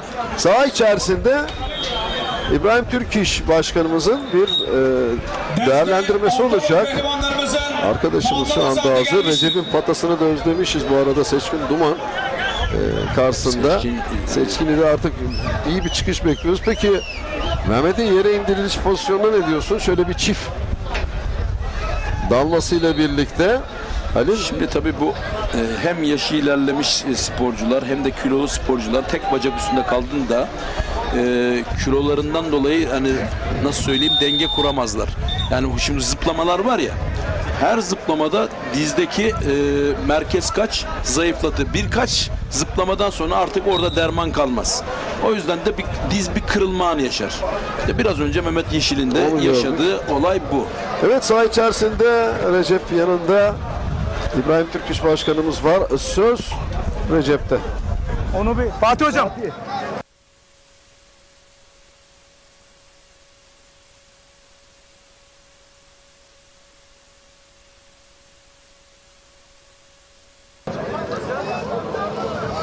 Evet değerli güreş severler, CV Enerji Türkiye Yağlı Güreş Ligi'nin 3. etabını oluşturan Kocaeli Seka Park Er Meydanı'ndayız. Kıran kırana mücadeleler son 64'te ve son 32 birazdan kura çekimi için Seka Park Er Meydanı'na çıkacak. Şu anda canlı yayın konumuz kim? Bu muazzam organizasyonda CV Enerji Türkiye Yağlı Güreş Ligi'nin üst aklı Türkiye Geleneksel Güreşler Federasyonu Başkanımız Sayın İbrahim Türküş. Başkanım hoş geldiniz. Hoş bulduk. Nasılsınız? İyisiniz? Teşekkür ediyoruz başkanım.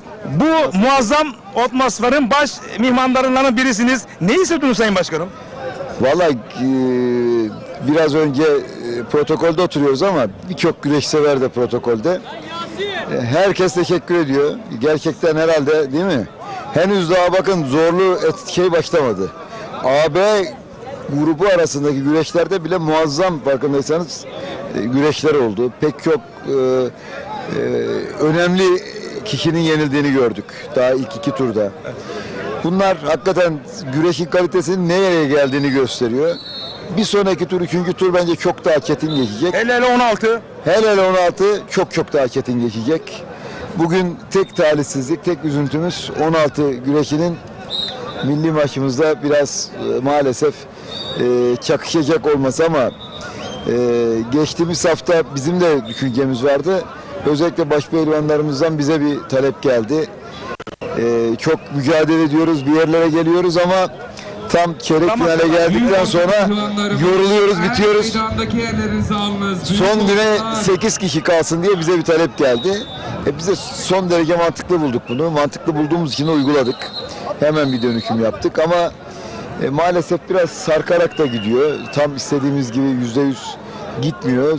Birer saat sarkarak gidince üzülerek görüyorum tam şeye denk gelecek. Son müsabakalar ister istemez milli maça denk gelecek ama önceden planlanmış bir şey. Sayın Başkanım şunun altını çizerim. Ekranları başına güreş severler, şu anda bizi izleyenler sadık birer güreş severler. Onlar asla yerlerinden kalkmayacaklar. İşte milli maç olunca 4 yılda bir yaşanan, hatta her büyük organizasyona katılamadığımızı da düşünürsek 15 yılda 10 yılda bir rastlanan şeyler olduğu için artık bugünlük o turda sonradan banttan izleme ihtiyacı duyanlar olabilir. Tabii ki. Ona da saygı duyacağız artık. Yapacak bir şey yok. Ama biz burada izleyeceğiz tabii. Evet. Sayın Başkanım biz devrim niteliğinde diye öne çıkartıyoruz. Bu cümle eksik mi ya da tam anlamında içini dolduruyor mu? Siz bu noktada daha geniş perspektiften değerlendirebilirsiniz efendim. Hangisini? CV Enerji Yağlı Güreş Ligi özelinde. Şimdi CV Enerji Yağlı Güreş Ligi de şu puanlama esası da getirdiğimiz sistem de devrim niteliğinde. Biraz önce başpehlivan arkadaşlarımıza da söyledim. Hala kardeşlerimizden şöyle bir beklenti var, istek var. Efendim Kırkpınar'da normal olarak hepimiz aynı şekilde güreşelim. Böyle bir şey yok. Yani bu 2 yıl önce verilmiş bir karar. Aradan bir çalıştay daha geçmiş. Bu sene gelecek senenin Kırkpınar'ına yönelik belirlemeler yapılıyor. Bak bu sene bakın biraz önce Serhat Balcı'nın güreşi vardı. Kaç yaşına gelmiş bir başpehlivanımız. Şu anda farkındaysanız Serhat Balcı'nın normal şartlar altında Kırkpınar'da güreşme hakkı yok. Şu andaki performansına göre Serhat Balcı gelecek sene yaşı geçmiş olmasına rağmen böyle performans göstermeye devam ederse Kırkpınar'da 2 yıl aradan sonra tekrar Kırkpınar'a dönecek. Bundan daha doğal rekabet ne olabilir değil mi? Evet. Burada diyoruz ki kardeşim biz burada kimsenin ismini, cismini öne çıkarmıyor. Başarıya odaklı. Başarıya odaklı. Kim başarı gösteriyorsa o başarı gösteren kişi öne çıkıyor. Yani bu anlamda egzajere ederek, sağa sola çekerek, yok bizim hakkımızdı, yok bilmem bu tip Yani biz kimseyi burada hakkını elde ettiği hakkını ortadan kaldıran bir şey yapmıyoruz. Herkesi başarılı güreşmeye davet ediyoruz. Mücadele etmeye davet ediyoruz. Mücadele etsinler, gelecek sene Kırkpınar'da olması gereken ilk günden itibaren yerini alsınlar. Zaten bakın Kırkpınar'da da şunu yaptık. Ön elemeyi Perşembe gününe koyduk. Saray içine koyduk. Seyirciyi serbest bıraktık. Davuluyla, zurnasıyla, hakemiyle, televizyonlarıyla Perşembe günden itibaren başlayacak. Yani birleştirdik aslında. Ne yaptık? Bir ön eleme, yani aynı Wimbledon var ya, tenis turnuvası. Onun ana tablosu vardır, ön tablo vardır biliyorsunuz. Ana tablo başlamadan önce de güreşler, başlar, müsabakalar başlar. Wimbledon, bu Kırkpınar'ın ana tablosu öncesinde işte burada arkadaşlarımız ön elemeden çıkacaklar ve Cuma'ya kalacaklar. Bir gün dinlenecekler. Cumartesi günde güreşlerine devam edecek. Ahmet Taşçı Ustam şunu söyledi. Bu sistem olmuş olsaydı 55 yaşına kadar güreşirdim dedi. Ahmet Taşçı 60 yaşına kadar güreşirdi. Ben size bir şey söyleyeyim. Ahmet Taşçı şu anda hala Kırkpınar'a doğrudan katılma hakkını elde ederdi. Ben size söyleyeyim, şu yaşında ben iddia ediyorum. Hala iddia ediyorum 60 yaşına kadar rahatlıkla hem de can yaka devam eder. Yani sizin ve yönetiminizin almış olduğu karar tamamen başarıya odaklı. Başarıya odaklı. Ya ben diyorum ki şimdi 45 yaşına yaklaşmış sporcularımız var. Biraz şey yapın, kendinizi sıkın, yorun, mücadele edin. İlk 24'e girin, 46 yaşınızda da olsanız ilk 24'e girenler sonsuza kadar biliyorsunuz var, hakkı var. Ne zaman ilk 24'ün dışına çıkar? O zaman o hakkını kaybedecek. Yapacak bir şey yok. Şimdi Sayın Başkanım, göreve geldiğinizde ilk yapacağımız atasporumuz güreşin kurumsallaşmasını sağlamak olacak demiştiniz. Bugüne bakıldığında kat etmiş olduğu mesafeyi bir değerlendirelim mi kurumsal anlamda? Şimdi bakın bir şey dikkatinizi çekiyordur. Şu anda yağlı ek güreşi yapacak olan sporcularımız yaklaşık 3 gün önceden kimin güreşeceği, kimin güreşemeyeceği elektronik kayıt sisteminden belli. Önceden böyle bir şey deseler... Bu da bir devrim. Devrim. Yani kaç gün önceden, bakın şu anda arkadaşlarımız bana onu diyorlar. Bakın Kırkpınar'da güreşecek sporcuların isim, bakın hangi boyda kimler nerede nasıl güreşecek isim belirler. Bakın şu anda devlet kademesinin elinde bile bilgisi var. Bu kadar net söylüyorum ya. Bu kadar net bir şekilde bunları ortaya koyuyoruz. Şimdi bakın şu andaki bu yayınımız, ortak yayınımız hem 6 tane televizyonumuzdan canlı olarak yayınlanıyor hem de federasyonumuzun YouTube kanalından da canlı olarak yayınlanıyor. Farkındaysanız ortak yayın olarak yayınlanıyor bu. Bu da bir devrim değil mi? Kesinlikle. O kanal bu kanal değil. Federasyonun ortak yayını 6 tane kanalımıza canlı olarak veriliyor. Bu da bence çok önemli bir şey. Yani düşünün, şu kanalın bu kanalın biz bütün tecrübeli, bu konuda güreş seyircimizin sevgisini kazanmış, kalitesini kazanmış sizin gibi önemli sunucularımızı farkındaysanız birer ikişer belki yapacağız. Ama buna alışmak durumundayız. Çünkü kurumsal işleyişi bu şekilde taşları yerine oturtmaya çalışıyoruz. Çözemeyiz. Ne yapıyordunuz? Bakın televizyon çekimlerinde önceden sizleri üzmemek için 5 tane yan yana masa koyuyoruz. Sesleriniz birbirine karışıyordu. Görüntüler birbirine karışıyordu. Bu yanlış oldu. Dedik ki tam manasıyla burada da devrim oldu başkanım. Sizlere dedik ki biraz anlayış gösterin dedik. Amacımız sizleri üzmek değil. Ara ara dinleneceksiniz. Bir mola vereceksiniz. Doğru mu? Mola verdikten sonra ama ana aktörler sürekli zaten olacak yani. Ancak güreşsever çok memnun çünkü oldukça yoğun mesajlar hep bize gelirdi. Okumak durumundaydık ama şu anda kurumsal işleyişte artık tamamen güreşleri anlatmakta arıyoruz. Artık ne yapacaksınız? Bunları onun da ayrı bir güzelliği vardı ama artık şu anda kurumsal işleyişe girdik. Doğru mu? Evet. Ona da onlar artık anlayış göstersinler. Gösteriyorlar. Zaman zaman ben de mesaj atıyordum. Benim mesajlarıma da cevap veriyordun. Artık hepimize o anlamda olacak. Bunda bir anormallik yok. Evet Sayın Başkanım, güreş heyecanını sezon sonuna kadar dinamik tutabilmek adına planlanıp tasarlanan CV Enerji Türkiye Yağlı Güreş Ligi'nin istediğiniz o heyecan skalasına ulaştığını, hatta üzerine çıktığını an itibaren burada da ifade edebilir misiniz efendim? Kırkpınar öncesi. Şimdi bakın gördük bugün en az 6 tane baş pehlivanlıkta. Yani şöyle söyleyeyim, aslında A ve B grubunda favorilerle bazıları da karşılaştı. 2-3 tane güreş dışında çok böyle çabuk, kolay güreş olmadı. Onlar bile son derece ciddi, son derece çatır çatır güreşlerdi ama güç farkı nedeniyle hani form farkı nedeniyle 2-3 güreş kolay bitti. Ya bakın biraz önce Ramazan Bircan'la güreşini gördünüz. Sonuna kadar Fatih Atlı'yı ne kadar zorladı. Sonuna kadar mücadelesini verdi. Güreş sever istediği bu. Adam terinin son damlasına kadar mücadelesini yaptı. Bir noktada daha formda olan, daha iyi olan kazanıyor. Yapacak bir şey yok. Daha doğru olan da bu zaten. Biraz önce bak Serhat'la Kürşat'ın güreşi ne kadar güzel bir güreşti.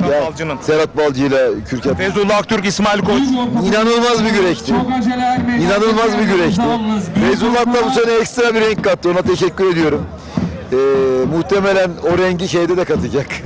Kırkpınar denemesine de katacak. Bence renkten öte oraya doktrin ortaya koyacak pehlivanlı karakter olarak. Görünüyor. Yani ben ilk 40'a çok büyük bir sürpriz olmadığı takdirde ben Feyzullah'ın Kırkpınar'da ana tabloda yer alacağını düşünüyorum. Çok özel olmasa da Feyzullah Aktürk'ün çaylarda güreşebilmesi noktasında bir talebiniz oldu mu ya da bir tavsiyeniz oldu mu Sayın Başkan? Yok ben bütün sporcularımıza şimdi özel olarak söylediğim bir şey yok. Sadece Feyzullah onun güreşebilme konusunda çayırda. Şampiyon olduğu gün hani şey yaparak peşrev çekerek biliyorsunuz yapmıştım minderde.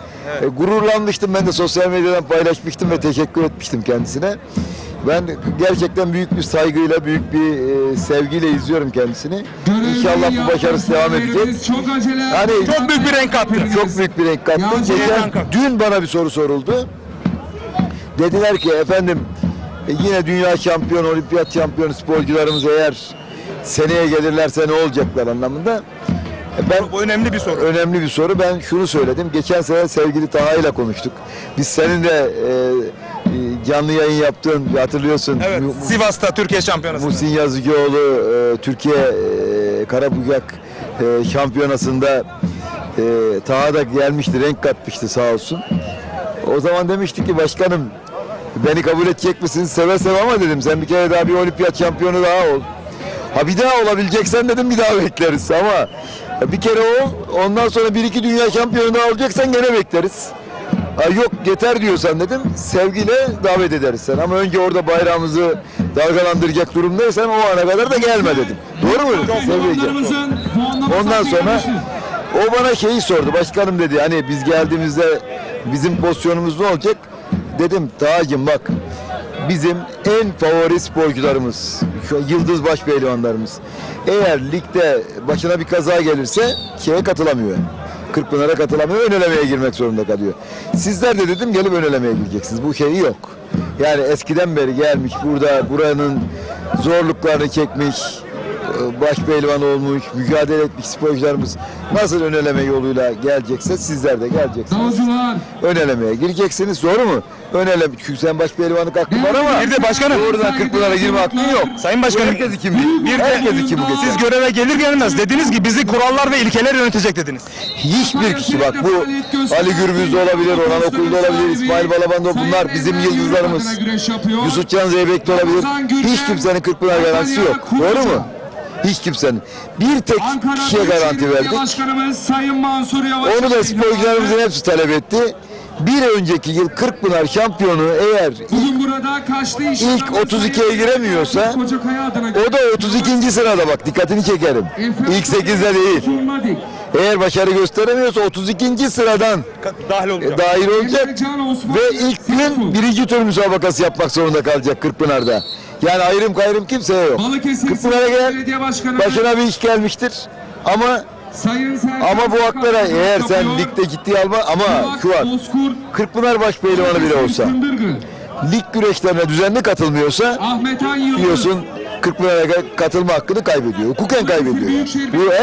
Bizim için kurallar önemli. Herkes aynı kurallara tabi. Buna bütün bizim en değerli, hepsi değerli de yani başarılar odağında demek istiyorum. Elde ettikleri başarılar nedeniyle en değerli diyorum. En değerli baş pehlivanlarımız da yine minderde de bizim başımızın tacı olmuş, hepimizin gözü. Onlar da zaten buna asla Taha'ya bunu söylediğinde Taha bana dedi ki başkan saygı duyuyorum dedi. Ya bizler nasıl olimpiyatlara gidip kotayla gidiyorsak burada da o kotayı kazanacağız, başaracağız ve öyle olacağız dedi. O yüzden bunlar Zamanla herkes bunlara alışacak, öğrenecek. Bence alıştılar artık. Alışacak, herkes alışacak. Herkes alışacak ve herkes öğrenecek. Biz de alıştık. Bu işi bozmaya yönelik, ufak ufak noktalara, yok efendim miniklere şey açalım. Kardeşim, bir tek yerde bir istisna tanısak sonunun ne olacağını ben çok iyi biliyorum. Ben şunu söylüyorum, eğer biz bu kuralı getirmemiş olsaydık, bak bu sene sen en tecrübeli artık basın, yayın sunucularımızdan birisin. Başaltı pehlivanımızsın eskiden. Şimdi bunu biliyorsun. Bu sene Kırkpınar'da 5000'den az sayılı sporcu olur muydu? Hemen hemen. 5000 civarında sporcu olurdu, ben size söyleyeyim. Niye biliyor musun? Her önüne gelen Kırkpınar'da bir anı niyetine kısmetini giyip geliyordu. Sevk ve idaresi tamamen zorlaşırdı. Zorlaşacaktı, imkansız hale gelecekti. Biz bunu gördük. Kırkpınar'ı artık elimizden kaçırmaya başlamıştık. İzlenemez hale geldi. Bakın, önceden sadece cumartesi pazar yapıyorduk. Bak, cumaya artık hızla aldık farkındaysan. Önce cumayı vermiyorduk. Niye vermiyorduk? Biraz daha belediyelerimizin maliyetini düşürmek için vermiyorduk. Ama baktık ki cumartesi gün televizyon zaruret oldu, evet. Zaruret var. Cuma bir kalabalık azalttık. Güzel olmadı mı? Çok güzel oldu başkanım. Çok güzel oldu. Şimdi sporcularımız da memnun. Bak, normal şartlarda bugün bir tur eksik yapılacaktı başpehlivanlık ama başpehlivanlarımız rica etti. Başkanım dediler, biz yarı finalde bitmiş oluyoruz. Ne olur bir gün dinlenelim. Yarı finali istediğimiz gibi güreşelim de. Bunu bak, en iddialı spor. Çeyrek final, yarı final ve finalde. Aynen. 3 turu istediğimiz gibi güreşebilelim dediler. Saygı duydum. Çünkü Kırkpınar da bu şekilde yapılmakta. Tabii. Saygı duydum. Gayet mantıklı bir güreş. Tamam dedim. Hay zevkle. Biz pazara biraz daha seyir şeyi olsun diye yapmıştık ama böylesi daha güzel olacak. Pazar günü inşallah daha heyecanlı bir şekilde güreşler devam edecek. Birkaç sorularım daha var. Özellikle siz her zaman tavsiye, eleştirilere çok yapıcı yaklaşıyorsunuz. CV Enerji Türkiye Aldı Güreş Ligi projesinin temel yapısını tam manasıyla ve tam anlamıyla oturtulduğunu düşünüyor musunuz? Küçük de olsa eksiklikler ya da planlamalarda evet ama uygulamada teorik olarak örtüşmeyen yönleri var mı Sayın Başkanım? Siz buralara çok nüfusen gece gündüz düşünen bir insansınız. Var. Samimi olmak lazım. Ben samimi bir şekilde görüşlerimi söylüyorum. O yüzden bunu sordum. Şimdi buradaki mesela Seka Park geçen seneye göre çok daha güzel değil mi şu anda? Ama benim istediğim mi değil. Her zaman belediye başkanıma diyorum ki Kocaeli Büyükşehir Belediyesi gibi, Tahir Büyükakın gibi belediye başkanına kalıcı bir eser gerekiyor. Doğru mu? Bu şu anda yağlı güreş anlamda en güzel şeylerden, ortamlardan biri. Eyvallah, buna lafım yok. Ama yeterli ya da yakışır. Ama yeterli değil. Tam anlamıyla yeterli değil. Bunu belediye başkanımız zaten seçim beyannamesine koymuş durumda. Ama herkesi bağlayan, biliyorsunuz, bir tasarruf tedbirleri var. O tasarruf tedbirleri herkese bağladığı için, efendime söyleyeyim, o tasarruf tedbirleri kapsamı içerisinde maalesef ne yapıyorduk? Bu yapılabilir mi? Bunun özel iznini alabilir miyiz? Ben bizzat yardımcı olacağım belediye başkanımıza. Çünkü buraya bu yakışıyor, gerekiyor gerçekten. İnşallah bu sağlanırsa o zaman ne olacak? Arkada muazzam bir güreş var. Evet. Yani heyecan hakikaten mikrofonlara kadar, ekranlara kadar geliyor. Değerli güreş severler. Muazzam bir güreş var arkada gerçekten. Kıran kırana tam evet, röportaj esnasında Sayın Başkanımız hakikaten büyük bir heyecan var. Şöyle söyleyeyim, hani örnek veriyorum, bizim Elmalı'nın sahasını, Elmalı tabi buralara göre çok daha tabi hem büyük hem daha sahası güzel ama tarihi bir misyonu var. Olmaz, daha güzel olması lazım. Oranın gerçekten futbol sahası nasılsa artık burada modern güreş statları zaruri. Zorun ve en büyük sıkıntımız orada. Bizim özellikle sporcularımızın yıkanma üniteleri anlamında, hijyen anlamında bizim tam arzu ettiğimiz gibi, %100 istediğimiz gibi olduğunu söylememiz mümkün değil. Daha bu işin başındayız bakın. Onu samimiyetle söyleyeyim. Ama diğer güreşlerle mukayese edilirsek arasında inanılmaz bir fark var. Bakın, inanılmaz bir fark var. Diğerleriyle konuşursak. Yani şu demek oluyor ki seyirci evet, pehlivanlar kıran kırana evet ama tesis seçmede yeni bir artık açılım yapmamız gerekiyor. Yapmamız lazım ama şu anda da tam maalesef tasarruf tedbirleri olduğu için orada verilmiş, devletimiz tarafından verilmiş tamimler var. var. %70 ve üzeri geçmemiş olan yatırımlara girilemiyor. Belki şöyle özel bir takım kaynaklar bularak mesela Manavgat Belediye'miz dedi ki biz bunu ağası dedi ki ben bunu kendim yaparım. Belediyeye devlete şey yapmadan bu sahayı ben yaparım dedi. Böyle imkanlarla belki Elmalı'mız için de bunu sağlayabiliriz. Elmalı sahasının yapılması lazım. Kırkpınar sahamızın yapılması lazım. Kocaeli'nin yapılması lazım. Şahin Bey'de yeni bir saha yapıldı. Onun eksikleri var. O eksikleri gidermemiz lazım. Tamamlamamız lazım ama orada bir sahamız var. Artık bir sahamız var. Ama orada çok da güzel. Orada da mesela yıkanma ünitelerini falan bizzat kendim gidip kendim onu planlayıp elden geçireceğim. Yani çünkü yanlış anlaşılıyor. Bazen sporcularımız serinle bak burada da mesela sporcularımızı tamamen yazın plajlarda serinlemek için suyla tutarlar ya o anlamda yerler yapılmış. Onu yıkanma yeri gibi algılayanlar var. Orası yıkanma yeri değil aslında.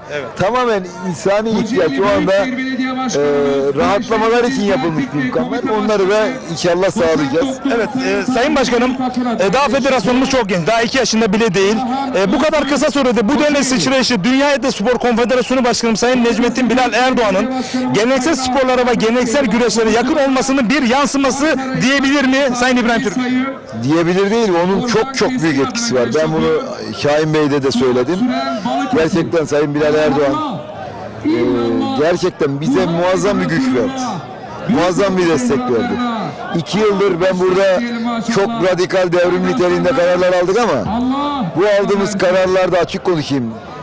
Bilal Bey'in bize kalbi, gerçek desteği olmasaydı bu kadar bunu kolay başardık diyemem. Hala zorlukları çekiyoruz da ben bakın uykusuz geceler geçirdim defalarca. Günlerce. Ama bu badireleri dik duruşumuzla, sağlam duruşumuzla hep atlattık. Bunu yaparken aslında en büyük faydanın 5 sene sonra, 6 sene sonra en büyük faydayı aslında sporcularımız yaşayacak. Pehlivanlarımız yaşayacak. Bunu zaman zaman ben onlara anlatamıyorum. Benim gördüğüm onlar bazen göremiyor. Beni sadece üzen bu. Ah bir bunu anlasalar 5 sene sonra biz bazı eksikliklerimizi giderdiğimizde, bazı sıkıntılarımızı giderdiğimizde ben bak bunu Allah ömür verir yaşarsak İnşallah Sayın Başkanım. 5 sene sonra eğer benim istediğim şeyler olursa ama bu tesisleşmeyi sağlarsak bazı özel hataları bu sahalarımızdan arındırırsak biz bu güreşleri yıllık 50 milyon dolara satacağız. Tam da sorun bu noktada. Bak ben onu diyorum. Bak 50 milyon dolara satacağız. Benim bu sene bu güreşi satın almak isteyen kanallar oldu bakın. Bedeller öyle vermedim. Niye vermedim biliyor musunuz? Çok düşük bedellerle satmak istemedim. Ben bunu satacağım zamanı biliyorum. O reytingin yükselip en iyi noktaya geldiği gün Allah'ın izniyle en güzel bir şekilde bunu sağlayacağız. Ve herkes kazanacak. Ve o zaman zaten minimum %60'ını pehlivanlarımıza dağıtacağız bu bedeli. Ve hayatlarında tahmin etmeyecekleri gelirler elde edecekler. Ama bu gene başarı gösterenler daha fazla kazanacak. Hiç kimse kusura bakmasın. Hani buraya günlük gelenle başarı göstereni ben ayırt etmek zorundayım. Doğru mu? Burada sizler de para kazanacaksınız.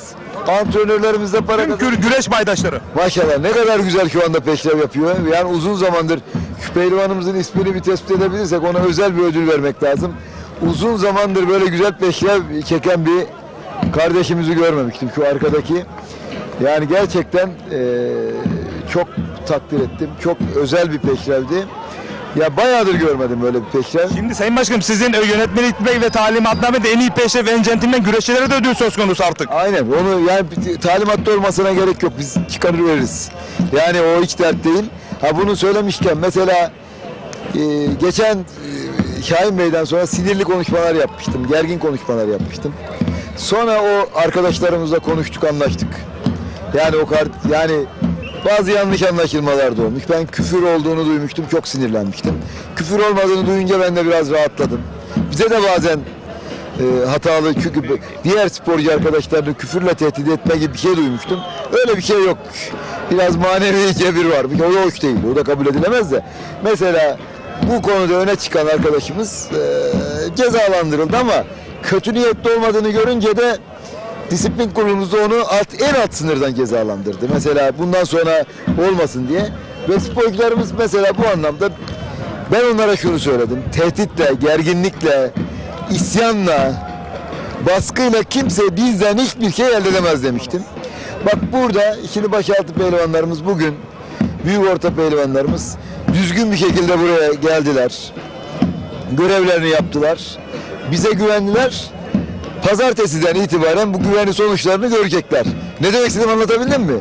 Yani biz yola gelmeyiz abi. Baskıyla, tehditle yola gelmeyiz. Biz ancak eğer bir eksiklik olduğunu görüyoruz. Bir talep varsa, demokratik alanda bunu bakarız, değerlendiririz. Olması gerektiği şekilde olması gerekeni yaparız. Baskı bizi yola getiremez. Bunu baştan her zaman söylüyorum. Biraz önce baş pehlivanlarımıza da onu söyledim. Konuşmak istediği konuşuruz. Her zaman açık, kapım açık zaten. Bana minik pehlivanlarımız da geliyor. Hepsi geliyor ama kuralları bozdurmam. İlkeleri bozdurmam. Yani şimdi bakın burada çok istediğimiz bir sporcumuz güreşemiyor burada. İlk 3'teydi. Küçük orta büyük boyda. Arkadaşımız kaydolmayı unutmuş. Bize dedi telefondan telefonu mu arızalı dedi. Eğer gerçekten telefonundan giriş yap, telefonunu incelettirdim. Özel inceleme yaptırdım. Gerçekten telefondan bizim sisteme girilip de sıkıntı olduğunu tespit etseydik başkan kararıyla özel hak verecektik. Ama olmadığını tespit ettik. Olmadıysa yapacak bir şey yok. Herkes kurallara uyacak. Laubalilik yapmayacak. Ciddiye alacak. Doğru mu? Çok doğru başkanım. Biz sizinle buranın planlamasını 15 günden beri yapmıyor muyuz? İşimizi gücümüzü bırakıp her ayrıntıyı, inanın her ayrıntıyı planlamasını yapıyor. Ama herkes de sporcu da katılmayı unutmayacak kardeşim. Kusura bakmayın yani. Şimdi üniversite sınavlarına katılmayan bir delikanlı çok iyi çalışsa da 1 dakika kala bile geç bir de 10 dakika geç kaldığında ne oluyor? Alınmıyor. Yani o yüzden kurallara uyacağız. Kurallara uyacağız. Sayın Başkanım, CV Enerji Türkiye'yi aldığı güreş liginin şu an en büyük destekçisi, lige ismini veren CV Enerji Yönetim Kurulu Başkanı Sayın Tarık Sarvan. Sorun Çalıştay'da 4 ya da 5 yıl sonraki bence bu süre daha yakın gibi gözüküyor. Astronomik yayın gelirleriyle çok daha bir farklı noktaya evrileceğinin öngörüsünde bulunuruz. Az önce de söylediniz. CV Enerji isim noktasında da aynı noktada mısınız? Yayın noktasında da aynı noktada mısınız efendim? Şimdi şöyle olabilir. Bakın belki eğer yayın ihalesiyle o zaman farklı şeyler tartışılabilir. Yani çok astronomik rakamlara biz yayını sattığımız takdirde zaten Tarık Bey'in hep şeyi bu. Şu anda burası emeklerken ben buraya destek vermek istiyorum dedi. Buraya hep kendisinin söylediği bir ifade var. Bir gün inşallah Türk Hava Yolları gelsin buraya ismini versin. İnşallah. Bir gün gelsin Turkcell ismini versin. Ve öncüsü oldu bunu. Buna ismini versin, ben büyük bir zevkle, gönülle dedi veririm. Ne demek istediğimi anlatabildim mi? Ha ben burada ihtiyaç olduğu için varım dedi sevgili Tarık Sarvan. Gerçekten o da Türkiye'nin gururu olan bir şirketin yönetim kurulu başkanı, beyni, sahibi, her şeyi. Ama o burası ihtiyaç olduğu için bize destek veriyor. Yarın bir gün biz örnek veriyorum 5 sene sonra muazzam bir yayın ihalesi verdik. Belki o kanalla birlikte isim hakkını da birleştirebiliriz. Bu da olabilir bakın. Ya belki veya ikincisi de olabilir. O olmayabilir. Bunlar tartışılır. O zaman hepsine kapımız açık başkanım. Hepsi değil mi? Hepsi yarışsınlar yani. Orası da olabilir, burası da olabilir. Zaten o hale geldiğinde bu rakamlar çok daha isim hakkı da çok daha önemli hale geldi. Mesela Trendyol Türkiye Süper Ligi yayın hakkı başka bir kurumda, başka bir kurum. Birleşebilir mi? Birleşebildiği günde geldi. Hatırlarsanız. Bir şey söylemek istiyorum ekranlara bakarak. Nereden nereye geldik? Hakikaten 36 yıldır bu camiadayım. Yani inanın bunları konuşmak bile hayal deniyordu ama bugün bunların planlaması yapılıyor olması inanılmaz derece benim tüylerim diken diken oldu başkanım. Ya bunların planlamasını yapıyoruz ama bunların planlamasını yaparken bazı kardeşlerimiz 2 sene önce verilmiş bir kararı, tamamıyla konuşup aldığımız bir kararı, nasıl olsa Türkiye'de böyledir ya, bir karar alınır 6 ay bir sene sonra nasıl olsa başkan bir sene sonra seçime gider, aday olur, bir yere gider veya başka bir şey başına gelir, ayrılır veya başka bir göreve gelir. Ya da şahıslara münhasır değişebilir. Hani vardır çok güzel bir geçmiş menkıbe fıkra, hani bir şey olmuş, padişaha söylemiş ya o da hani bir eşeğe konuşturabilir misin? Demiş ben konuştururum demiş idamla. Ya demiş nasıl konuşturken kardeşim sen 40 güne kadar ya eşek ölür ya padişah ölür ya bir şey olur. Derler ki ya başkan ölür ya bir şey olur başına bir iş gelir veya bir yerlere gider. Kardeşim bakın ben bu düşünceyi bu dokuyu sadece bana değil bütün federasyonumun yönetim kuruluna aşıladım. Ben yoksam kain opur var. Ne demek istediğimi anlatabildim mi? Tam da sorun aslında bu noktadaydı. Evet. Ya başkan vekilim var orada bekliyor. Ne demek istediğimi anlatabildim mi? Biz orada bir ruh oluşturduk, ruh. O ruhu ben onların hepsine verdim. Ve farkındaysanız abi kardeş gibiyiz. Kesinlikle öyle. Değil mi? Birçok yerde kıskançlık olur ama biz kardeş gibiyiz. Yani o beni öne çıkarmaya çalışıyor başkanlığı takip et. Ben onu her yerde yüceltmeye çalışıyorum. Diğer yönetim, bak Alparslan Arslan. Bilal Öz, o da burada. Yönetim kurulu üyem. Bilal Öz. Her dakika benim yanı başımda. Zaten benim özel hayatımızda da hani benim şirketimde de benim hem zaten en yakın çalışma arkadaşlarımdan bir tanesi. Benim baş denetçim şirketimde. Hem de güreşi de çok seven birisi. Yani hazırladığımız bütün talimatlarda benim yani kafaca sürekli tartıştığımız, değerlendirme yaptığımız benim yanı başımda gece 1'de, 2'de, 3'te tartıştığımız kardeşlerimiz bunlar. Mesela burada Alparslan Aslan'ın etkisini, imzasını herkes görüyor değil mi? Yani şimdi burada her alanda ayak izi var. Geçmişte güreş yaptığı için. Geçmişte Şemsettin Bey hakikaten çok güzel Yıldırım çok büyük başlangıç yapmıştı. Bu sene Alparslan bunu tam mührünü vurdu. Gene Ömer Aslantaş hocamızın çok büyük burada emekleri var. Sadece Büyükşehir Belediye Başkanımızın o engin yüreği tabii ki var. Çok büyük bir o olmazsa hiçbir şey olmaz. Direktifleri tabii. O olmazsa hiçbir şey ama ekibi de büyük bir mücadele veriyor bu eksiksiz hale gelmesi için. O yüzden yani gerçekten muazzam yere gidiyoruz. Arkadaşlarımız ne olursun, ne olur diyorum onlara. Bu güreş için, gelecek için bir 3-4 yıl sabretsinler. Ali menfaatlarımızı bir kenara bırakalım. Yok ali menfaat değil o. Günlük menfaatlerimiz diyelim bak. Günlük menfaatte de aslında CV Enerji Türkiye Yağlı Güreş Ligi sporcular için daha iyi gelir getiriyor. Onu size söyleyeyim. Ama ya bir gün Kırkpınar'a ben gittim gitmedim. Ben gitmediysem hiçbir şey olmasın. Yok olsun. Yok böyle bir şey olamaz. Ya biz Kırkpınar'ı artık olimpiyat yaptık. Özel bir yere koyduk. Doğru mu? Çok doğru. Artık Kırkpınar'a giden adam ben Kırkpınar'a gittim diyecek. Oraya katıldım, orada peşeş çektim diyecek. Evet, işte katılacak ya ben size söyleyeyim. Biri bu sene katılacak, biri gelecek sene katılacak. Formlu olan herkes katılacak zaten. Başarılı olan herkes katılacak zaten. Şimdi hatta o imkanı açtık. 45 yaşını geçerseniz de gelin dedik. İlk 24'e giriyorsanız katılın dedik. Şaban her sefer Şaban Yılmaz her sefer içinde o yıl bana bir yıl hak ver dedi. Ama ben ona dedim ki Şabancığım bak sen çok değerli bir başpehlivansın. Çok değerli bir sporcusun. Ama ben kişilere özel hiçbir şekilde işlem yapmam. Babamın bak benim oğlum gelse burada yapmam. Kişide yaptın mı? Sizin yayın işlerinizde de yaptık mı? Bir tek kişiye, bir tek özel ayrıcalık yaptık mı? Yapmadık. Her konuda herkese eşit davrandık. Kuralları çalıştırdık.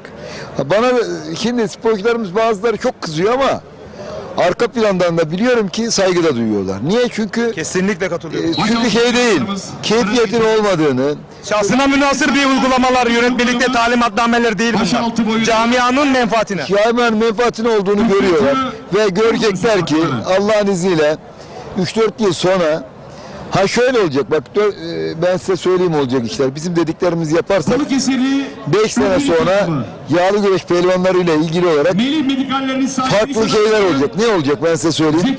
Nasıl futbolcular şu anda amatör sporlar kategorisinde değil profesyonel olarak ilgilendiriliyor. Farklı bir kategoriye sahip. Farkındaysanız basketbol ve voleybolun en üst liginde mücadele eden sporcuların farklı bir vergilendirilmesi var. Onları farklı kategoriye koyuyor kanun koyucu. Neden? Onların farklı bir geliri var diyor. Göreceksiniz 5 sene sonra yağlı güreşçiler de oraya basketbol, voleybol ve CV Enerji Türkiye Yağlı Güreş CV demeyecek. Tabii de Türkiye Yağlı Güreş Ligi'nin ve mücadele edip belki de 40.000 lira katılım hakkı sağlayan sporcularla ilgili farklı bir kategori koyacaklar. Çünkü bambaşka gelirler elde edecek. Göreceksiniz bakın. Bunları bak şimdiden söylüyorum. Bu da millet olsun bu röportajımız inşallah. Bunları söylüyorum. Arkadaşlarımız da aslan gibi hem kazanacaklar hem vergilerini ödeyecekler. Hepsi de çok zengin olacak. Kazan. Kazanacaklar, zengin olacaklar. O zaman gelip bana teşekkür edecekler. İnşallah. İnşallah da başımız sağ olsun o zaman Sayın Başkanım. Dilemiyorum, çok zor. Bu stresi o kadar uzun yıllar. Önemli olan o yapıyı kuralım. O yapıyı kuralım. O yapı sağlam dursun. Önemli olan o. İbrahim Türk olmuş. Belki gelirsin sen olursun. Belki gelir başka bir sporcumuz olur. Burada bak hiç kimseye kapalı değil buralar. Hani ben mesela geçen gün bir eski sporcumuz kalkmış sosyal medyadan beyanat vermiş. Adaylar var demiş. Türkiye Geleneksel Güreşler Federasyonu Başkanlığı'na çok sayıda adaylar var. Memnuniyet duydum. Onur duydum. Bir yerde aday varsa orası değerli demektir. Ne kadar güzel. Çoktan seçme olsun. Aday olsun ki orada herkes yeni projeler üretmeye mecbur olsun. Demokrasinin güzelliğidir değil mi? Ben keşke seçimde karşımda 2 tane 3 tane aday olsa ben bundan onur duyarım, mutluluk duyarım. Hiçbir şekilde buna rahatsızlık duymam. Bakın, bu kanunumuz, statümüz gereği zor. Çünkü birine aday olabilmesi için minimum ciddi bir delege imzasına ihtiyacı var. O yüzden hani bunu sağlayabilirler mi onu bilemiyorum. Yani bir adam aday olması için bir 35 tane delegenin imzasına ihtiyacı var. O çok zor. Bir de Genç Spor Bakanlığı'na bağlı delegeler genelde imza vermediğini düşünürsek %10 da onlara ait. Yani şöyle söyleyeyim, toplam geriye kalıyor 130 delege. O 130 delegenin düşünün şimdi biri 35 oy aldığında %20'sini almış, o kolay bir şey değil. Evet. O yüzden hani zorlaştırılmış önüne gelen saçma sapan aday olmasın diye. Ben inşallah böyle çok sayıda demesek bile 2-3 tane projesi olan, buraya hizmet verebilecek. Kalbi güreşi, atasımız güreşi. Samimi kişi çıksın aday olsun. Ve bu adaylıklar aday olarak çıkarken de A partisini, B partisini, C partisini temsilen değil de güreşi bir yere getirmek için çıksın. Sizin en çok altını çizdiniz. Bakın, hiç ayrıştırmadan, kutuplaştırmadan. Bakın. Aynen. Hepimizin siyasal görüşü var. Benim siyasal görüşüm yok, elbette ki var. Ama buralarda bunu hiç yansıttık mı? Hiç yansıtmadık. Ben gittim Manavgat'ta CHP Belediyesi'nin yaptığı güreşte belediye başkanımız Niyazi Nefi Kara ile kol kola, farkındaysanız. Kol kola mücadele. Kendisi de rozetini çıkardı. Herkesi eşit şartlarda orada koluna girip o da karşıladı. Bak kol kola diyorum. Bak kol kola beraberce mücadele verdik. O bana destek verdi. Ben ona ve aramızda çok ciddi bir dostluk oluştu. Aynısı bakın Balıkesir Büyükşehir Belediye Başkanımız, Karesi Belediye Başkanımız içinde geçerli. Ahmet Akın ve Mesut Başkanımız da onlarla da geçerli. Her gün yani sürekli görüşüyoruz. İstişare yapıyoruz. Daha güzel nasıl yapacağız diye. Elmalı Belediye Başkanımızla sürekli konuşuyoruz, değerlendirme yapıyoruz ve çok güzel Halil Başkanımızla da değerlendirmeler yapıyoruz. Hasan Aydın kardeşimle çok ciddi değerlendirmeler yapıyoruz. Karşı partinin belediye başkanlar. Şimdi ne oldu? Biz şimdi onlar da siyaset yapmıyor, ben de siyaset. Sadece sporumuza katkı sağlamaya çalışıyoruz. Burada AK Parti Belediye Başkanı Tahir Büyükakın, bakın hiçbir şekilde partizan bir hareket var mı? Hiçbir şekilde. Herkese eşit mesafede mücadele ediyor. Şimdi inşallah önümüzdeki etapta Ordu'da da İlmi Başkanımızla aynı şey yapılacak. Yine Mehmet Akif Kocakaya Aybastı Belediye Başkanımızla aynı şeyler yapılacak. Yani bunu biz İnşallah sporun içine dar siyasi çekişmeler sokmamamız lazım. Son olarak Sayın Başkanım, tarih edini Kırkpınar 2 hafta sonra Türkiye Yağlı Güreşi'nin nirvanası, CV Enerji Yağlı Güreşi'nin sizin o planlamadaki en üst zirvesi dediniz. Heyecanı oraya götüreceğiz.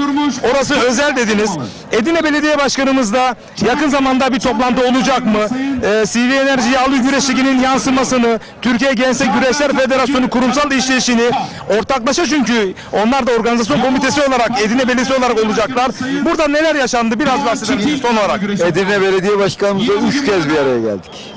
Telefonla sürekli görüşüyoruz. Sürekli telefonla istişare yapıyoruz. Bir de bizim şöyle bir şansımız var. Güreşin sorumlusu olan ana kişi biliyorsunuz orada İbrahim Bey, İbrahim Doğan Bey de bizim federasyonumuzun yönetim kurulu üyesi. Hem oranın müdürü hem de bizim yönetim kurulu üyemiz. Sürekli istişare halinde. Bu yeni süreçte bir avantaj oldu. Önceden de avantajdı, yine avantaj. Bak şu anda ben gittim önce belediye başkanımızı Seyfettin Selim Ağam'la birlikte gittik. Çok ciddi, dikkatli bir şekilde kendilerini bilgilendirdik. Teker teker bilgilendirdik, anlattık. Onlar bize çok teşekkür etti. Çok, yani bu yeni konseptten onlar çok mutlu. Çünkü başka türlü bu sürdürülemez. Kaldıramaz, sürdürülemezdi. Şu anda bile, bakın, şu anda bile Edirne Belediyesi'nin gücünü çok zorlayan bir organizasyon. Çok olağanüstü büyük bir organizasyon. Bak, lig güreşleri bile çok ciddi maliyet gerektiriyor. Kırkpınar çok daha ciddi bir maliyet gerektiriyor. O yüzden bunu hakikaten çok zorlu olarak bir mücadele ettik, anlattık. Daha sonra yine valimizin, emniyet müdürümüzün, garnizon komutanımızın, il sağlık müdürümüzün, bütün birim müdürlerimizin, gene spor müdürümüzün, il spor müdürümüzün hepsinin bulunduğu büyük bir toplantı yaptık. Her bir ayrıntıyı tek tek planladık. Bakın, Perşembe günü ne olacak? Çarşambadan ne olacak? Saat planlamasını yaptık. Ve biz bunu tutanak altına aldık. Devletin tüm kurumlarına bu verildi. Ve uzun yıllardır ilk kez bu kadar erken bir artık o Edirne Kırkpınar'ın yapılma şablonu onaylandı. Ben 36 yıldır bu camiadayım. Bakın, önceden federasyon başkanları hiçbir zaman bu toplantıda zaten olmazdı. Nasıl söyleyeyim? Cuma gününe kadar belli olmazdı. İlk gün o toplantılarda diyorum olmazdı. Yani Kırkpınar'da olmandan da demiyorum. Şimdi ben gittim, geçen sene bir ilk yaşandı. O toplantılara katıldım. Bizzat ama. Bu sene zaten şimdi benim çok önemli bir toplantım var. O toplantımı iptal ettim. Çünkü belediye başkanımızın 2-3 tane belediyeler birliği genel kurulu çakışmış. Sayın Valimizin toplantısı çakışmış. Ben o toplantılarımı iptal ettim. Çünkü ben o toplantıya gitmezsem anlamıyor. Çünkü yeni bir format, ben olmazsam orada anlamı yok. Gittik, birer anlattık. Onlar da çok mutlu oldular. Heyecanla bekliyorlar. Yani her şey şu anda hazır. Dört dörtlük bir şekilde her şey hazır. Yani bizden mesela talepler olmuştu. Yani Edirne gibi imkanları dar, sıkıntılı olan bir şehirde çok mahrem değilse başlıca birkaç talepler konusunda başlık açabiliriz. Geçen sene bizden bir talep vardı başpehlivanlarımızın. Ankara Büyükşehir Belediye Başkanımız diyorlardı ki biz niye 5 yıldız otellerde kalmıyoruz? Başpehlivanlar. Tabii hak ediyorlar. Haklılar. Ama şimdi 70-80 başpehlivanın olduğu yerde sayı yetmiyor, biliyor musunuz? Edirne'de o imkan yok çünkü. Ne demek istediğimi anlatabildim mi? Yok çünkü imkan yok. Mesela 2 tane otel var, 5 yıldız otel. Bunlar pehlivan kabul etmiyor şeyine.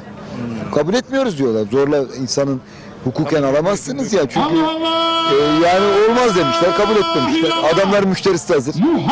Bir tane bak otele, gene 5 yıldız otelimizde, belediye başkanımızın çok özel ricalarıyla, orayı başpehlivanlarımız için kapattık. 40 başpehlivanımızın hepsi 5 yıldızlı otelde, her biri ayrı bir odada yerini alacaklar. Yani şimdi bu bir ilk olacak. Ben bunu başpehlivanlarımıza da söyledim. Harika. Ya şimdi bunu önceden imkansızlıktan yapılamıyor. Çünkü 70 tane olduğu zaman, bak bu gene 70 olsa gene veremeyeceğiz. Çünkü otelin toplam oda sayısı belli. Ne demek istediğimi anlatabildim mi? Olmuyor, sıkıntılar var. Ama önceden 40 ayırdık. Onun planlamasını yaptık. Ta kaç ay önceden ben bunu demiştim. Şimdi Recep Başkan o konuda girişimlerini yapmıştı. Filiz Hanım sağ olsun, onu Filiz Başkanımız onayladı. O da hiçbir şekilde sağ olsun yapmıyor, ne diyeyim, olumsuz bir tavrı yok. Tamamen aynı güzellikleri devam ettirdi. Biz de ona teşekkür ediyoruz buradan yine. Yine önümüzdeki haftada bir tek eksiklik kaldı. İnşallah önümüzdeki hafta Salı, Çarşamba gün Ankara'da yok. Beraberiz. Valimiz, belediye başkanımız ve Seyfettin Ağam'la birlikte gidip yapacağız. Protokol davetiyelerini Ankara'da dağıtacağız. İnşallah Perşembe'ye kalmaz. Perşembe ben yurt dışındayım çünkü. Çok önceden belirlenmiş bir programım var. 4-5 gün yok. Şimdi İnşallah Perşembe'ye yetişiriz. Son olarak Sayın Başkanım artık CV Enerji Yağlı Güreşi Ligi'nin ilk meyvesini bu yılki Kırkpınar'da alacağız. Heyecanlı mısın Sayın Başkanım? Tabii ki heyecanlıyım ama Şöyle güreş severlere ben şöyle söyledim. Ben şimdi güreş severlere geçen gün Anadolu Ajansı'na söyledim. Bir de buradan canlı olarak söylüyorum. Hep Kırkpınar 40 ifadesi var ya. Ben özüne döndürdün olarak söylüyorum. Son 40 yılın en güzel Kırkpınar oldu. Önceden 40 yıl önce sen de hatırlıyorsun. Yaşın biraz zor hatırlıyorsun ama şimdi şöyle söyleyeyim. 40 yıl önce Kırkpınar'da yaklaşık 18-20 baş pehlivanlar. Hatırlıyor musun? Bunu söyledim de inanmıyorlar. Baş pehlivanlara diyorum siz benim çocuğum yaşındasınız. Hatırlamıyorsunuz. Ben 12 pehlivanın güreştiğini hatırlıyorum. 12 topu 12 kişinin güreştiğini hatırlıyorum. Artık o 20 olmayacak ama çünkü artık endüstrileşti. 20 de çok az olur. 40 çok iyi oldu. Çok güzel bir Sizin bir sözünüz var. 50 yıl önceki gibi değil artık er meydanları. Aynen. O yüzden ciddi. Ya, o 20'ye dönemeyiz. Ama 40 idealdir, mükemmeldir. Hem de Kırkpınar'da 40 baş pehlivan. İlk kurulduğu, yapıldığı günün şeyini de mottosunu da tutacak. İnşallah son 40 yılın en güzel Kırkpınar'ını inşallah bu sene yapacağız. Hep birlikte bir şölen şeklinde kutlayacağız inşallah. Çok teşekkür ederim Sayın Başkanım. Çok sağ olun, var olun. Bizi kırmadınız. Rica ederim. Teşekkür ediyorum. İnşallah tarih edine Kırkpınar'da keyfine varız inşallah. Evet değerli güreş severler. CV Enerji Türkiye Yağlı Güreş Ligi'nin baş mimarı bu heyecanı sizlere izlettiren, bizlere de anlattırıp yaşattıran pehlivanlara kıran kıran mücadele ortamı sağlayan Türkiye Gençler Güreşler Federasyonu Başkanımız Sayın İbrahim Türkiş A'dan Z'ye 1,5-2 yıl içerisinde gelinen noktaları bir sıraladı tüm samimiyetiyle ve kendisini protokoldeki yerine uğurluyoruz. Son 32 karşılaşmaları izlemek adına. Evet, baş pehlivanlarımızın kurası başlıyor. Yusufcan Zeybek iliyor kurasını. Değerli güreş severler, Gençler Güreşler Federasyonu Başkanı İbrahim Türkiş'in açıklamalarını dinlediniz. Şimdi 3. tur kuralları çekilmek üzere baş pehlivanlar er meydanına davet edildi. Tabii Halil Bağdat'la bu bölümde beraberdik. Tabii biraz sonra yine Bülent Yağcı ve Recep Tosun anlatım kabininde 32'yi anlatacaklar. 16'da eğer bugün 16 yapılırsa onları da yine Halil Bağdat Usta ile birlikte anlatacağız. Evet, bu arada Bülent Gürbüz yanımızda. Kocaeli doğumlu Bülent Gürbüz aynı zamanda da baba baş pehlivan Ali Gürbüz'ün mahdumu. Kocaeli Kağıt Sporu'nda baş pehlivanı, 1972 yılının baş pehlivanı Ali Gürbüz'ün de mahdumu. Kardeşi Levent Gürbüz de aynı zamanda Kırkpınar'da şampiyonluk yaşamış önemli isimlerinden. Tabii en önemli askerlik döneminde vatanı görevi yaparken Abdullah Ersoy gibi, merhum Recep Gürbüz gibi, merhum Cengiz Elbiya gibi o dönemlerde önemli. Asıl Abdullah Ersoy'dan aldığı feyzle güreşe başlamış. Güreşe tutunmuş. Abdullah Ersoy ve Recep Gürbüz'ün teknikleriyle güreşi sevmiş ve de bir baş pehlivan olmuş. 91'inde finalisti olmuş. Özellikle Bülent Gürbüz adının verildi bu güreşler için. Bülent Gürbüz anlatım kabinimizde. Bir soru alalım hemen Halil Bağdat'tan Bülent Gürbüz'e. Halil. Öncelikle tabii ki Seka Park gibi şu anda Türkiye'nin güreş kalbinin attığı bir ortamda onun adına düzenlenen bu dev mega organizasyon herhalde onu hem onur etmiştir hem de heyecanlanmıştır hem de mutlu etmiştir. Ben açıkçası ustamızın bu noktadaki heyecanını merak ediyorum. Evet. Duygularını merak ediyorum. Çünkü Allah herkese böyle bir şeyi nasip etmez. Evet. Bülent Gürbüz tebrik ediyoruz. Daha nice güzel yıllar, güzel ömürler diliyoruz. Teşekkür ediyorum size. Yaptı. Teşekkür ediyorum. Yaptığınız yayından dolayı ve beni onur ettiğinizden Sayın Büyükşehir Belediye Başkanım ve aynı zamanda daire başkanlarım, spor müdürüm hepsini bu güreşe verilen adımı benim onuruma yaptıklarından dolayı hepsini saygıyla selamlıyorum. Sizleri de aynı zamanda yaptığınız yayınlardan dolayı bu yayınları bayağı devam ettiriyorsunuz ve çok güzel bir yayın yapıyorsunuz bu işin içinde. İşte vallahi hayat her şeyi değiştiriyor. Güreşe babam Kırkpınar baş pehlivanıydı. Çok güçlü bir pehlivandı. Babamla işte ben çok onlara Aydın abi, Aydın Demir, İzzet abi, ondan sonra daha Arap Mustafa'ları, Avrupalı Mustafa'ları, Tilkü, ondan sonra işte Samsunlu, Koca Usta, Bekir Yaşail. Yok, daha önce Karabacak, İbrahim Karabacak. Yok, Ordulu İbrahim Karabacak değil de Ordulu ustamız var ya, Davut ustamız tabii, hepsi bizde. Davut Yıldız, evet. Akhisarlı Mustafa Yıldız abimiz. Davut Yılmaz abimiz, evet. Davut Yılmaz abimiz. Hepsininle beraber bize gelip antrenmanlar yaparlardı. Ben onları 12 yaşlarında ben onlara su taşırdım. Onlara işte bez taşırdım falan filan. Onları seyrederken tabii ki birazcık hevesleniyordum ama çok güçlü bir pehlivanlardı. Ben de o kadar şey değildim. O şekilde bir bakıyordum. Usta kuş kemikti biraz. Evet. Öyle biraz öyle derlerdi. Gözüme büyük geliyorlardı. Ben bir şey yapabileceğimi tahmin edemiyordum. Babam da edemiyordu. Daha başka sporlar yaptım. Futbolda, voleyboldan girdim bu işe. Evet, voleyboldan girdim. Voleybol oynuyordum. 18 yaşına kadar işte bir voleybol şeyimiz oldu. Antrenmanlardan çıkışta bir girişte salona girdik. Bir intimanda beni işte Ali Gürbüz'ün oğlu diye birine tutuşturdular. Ondan sonra güreşe bir başladık. Bir girdik. Allah nasip etti. Güzel bir kulüp kuruldu. Kağıt Spor Kulübü. Sonra da işte bir buçuk yıl falan orada çalıştıktan sonra Ankara'ya gittik. Askerlik dönemi. Askerlik döneminde güzel bir şekilde Abdullah Ersoy'u acemiyken yolda yürürken görmem benim hayatımı değiştirdi. Yoksa oradan geçsem başka yere tayinim çıksaydı kara gücünde kalmasaydım, o zaman silahlı kuvvetler gücüydü. Güreşi tabii ki bir şekilde başarılı olamaz. Orada Abdullah Ersoy, rahmetli Recep Gürbüz geldi daha sonra. Evet. Abdullah bizden bir 12 ay falan bir kıdemliydi. Bizden ondan sonra Recep geldi. 8 ay falan kıdemli. Recep Gürbüz geldi rahmetli. Başol Yağcı ile biz aynıdayız. Oradan onlarla beraber gerçekten güzel bir beraberliğimizden güzel şeyler öğrendik. Güzel oyunlar, güzel teknikler bizi başarıya getirdi. Yani bu durumlarımıza getirdi. Şükürler olsun.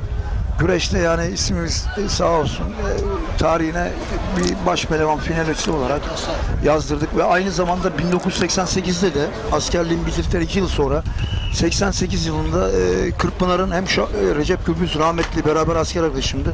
O başta birinci oldu. Ben de büyük ortada birinci oldum.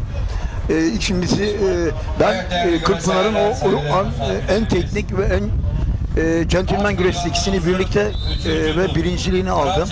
O da beni çok mutlu etmişti. Oradan sonra başaltına geçtim. Başaltında da bir final yaptım. Oradan da işte başa geçtik. Büyük ortada çok ciddi bir şampiyonluğum var. Evet, çok ciddi bir. Özal'dan güzel bir hediye almıştım o zaman. Altın bir saat hediye etti, arkalı imzalı. Cumhurbaşkanımız tabii ki. Evet, Cumhurbaşkanı. Öyle bir işte bayağı bir şey yaptık ama başa geldim, başaltından. Tabii babam da baş pehlivan. Babamla başa güreşiyorum, başaltına güreşiyorum. Babama gücüm yetmiyor. Çok güçlü bir pehlivandı. Aydın abiyi görüyorum. Aydın Demir abi.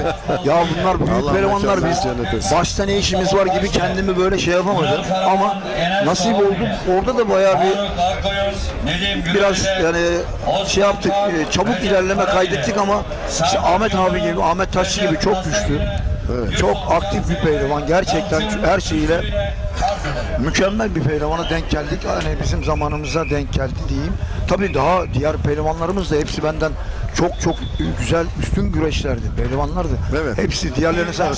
Yani ben çıktığımda Kadir Birlik hocam, Recep Kılıç hocam, Mehmet Güçlü hocam, İbrahim Ümüş, ondan sonra Mehmet Keçe, daha sonra Keçe işte Atak. Yani şimdi ismini hatırlayamadım. Evet. Çok güçlü pehlivanlar var. Başta gerçekten böyle beni bayağı bir gözümü bayağı böyle bir şey yaptı yani. Geriye çektim. Evet. Bunları dedim hangi birinden, ama işte azimle devam ettirerek çalışmalarımızı işte o aldığımız Abdullah Ersoy'um hocam da beraberdik. Başta onunla da beraberdik. Abdullah hocamla. Bir baş ustamız o gelemedi. Başa çıkamadı. Aslında o gerçekten büyük, güçlü bir pehlivan. Çok atak, çok çabuk, çok hızlı bir pehlivandı ama kısmet olmadı. Başa çıkamadı. Bazıları işte kısmet olmadı mı? Olmuyor. Bu şekilde bir çıktık başa. Başta işte Abdullah abi de var. Tabii ki ustamız o zaman askerde bana çok yardımları oldu beni. Gerçekten elimden tuttu Recep Gürbüz'le Başoğlu ile beraber.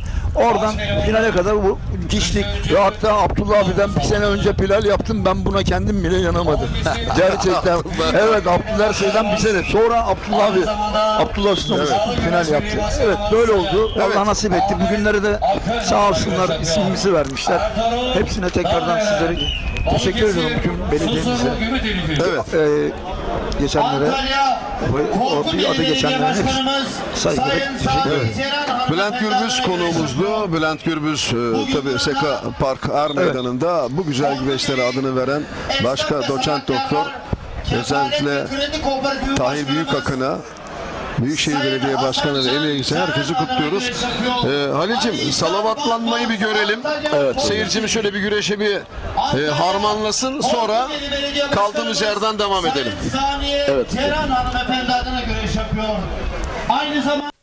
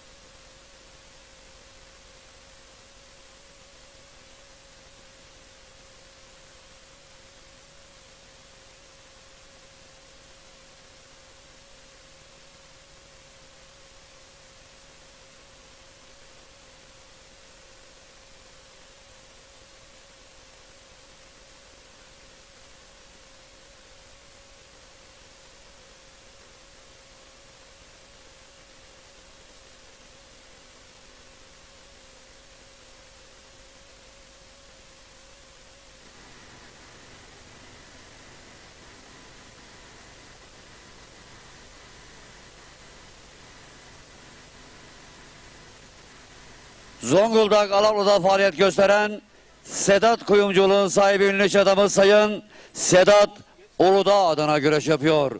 Yunus Emre Yaman, Zonguldak Alaplı. Antalya Kemer'de faaliyet gösteren Serdaroğlu otomotivlerin sahibi Tuncer Tosun adına güreş yapıyor.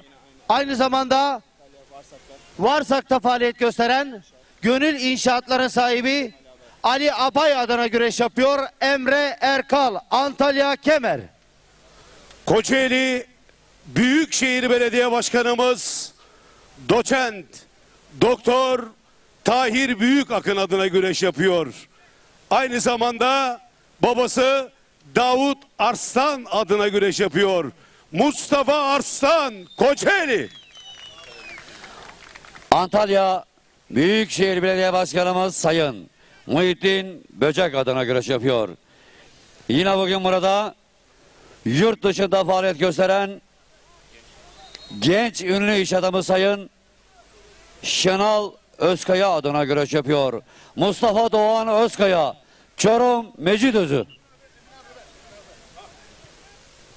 CV Enerji Türkiye Yağlı Güreş Ligi 1. etabı.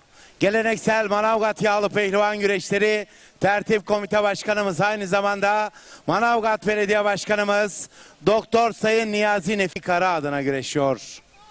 Yine bugün burada Antalya Kemer'de faaliyet gösteren Çetin İnşaat, Çetin Gayrimenkul, Çetin Turizmler Yönetim Kurulu Başkanı, genç iş insanı Sayın Çetin Tal adına güreşiyor.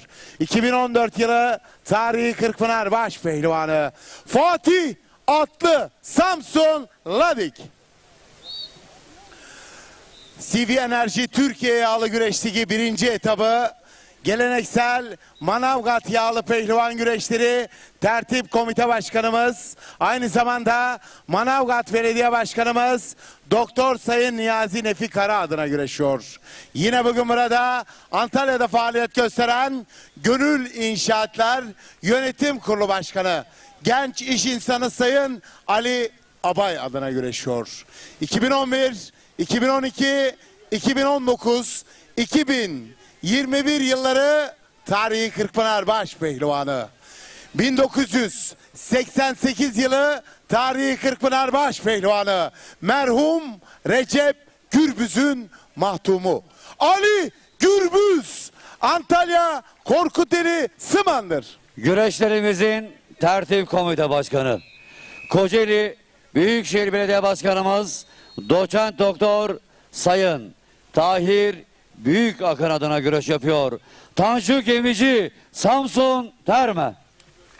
Kocaeli Gölcük Belediye Başkanımız Avukat Sayın Ali Yıldırım Sezer adına güreş yapıyor. Bugün burada Gölcüklü iş adamlarımızdan Sayın Erkan Gönenç adına güreş yapıyor. Yıldıray Akın, Kocaeli Gölcük. Ankara Büyükşehir Belediye Başkanımız Sayın Mansur Yavaş adına giriyor. Yine bugün burada Antalya Kemer'de faaliyet gösteren Salyors Oteller Yönetim Kurulu Başkanı, genç iş insanı, namıyla maruf Reis Sayın Burhan Şeker adına güreşiyor. Özkan Yılmaz, Samsun. İstanbul Gençlik Spor İl Müdürlüğü adına güreş yapıyor. Aynı zamanda Marmara Eloksal Limited şirketleri sahibi Sayın Erdem Gülfidan adına güreş yapıyor. Milli güreşçilerimizden Serhat Balcı, Samsun. Antalya Büyükşehir Belediye Başkanımız Sayın Muhittin Böcek adına güreşiyor. Yine bugün burada Kandıra'da faaliyet gösteren Ercan Aravan İnşaatlar Yönetim Kurulu Başkanı, genç iş insanı Sayın Ercan Aravan adına güreşiyor. Balaban kardeşlerin ikizi Turan Balaban, Antalya Elmalı Akçay.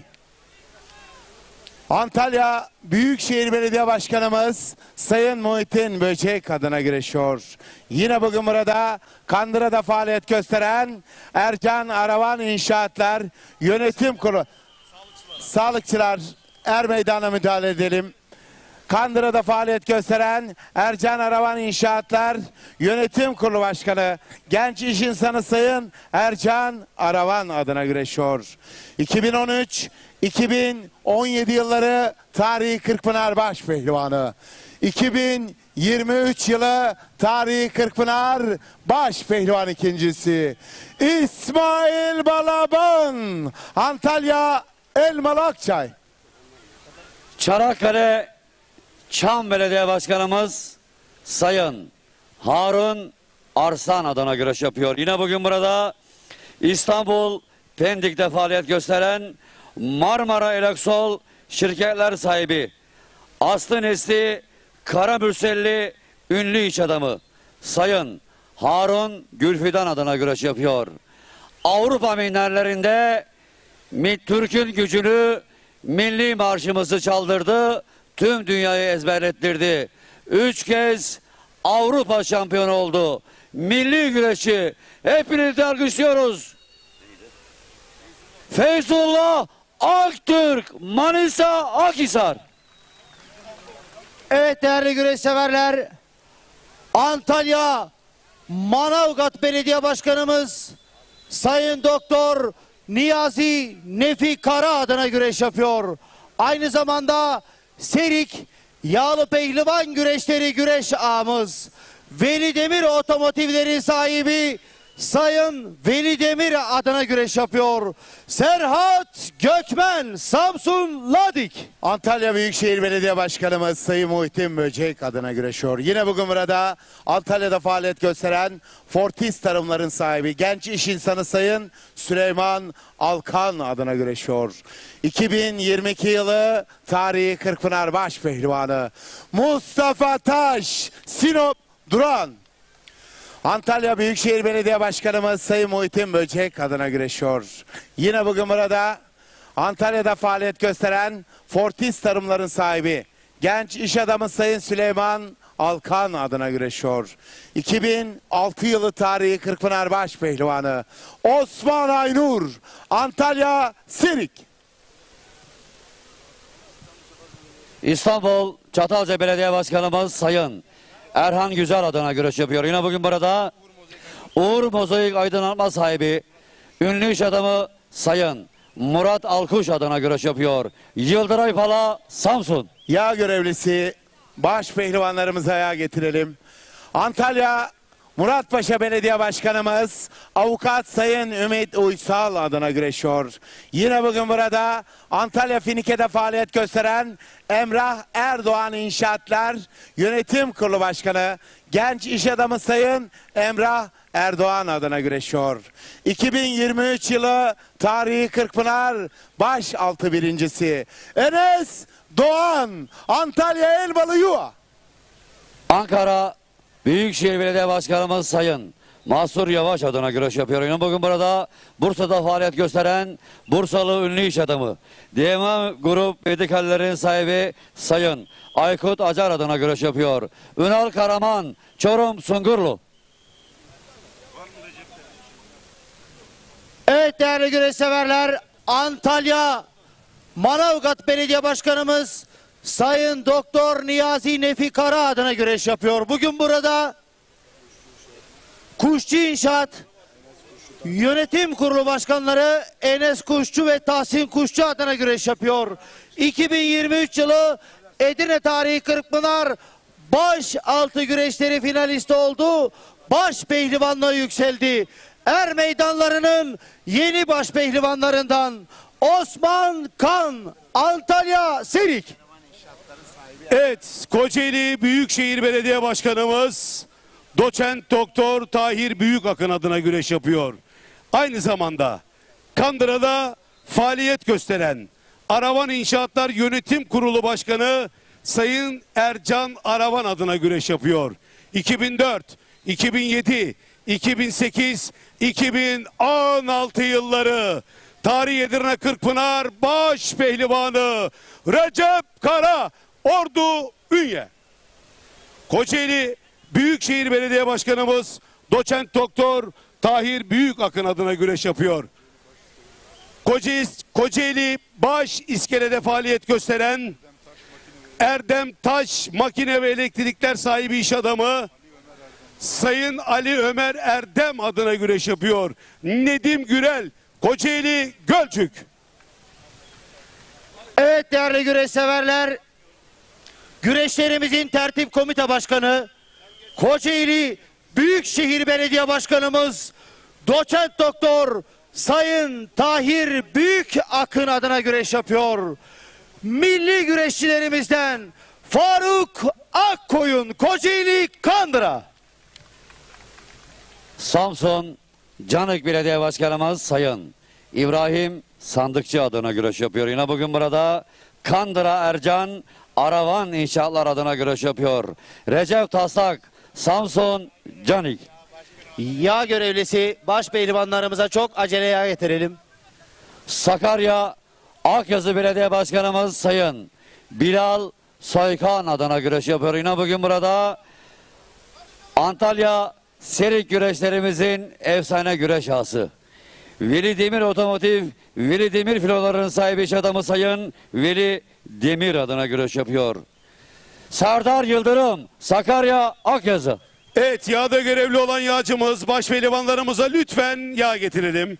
Antalya Büyükşehir Belediye Başkanımız Sayın Muhittin Böcek adına güreşiyor. Yine bugün burada Antalya'da faaliyet gösteren Veli Demir Otomotiv, Veli Demir Filoları Yönetim Kurulu Başkanı. Antalya Serik Yağlı Pehlivan Güreşleri güreş ağamız Sayın Veli Demir adına güreşiyor. Cumhuriyetimizin kuruluşunun 100. yıl baş pehlivanı. Türkiye Cumhuriyeti baş pehlivanı Yusuf Can Zeybek, Antalya Kepez Dureller. Bursa Büyükşehir Belediye Başkanımız Sayın Mustafa Bozbey adına güreş yapıyor. Yalçın Öncül, Bursa.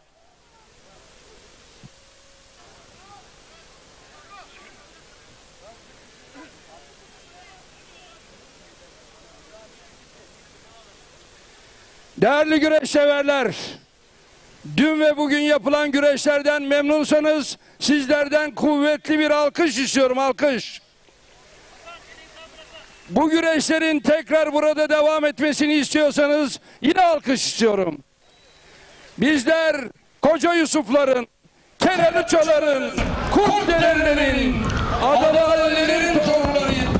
Bizler er meydanlarında sabaha kadar güreş tutup şehit düşen akıncıların torunlarıyız. Ne mutlu bu sahalarda güreş yapan Atatürk gençliğine, ne mutlu Türk'üm. Allah, illallah, Muhammedun Resulullah, baş mevlalara, dualara, alkışlarla gelin maşallah. Allah devam etsin. Haydi bismillah. 3. turdayız değerli güreş severler ve 3. turda 32'ye düştü pehlivan sayısı ve burada da şimdi heyecan dorukta. 16.sı icra ediliyor. Seka Park Altın Kemer güreşlerinin ve Türkiye Geleneksel Güreşler Federasyonu CV Enerji Türkiye Yağlı Güreş Ligi'nin 3. etabı, 3. heyecanındayız. 2024 dolu dolu gidiyor ve yanımda Halil Bağdat var ve yanımda Sener Sar var. Değerli kardeşim Halil, şimdi eşleşmelere şöyle bir bakıyoruz ama hakikaten Seka Park Er Meydanı bugün çatırtılar kopmaya başladı. Biraz önce de bunu ekranlara taşımıştık. Hemen eşleşmeleri okumak istiyorum. Ertuğrul Dağdeviren Ali İhsan Batmaz, Hüseyin Gümüşalan Hasan Cengiz, Orhan Okulu Yunus Emre Yaman, Emre Erkal Mustafa Arslan, Mustafa Doğan Özkaya Fatih Atlı, Ali Gürbüz Tanju Gemici, Osman Aynur Yıldıray Pala, Özkan Yılmaz Yıldıray Akın, İsmail Balaban Feyzullah Aktürk, yani İsmail Balaban Feyzullah Aktürk 5 yıldız koymuşuz kenara maçın önemiyle alakalı. Turan Balaban Serhat Balcı, Serhat Gökmen Mustafa Taş, Ünal Karaman Enes Doğan, Faruk Akkoyun Nedim Gürel, Osman Kan Recep Kara, Serdar Yıldırım Recep Taslak ve Yusuf Can Zeybek Yalçın Üncül. Neresinden bakarsan bak Halil Bağdat. Ateş yeri. Evet. Sevgili Yalçın Macit'ten de baş pehlivanlar sayfamızın değerli yöneticisi sevgili Yalçın Macit bize bir anekdot iletti. Ertuğrul Dağdeviren ile Ali İhsan Batmaz Yağlı Güreş Ligi'nde bu sene ilk kez karşılaşacaklar. Geçen yıl Yağlı Güreş Ligi'nde Softaoğlu güreşlerinde 3. turda karşılaşmışlar. Ertuğrul galip gelmiş. Hüseyin Gümüşalan ve Hasan Cengiz Yağlı Güreş Ligi'nde ilk kez karşılaşacaklar. Geçen sene Yağlı Güreş Ligi'nde olmayan Elmalı güreşlerinde 2. turda karşılaşmışlar. Hüseyin galip gelmiş diye bir dipnot gönderdi bize sevgili Yalçın Macit. Üzerine. Evet. Evet, hemen eşleşmelerde öne çıkanlara şöyle kısa aslında hepsine bir bakalım Halil, ama Şener baş altında da 3. turun sonuçlarını bize hemen ekrana anlatırsan çok sevineceğim. Şener Sar. Evet, baş altında 3. tur hemen sayıyorum sevgili üstadım. 3. tur Engin Can Akşit, Hasan Güzeller, Mert Altın, Ömer Yasir Gökkaya, Uğur Şimşek, Hasan Borucu, Onur Susuz, Yiğit Yılmaz, Tolga Turan, İsmail Çırak, Yücel Yazıcı, Gökhan Öz, Davut Cansev, Yunus Emre Akman, İlhan Kırmızıkan, Erkan Taş, Serhat Elvan, Rıza Durmuş, şu anda zaten mücadele devam ediyor. Erdal Duman, İmran Vardi, Cafer Hami Çarkıcı, Hüseyin Özdemir, Kemal Şahin, Serkan Ödüler, Ufuk Yılmaz, Tufan Güzel, Kazım San, Yaşar San, Necip Al, Mücahit Çelik, Metin Alparslan Temici, Gürkan Balcı. Şu anda mücadeleler devam ediyor. Baş altında. Birazdan puanlamaya geçilecek. Evet. Orada da çatırtı kopuyor. Başaltı eşleşmeleri nasıl buldun? Şu anda o heyecanda 3. turda devam etmekte Halil Bağdat. Şimdi artık başaltı o kadar kritik ki yani hele bu turdan sonra artık tamamen denge hakim olacak. Çünkü burada toplanılan puanlar artık baş pehlivanlık yolunda geriye dönmeyecek bir avantajı sağlamakla beraber dezavantajı da beraberinde getirecek. Yani burada şunu da söyleyelim, buradaki birincinin artı 3 ekstradan puan alacağını da söyleyelim. Birincinin. Evet. Burada birincinin ekstradan 3 artı puanı var. Dolayısıyla burada birinci olmak o kadar önemli ki yani anlatacak kelimeler yok. O yüzden baş altında artık her tur yangın yerine dönecek. Biraz önce birinci bölümde 64'te Şener'in de altını çizdiği bir şey vardı. Kemal'le tabii Erkan Taş için. Burada zirvede bitirirlerse büyük bir ölçüde Kırkpınar'da özledikleri o tabloyu hiç fazla sıkmadan baş pehlivanlık yolunda önemli engelleri aşmış olacaklarını analizi yapmıştık. Ben şöyle belirteyim, Kemal Şahin yoluna devam ediyor. Turu geçti ama şu anda İlhan Kırmızıkan, Erkan Taş, Korakor mücadele var. Yine Rıza Durmuş'la Serhat Elvan arasındaki mücadele de Korakor devam ediyor. Bu müsabakalar çok önemli. Bir tur daha olacaksa eğer gerçekten zor mücadeleler şu anda alanda şu anda zor eşleşmeler oldu sevgili Mehmet Çelik. Bugün yani CV Enerji'de baş altında aslında altın kıymetinde baş pehlivanlıktaki zirvenin mücadelesi de yakınen önemli isimler var Halil Bağdat'ın dediği gibi. Evet, güreşler başladı ama şu eşleşmeleri senden kısa biraz önce Ertuğrul'la Ali İhsan Batmaz'ı söyledik ama hemen kısa eşleşme baş pehlivan profillerini bir karşılaştıralım. Evet, Ertuğrul çok iyi pozisyonda, bu kış iyi çalıştı.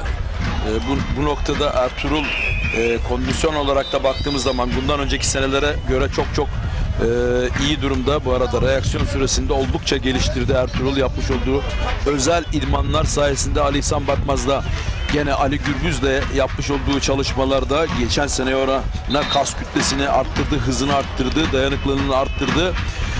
Ama Ertuğrul Dağ Deviren karşısında Ertuğrul'un biraz tecrübesi ağır basabilir Ali İhsan Batmaz'a, yani uzun bir güreş olacağını düşünüyorum. Ama dediğim gibi Ertuğrul Dağ Deviren sonuçta tecrübeyle burada bir zafere ulaşabilir. Hüseyin Gümüşalan, Hasan Cengiz. Hüseyin Gümüşalan'ın Hasan Cengiz'e güreşi çok rahat uydurduğunu defalarca izledim. Evet. Bu noktada Hasan Hüseyin karşısında biraz strese girebilir. Çünkü ters geliyor Hüseyin Gümüşalan ona. Bakalım, göreceğiz ama Hüseyin Gümüşalan Hasan Cengiz'e baskın gelebilir. Orhan Okulu, Yunus Emre Yaman. Yunus Emre Yaman gerçekten çok ciddi bir çıkış gösterdi genç baş pehlivanlar içinde. Çok istekli, çok arzulu. İstikrarı yerinde. Asla vazgeçmiyor. Orhan Okulu da lig güreşlerinin sefiri adeta. Geçen sene CV Enerji Yağlı Güreş Ligi'nin de baş pehlivanı olma hasabıyla burada gerçekten baş pehlivanlığa yürümek isteyecek. Yunus Emre bundan önceki 2 tur gerçekten zorlu karşılaşmalar yaptı Orhan Okulu'ya nazaran. Havada hala hazırda sıcak. Orhan'ın havası diyebiliriz. Burada Orhan Okulu sanki bir adım önde gibi ama Yunus Emre Yaman gerçekten teslim olmayacak, onu söyleyelim. Evet. Emre Arkal ve Mustafa Arslan arasındaki karşılaşma, avcı Mustafa Arslan ev sahibi olmanın itici gücüyle burada Emre Arkal'la belki de puanlamaya gitmeden sonuca gidebilecek bir güreş yapacağını düşünüyorum değerli hocam. Evet. Hemen Ali Gürbüz'e şöyle bir bakalım. Tanju Gemici karşısında. Tanju bugün bana göre Termeli Tanju, Kocaeli Büyükşehir Belediye Kağıtspor'un önemli isimlerinden. Ben maşallah diyorum. Kura şansı da güzel gitti. 3. tura kadar geldi ama Ali Gürbüz. Sevgili üstadım, bu arada saat 19'da müsabakaların biteceğine dair anonslar geliyor. Üniversite geldiğini. Evet. Türkiye olacak. 16'ya kalacaklar. Milli takımımıza başarılar diliyor. Baş pehlivanlarımıza kocaman. Evet. 16 yarına kaldı. Değerli Serdar Yıldırım bu arada rakibine karşı galip geldi. Evet, Serdar Yıldırım hemen işaretleyelim. Ali Gürbüz Tanju Gemici güreşinde tabii ki Ali Gürbüz orada favori durumda. Osman Aynur, Yıldıray Pala. Osman Aynur, Yıldıray Pala, hemen Manavgat'a gidelim. Manavgat'ta Yıldıray Pala, Osman Aynur mücadelesini bir hatırlatalım. Evet. Ve bugün de Mehmet Yeşil gibi bir ustayı geçti Yıldıray Pala. Ne diyorsun? Yani Osman Aynur galibiyetini yani bir kez daha tekrarlayabilecek potansiyele sahip Yıldıray. Onunla güreş. Şimdi şöyle, genç pehlivanlar özellikle kemerli pehlivanlarla güreşip hele bir de galibiyet çıkartırsa onlarla hani bir dahaki güreşte nasıl güreşebileceklerin altyapısını hazırlarlar. Yani kas hafızası olsun, kondisyon olarak baktığınız zaman, biyoritim olarak baktığınız zaman hepsini hazırlarlar. Evet. Bu noktada Yıldıray Pala Manavgat'ta Osman Aynur'la yapmış olduğu güreşin ve kazanmış olmanın da moraliyle beraber gene Osman Aynur karşısında bir favori olduğunu düşünüyorum. Hemen Özkan Yılmaz Yıldır'a yakın. Burada da Özkan güzel mücadeleler çıkarttı. Bir de fazla dinlenecekler. Onun da bir moral depoladılar. Her pehlivan için geçer. Yıldır'a yakın da şu ana kadar iyi geldi. Ama Yıldıray geçtiğimiz günlerde ciddi bir problemle karşılaşmıştı. Ciddi bir ameliyat oldu. Yani şu anda Yıldıray yakın hani %80'de %90'da değil. Yani %60, yani %70 bile diyemeyiz. Yıldıray yakın bundan önceki 2 turda gerçekten hani pehlivanlığının kalitesiyle turları geçti. Özkan Yılmaz da gerçekten çok iyi, Şener'in de söylediği gibi çok iyi performanslar göstererek ve çok da iki önemli ismi yenerek buraya kadar geldi. Ama bu 2 turda da gerçekten canını teslim de etmiş olabilir. Çünkü neredeyse tek elle güreşiyor. Yani her ikisinde de arıza var. Bakalım 2 arızalı baş pehlivanımızın sağlık açısından tabii bu arızaları söylüyoruz. Hangisi daha istekli olacak kazanmak yolunda? Şimdi burada Özkan Yılmaz Yıldıray'a yakın puanlamayı da görecek gibi. Çünkü biraz zamanı çok iyi otokontrol noktasında değerlendirmeleri gerektiğini de inanıyorum. İsmail Balaban, Feyzullah Aktürk belki de bu turun, belki de değil, en önemli eşleşmesi, kilit eşleşmesi aynı zamanda. Evet. Feyzullah'ın da puanlara ihtiyacı var. İsmail Balaban'ın da Manavgat'taki çıkışı devam ediyor. Biraz önce bunu Hamza mücadelesinde de gördük. Hakikaten İsmail mi Feyzullah mı kestiremiyorum ama Feyzullah'ın da çıkışını bu gibi rakipler karşısında daha iyi konsantre olduğunu görebiliyoruz. Ama bence yani kapalı kutu bir mücadele. İsmail'in biraz daha sabrı fazla, biraz daha tecrübesi fazla. Diğer taraftan da şuna bakıyorum. Bu arada Özkan Yılmaz bu arada galip geldi üstadım. Evet. Yani Erken şimdi burada da Özkan Yılmaz dediğim gibi zayi etmedi şu ana kadar galibiyetini. Evet, yani iki turdaki o süper karşılaşmalar moral anlamında onu doldurdu. Yıldıray'ın dediğim gibi hani %60'larda civarında bir hani arızası daha devam ediyor. Tam kendinde değil yani bu kadar fonda bir isimle yani %100 de zaten yapamazdı. Şeyini Kırkpınar'ı da düşünmek zorunda Yıldıray Akın. Yani baş pehlivanlar kendi şeylerinde hani bakış açılarında şu anda artık Kırkpınar'ı da hesaba ciddi anlamda koymaya başladılar. Tercih stratejisi olabilir bu. Tercih senin de altını çizdiğin gibi Kırkpınar tabii ki hemen çok az bir zaman kaldı. Şimdi buraya bakıp da Kırkpınar'da farklı bir hedef koyacak mutlaka. Değerli güreş severler, ekrana şöyle bir bakalım. Güreşler hareketlendi. Ali Gürbüz Tanju Gemici şu anda Ali elini çabuk tutuyor. Hemen gözümüzün de önünde bu mücadele değerli güreş severler. Üstadım bu arada Mustafa Arslan galip. Hemen notumuzu alalım. Mustafa Arslan dediğin gibi yoluna devam ediyor. Fazla uzatmadı değerli güreş severler. Uzatmayacağını zaten herhalde az önce yorumladık. Bu arada Ali İhsan Batmaz'la güreşi yere indirdi. Şu anda ekranımızda değil bu ama biz hemen bilgi vermek istiyoruz bu noktada. Ali İhsan Batmaz paçaları ve yan kazıklarda kasnaktan içeri çok rahat hareket edebilir ama Ertuğrul bunu çok yaptırıyor. Hem kendisini taşıtıyor, hem güreşi soğutuyor, hem de tabii rakip bu arada çalışması onun belki dezavantajı gibi. Ertuğrul bunu çok iyi zamana yayıyor. Şimdi şöyle baktığınız zaman Ali İhsan Batmaz kazık oyunlarında çok başarılı. Çok iyi kazık yapabilen. Her iki koluyla da aynı oranda kazık kabiliyeti, onu da kullanıyor. Kazık kabiliyeti olan bir isim. Orada gerdandan zorladı Ertuğrul'u. Gerçekten etkileyici bir performans sergiliyor şu dakikada. Bu arada Ali Gürbüz galibiyete çok yakın. Çok yakın, evet. Burada bakalım açacak Tanju'yu. Tanju'nun zaten o kol içeride olsa yani tamamen yenilecekten orada çabuk bir şekilde kolunu çıkardı. Evet, Ali Gürbüz, Tanju tabii daha dizindeki sakatlığın vermiş olduğu ciddi travma. Enes Doğan bu arada galip sevgili üstadım. Hemen Şener sağ notlarımızı alalım galip gelenleri. Evet Halil, Orhan Okulu'ya şöyle bakalım. Feyzullah Aktürk, Orhan Okulu, Yunus Emre Yaman, Yusuf Can Zeybek, Yalçın Üncül. Kadraj dolu. Yani boşaldıkça o güreşler gelecek. Tempo İşte Osman Aynur Yıldıray Pala mücadelesi de Ali Gürbüz'ün kadrajında. Evet, Ali artık o paçayı tuttuktan sonra güreşi muhtemelen bitirecek. Yaman mücadelesinde bir ihtar verildi. Orhan Okulu Yunus Emre Yaman. Yunus Emre'ye mi verildi diyorsun? Evet. Bir ihtarı var. Dediğin gibi fazla uzatmadı. Tanju'yu da kutluyor. Orada Ertuğrul bir günde atabilir mi? Atabilecek mi? Süper bir yerde orada bir say var. Hayır, döndü. Sıkıntı yok. Açılabilirdi de çok riskli bir dönüştü. Güreş devam. Güreş devam. Tanju Gemici yenerek adını 16'ya yazdırdı. Evet. Ali Gürbüz Tanju Gemici yenerek Ali Gürbüz yoluna devam ediyor. İşte bir kez daha geldi. Çok rahat bir yeniş Ali Gürbüz'ün. Paçayı da orada gördüğün gibi. Evet, tabii Tanju'nun bacağındaki, daha doğrusu dizindeki ciddi sakatlığı sürekli gündeme getirelim ki yani evet, tabii. Bu arada Osman Kan, neler yapıyorsun? 135 kiloluk Recep Kara'yı orada havalandırmaya çalışıyor. Osman Gerçekten Kan. Evet. Bu çocukta korkunç bir güreş zekası var.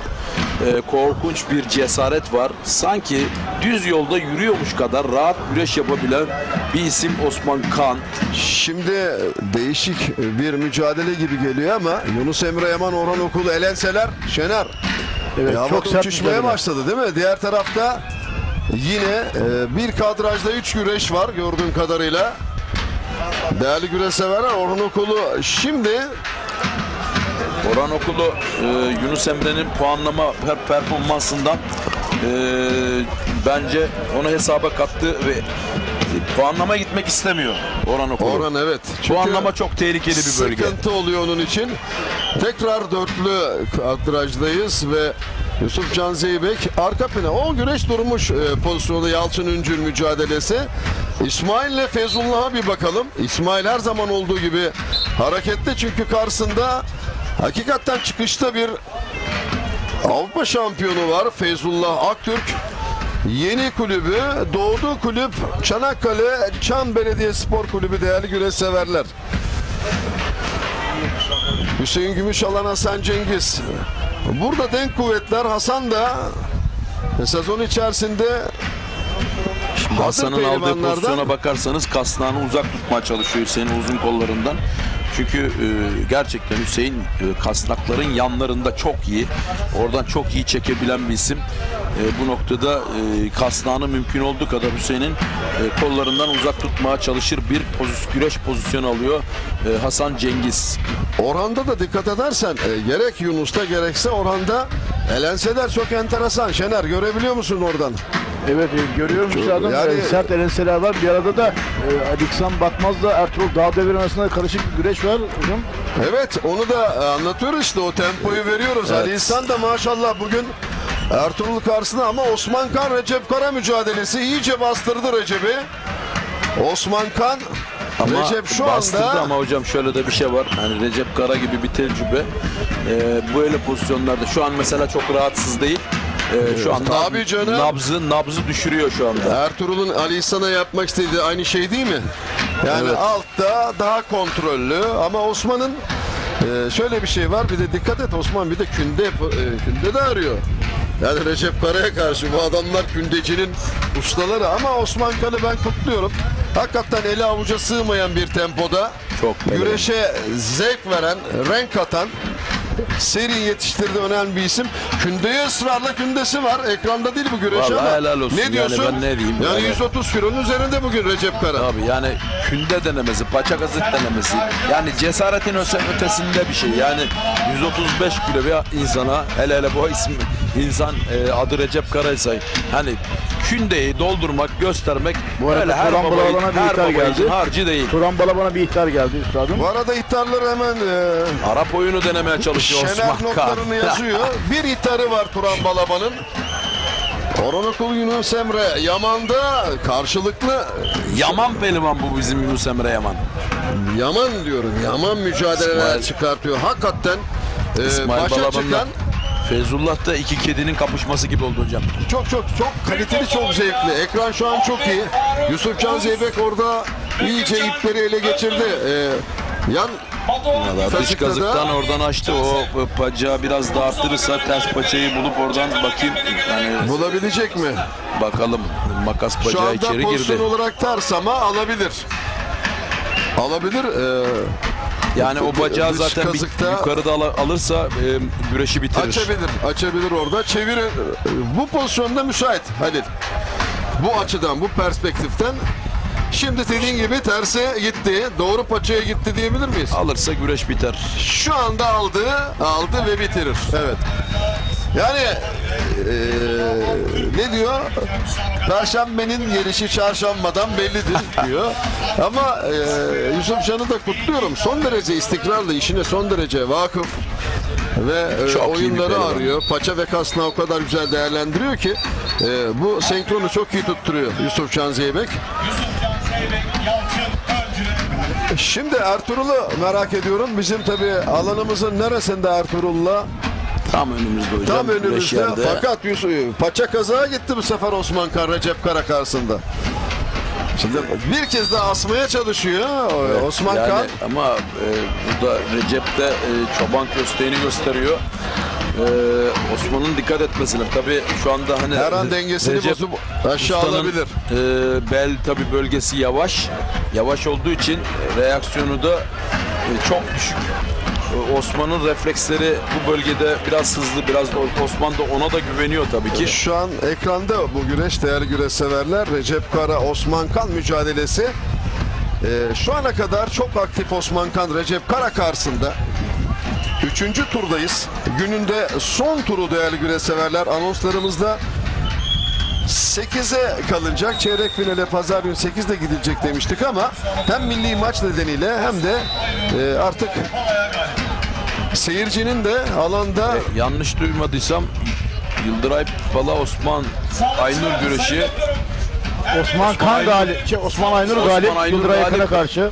Osman Aynur galip. Rövanşı aldı diyorsun Osman Aynur. Rövanşı aldı. Yıldıray Pala şu anda çıldırmış durumda. Kendine sistemleri var.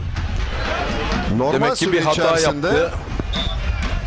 Değerli güreş severler tabii şimdi o da çok önemli. Demek ki bir hata yaptığına inandığı için kendini ne yapıyor? Empatik bir şekilde sorguluyor.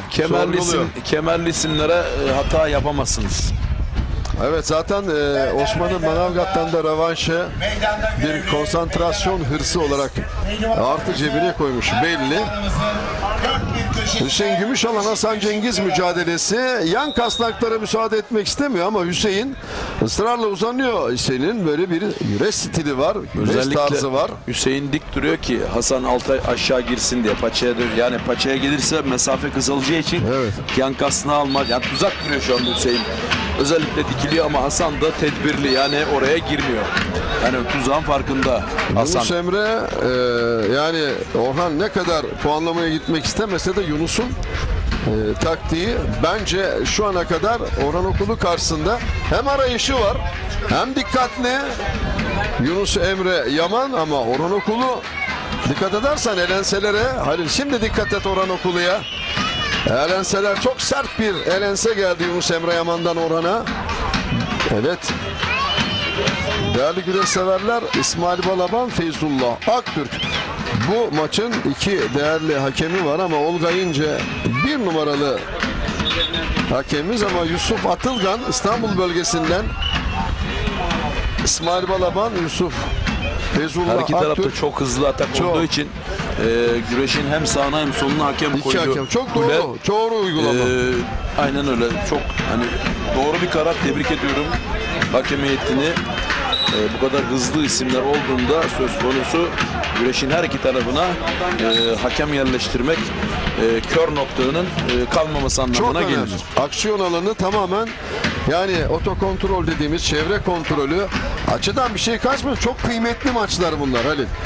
Çok kıymetli emekler ve zirvede iki önemli isim Feyzullah Aktürk, İsmail Balaban. Recep Kara, Osman Kan karşısında Osman'ın devamlı hücumda olduğunu görüyoruz değerli güreş severler.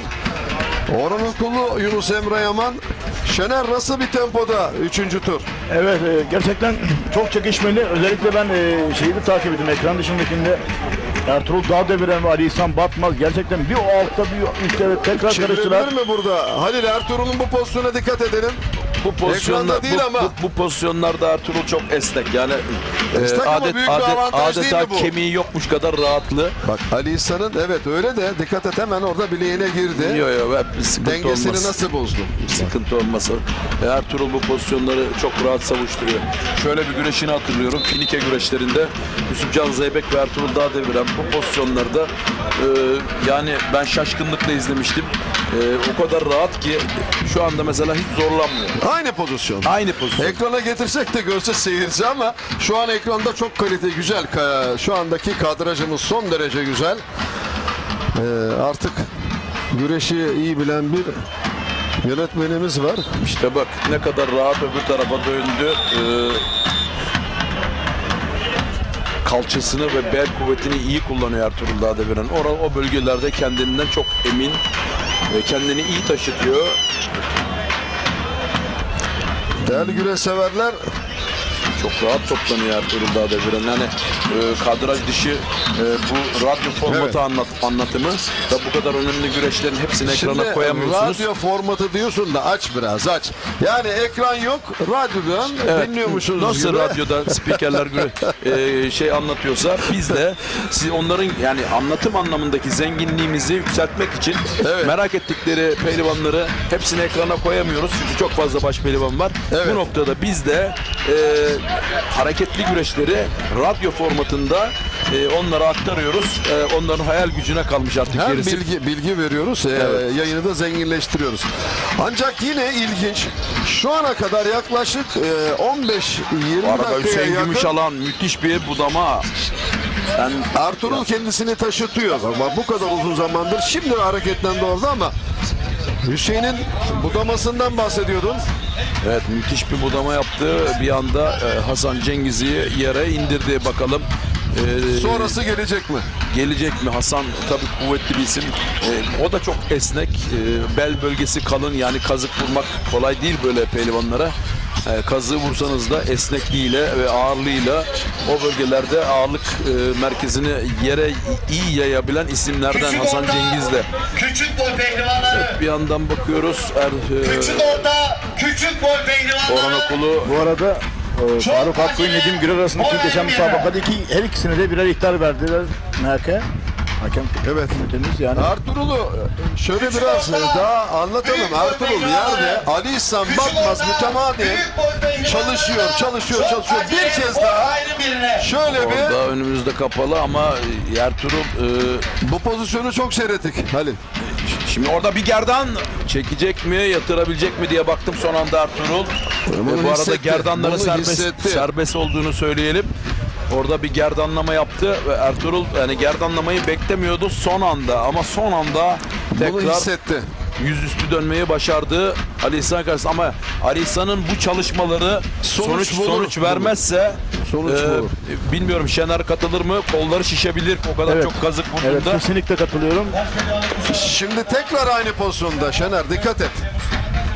Ali İhsan'ın ama Osman Kan neler yapıyor dediğin gibi. Bir sağında bir solunda usta Recep Kara'nın. Şimdi ben Recep Kara'nın yerinde olsam, ben Recep Kara olsam o yerden kalkmam. Bu arada Mustafa Taş'a bir ihtar geldi. Mustafa Taş'a. Evet ona Mustafa Taş da kuleye gidiyor. İtirazı var Mustafa Taş'ın ihtardan sonra ama değerli güreş severler hakikaten çok keyifli, çok zevkli bir 3. turdayız. İşte bir kez daha Fatih Bedir getirdi. İşte dedi çok merak edilen güreş bu. Ancak tekrar tabii döneceğiz. Az önce Şener'in dediği gibiydi. Yani deste pehlivanlara gibi alt alta üst üste. Yani güreş kor gidiyor. Karışıyor güreş. Her iki tarafta durmuyor. Onu söyleyelim.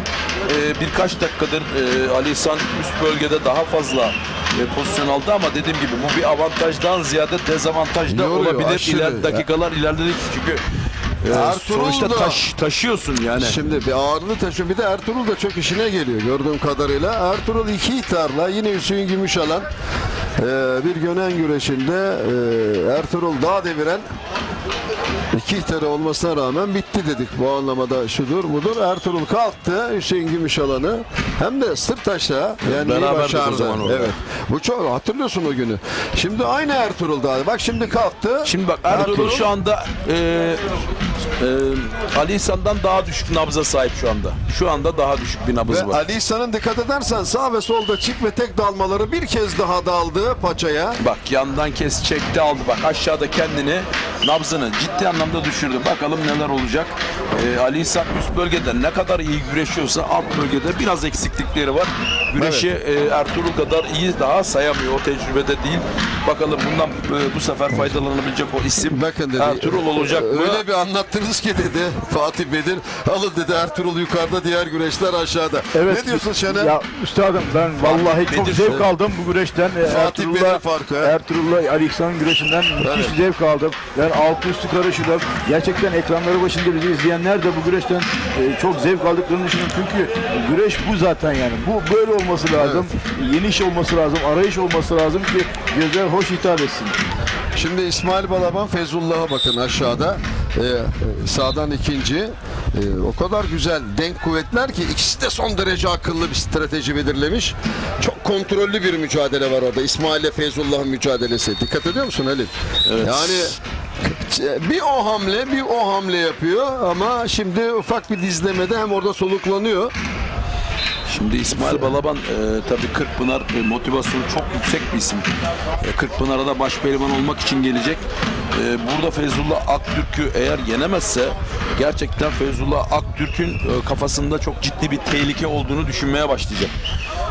İşte Kırkpınar'da eğer bir kez daha eşleşirlerse işte o zaman çok ciddi anlamda bir sıkıntı olabilir sevgili İsmail Balaban için.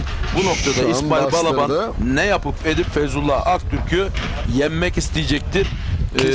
Kırkpınar'da bu kadar büyük bir tehlikeyle karşılaşmak istemeyecektir. Psikolojik üstünlüğü cebine koymak isteyecektir. Kendisini çek edecek. Değerli güreş severler, İsmail de geldiği son durumu çıkışta olan çok son zamanlarda adından bahsettiren bir baş pehlivan Feyzullah Aktürk. İsmail de nasıl Feyzullah İsmail'i yenmek istiyorsa Ali Gürbüz'ü yendi. Orhan Okul'u yendi. Kemerleri. Evet. Yani bu ne kadar büyük bir tehlike olduğunu göstermek için daha büyük bir gösterge yok. İsmail için de işte böyle bir rakibi Kırkpınar'a kemer içi gelecek. Doğru söylüyorsun. İsmail zaten her zaman hedefi var. Şimdi Feyzullah gerdanlamada dediğin gibi artık sınır kalmadı. Her şeyi de görebiliyoruz. Evet. Gerdanlama, İsmail'in gerdanlamaları çok serttir, çok kuvvetlidir. Burada bak gerdanda çok rahat ayağa kalktı Feyzullah. Bu dikkatimi çekti. Yani bu Feyzullah'ın bel ve bacak kuvvetinin çok fazla olduğunu zaten İsmail Koç'u da uçurduğundan belli. Gerçekten çok önemli bir göstergeydi bu Şener. Evet, kesinlikle şimdi yakaladığımız katılıyorum. kriterler çok önemli yalnız. Bak bu kriter çok önemli. Buyur Şener. Şimdi müthiş aldı. Balaban kasnak paça gerçekten müthiş arıyor ve Feyzullah da yani kendini puanlamaya saklıyor. Onun işi tek dalıp bastırmak. Şimdi puanlamaya böyle saklıyorsa anasının aksu gibi helal olsun en büyük. Neden diyeceksin? Puanlama devamlı defansla, müdafayla yapılan. Dikkat edersen bunları çok görüyoruz. Ama adam mücadele ediyor. Hem puanlamaya bu şekilde saklıyor kendisini, öyle yorumluyorsun. Hem de mücadele ediyor yani. Evet hocam, ben İsmail Balaban'ı çok istekli gördüm. İnanın ki ben bugün İsmail Balaban özelinde ayrı bir parantez açmak istiyorum. Çok iyi gördüm, çok formda gördüm bugün. Çok hırslı bir şekilde gelmiş Seka Park'a. Harika. Kasnağını nasıl değerlendiriyorsun orada? Yani, çok yere indirirken de belki de. Yani bir enteresan pozisyon tekrarı gelse yani. Kazı o kadar net bir dikkat edersen vuruyor ki İsmail. Halil buradan bir arayışı var, düşüncesi var ama Ertuğrul güreşi karışmış. Bak orada bir künde zorlayabilir mi?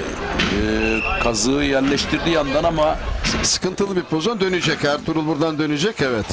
Dönecek çünkü pozisyon sıkıntıya girdi. Ben Şener. Evet, kesinlikle Ertuğrul çok yumuşak, esnek bir baş pehlivan.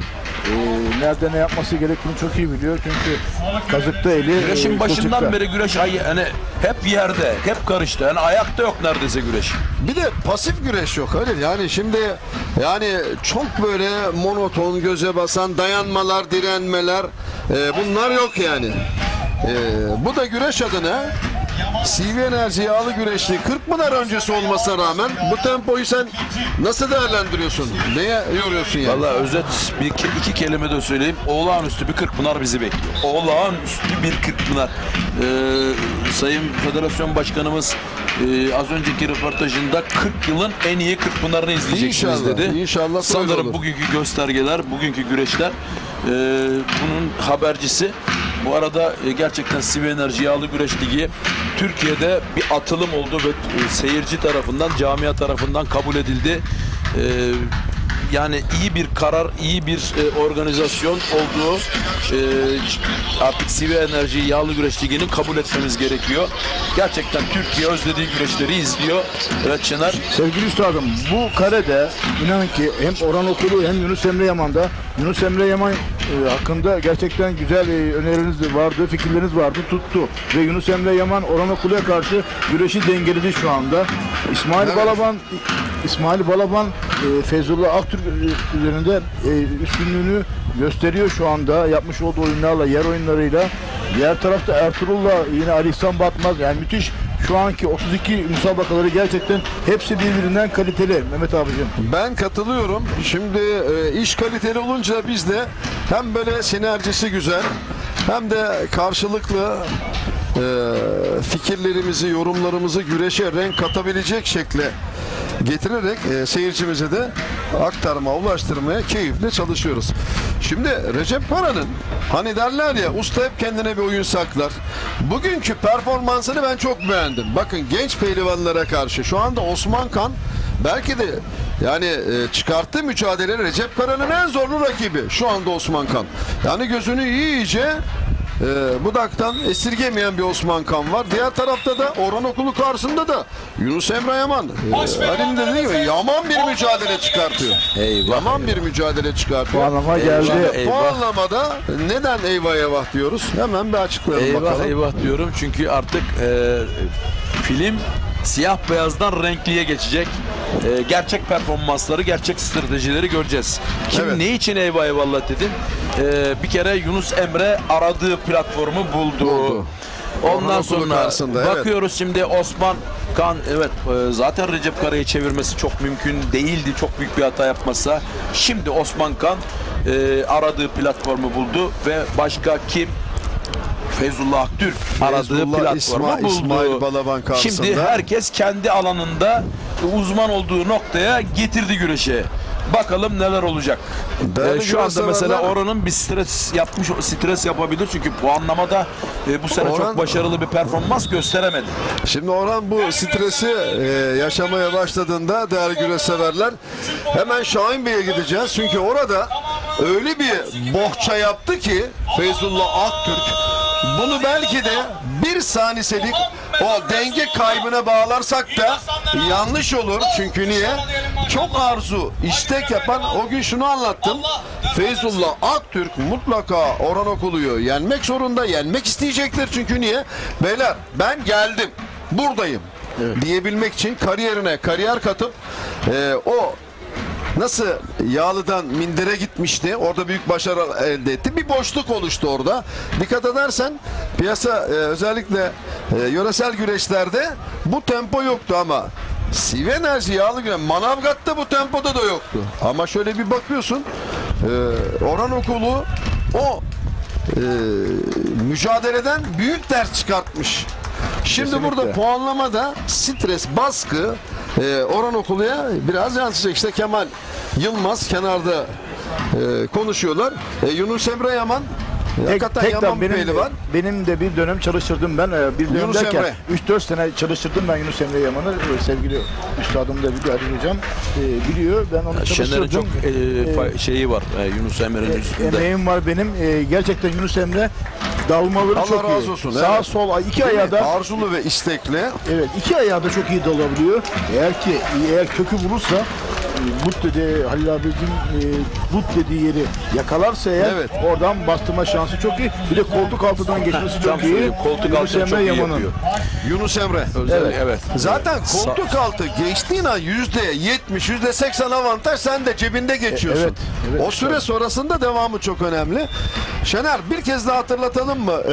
Yarın özellikle 16'ya kimler kaldı şu ana kadar? Evet, şu anda Ali Gürbüz, Osman Aynur, Özkan Yılmaz, Serdar Yıldırım, Yusufcan Zeybek, Mustafa Aslan, Enes Doğan, şu anda bunlar kaldı. Hadi Karapürçekli için ne diyeceksin? Şimdi bu adam Mustafa Çelik'in talebesi, Serdar Yıldırım, sessiz sedasız ligin de eli avuca sığmayan atom karıncası diyorum. Nasıl bir yiğit bu adam? Bu adam bir kere hani Allah onu pehlivan ol diye yaratmış. O da bunu duymuş herhalde. Pehlivan olmuş. Öncelikle onu söyleyeyim. Maşallah diyelim. Aynen maşallah. Gerçekten harika bir baş pehlivan. Ona bundan birkaç sene önce Antalya'da birkaç kişinin böyle sohbet esnasında Küçük Recep Gürbüz dediğini duydum. Küçük Recep, çünkü Recep Usta gibi böyle sürekli paçalara şuursuzca atlayan, cesurca giren bir pehlivan. Çift ve tek dalmaları.